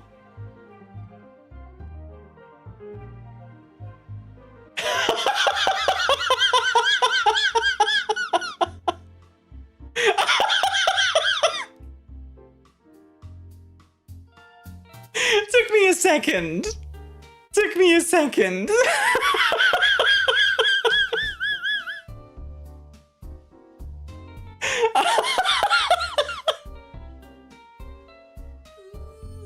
To be fair, that is not very recognizable. I was like, I recognize that from somewhere, but from where? But then I saw like the Jade part. I was like, oh, I see. Is the 20th anniversary one? I haven't yet. I should, honestly. No, Nishime's video game. This game is genuinely really good. This game is Armia's Alan Wake to your face. Beyond good and evil, beyond good and evil, beyond good and evil. They really tried to do that to me, and it didn't work. The creator of BoJack Horseman also made another show with lesbian birds. What is this trailer?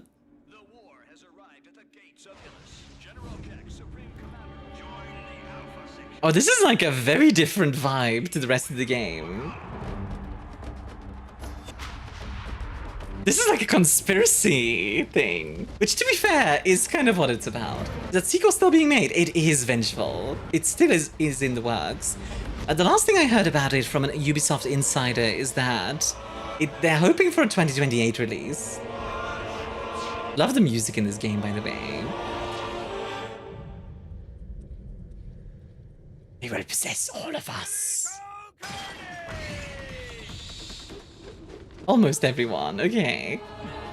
I thought it was dead? Nope. The MMO is dead, but they are still making a second game. Record for the longest dev cycle beating Duke Nukem Forever. Yeah, it's crazy. They've made 3 separate games. Was it an MMO? They tried to make one. Actually, I can show you guys the tech demo MMO if you want. Because they showed the tech demo for the MMO. It was really important, like really impressive. There's a BGNE MMO in the works. You thought of that? The creator of the game? Like straight up, the creator of the game wanted to make it. I think he died or something. I love Beyond Good and Evil. Let me actually, yeah, let me show you guys. Hey Lumi, how you doing? Question of the day, not today. Beyond Good and Evil 2 tech demo. I showed this demo on stream before, but I just want to show a few of the cool things they did. It's very close to what. So okay, we're talking about a human scale, right? In Beyond Good and Evil 1, when the characters were getting out of the overcraft. So here we have that monkey, which is my playable main character here. But of course, you in that game, you can select your character and create your own character. You are Myun, doing good.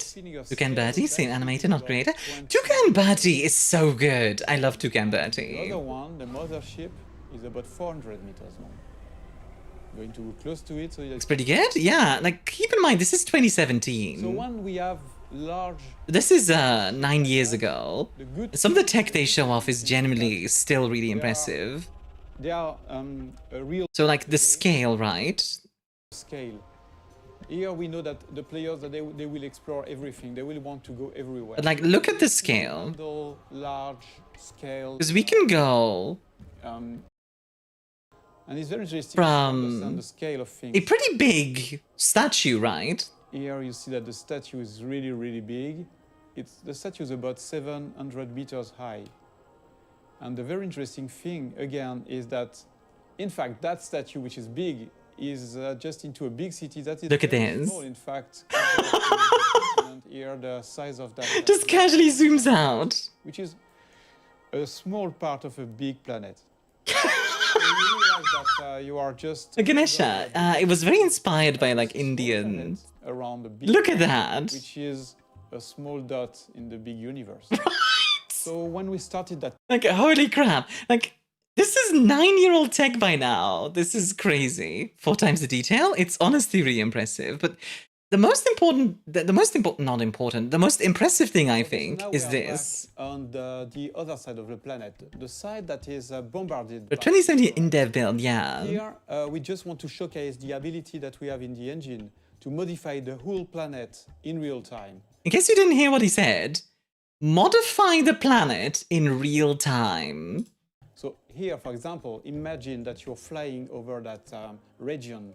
You can have a huge meteorite falling in front of you, and you will have all there's one incredible effect. Have you come out of the TWG called Dread? I have not. Spaceships. The Jenga Tower chicks instead of that. That sounds fun. For Beyond Good and Evil, we want interactivity to be the heart of the whole experience, not just with characters, not just with spaceships, but also with a big, huge planet. So thank you for watching that video. Yeah, like, it is... It's kind of sad that it's like 9 years ago, and obviously they discarded this demo. But like, that's so cool. Like, it's such a cool tech demo, in my opinion. What if we terraformed a moon? Yeah, just casually, as you do. But dev time, right? It's such a shame. Oh well, it is what it is. That being said, I might actually leave it here for today. I know it's only been a 4-hour stream, so a little bit shorter than usual, but I need to go cook dinner before Finny like attacks me. Consume H2O. I will. I hope you guys enjoyed today. I had a really good time talking with Al. A really good time talking with Burger Creek. Now, next time I'm coming back, we are going to be doing more stuff. We're going to be doing another roleplay. Vampire the Masquerade, 6th edition. So if you haven't already, subscribe on YouTube. Follow here on Twitch if you want to keep an eye out on that. If you want to join me over on the Discord as well, that is of course more than welcome as well. And then the last link I'll give you guys is the manga.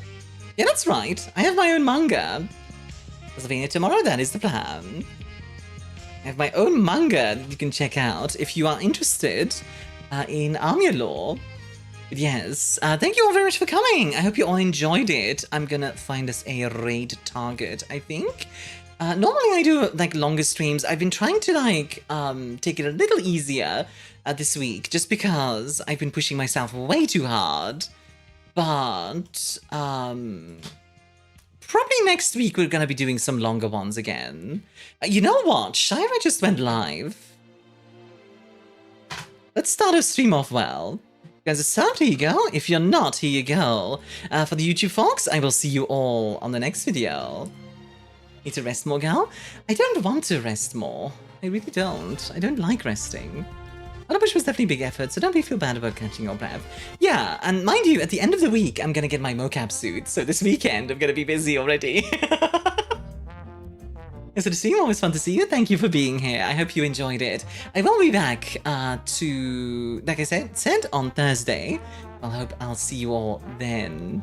However, for now, I'll see you all in the next one. Bye bye.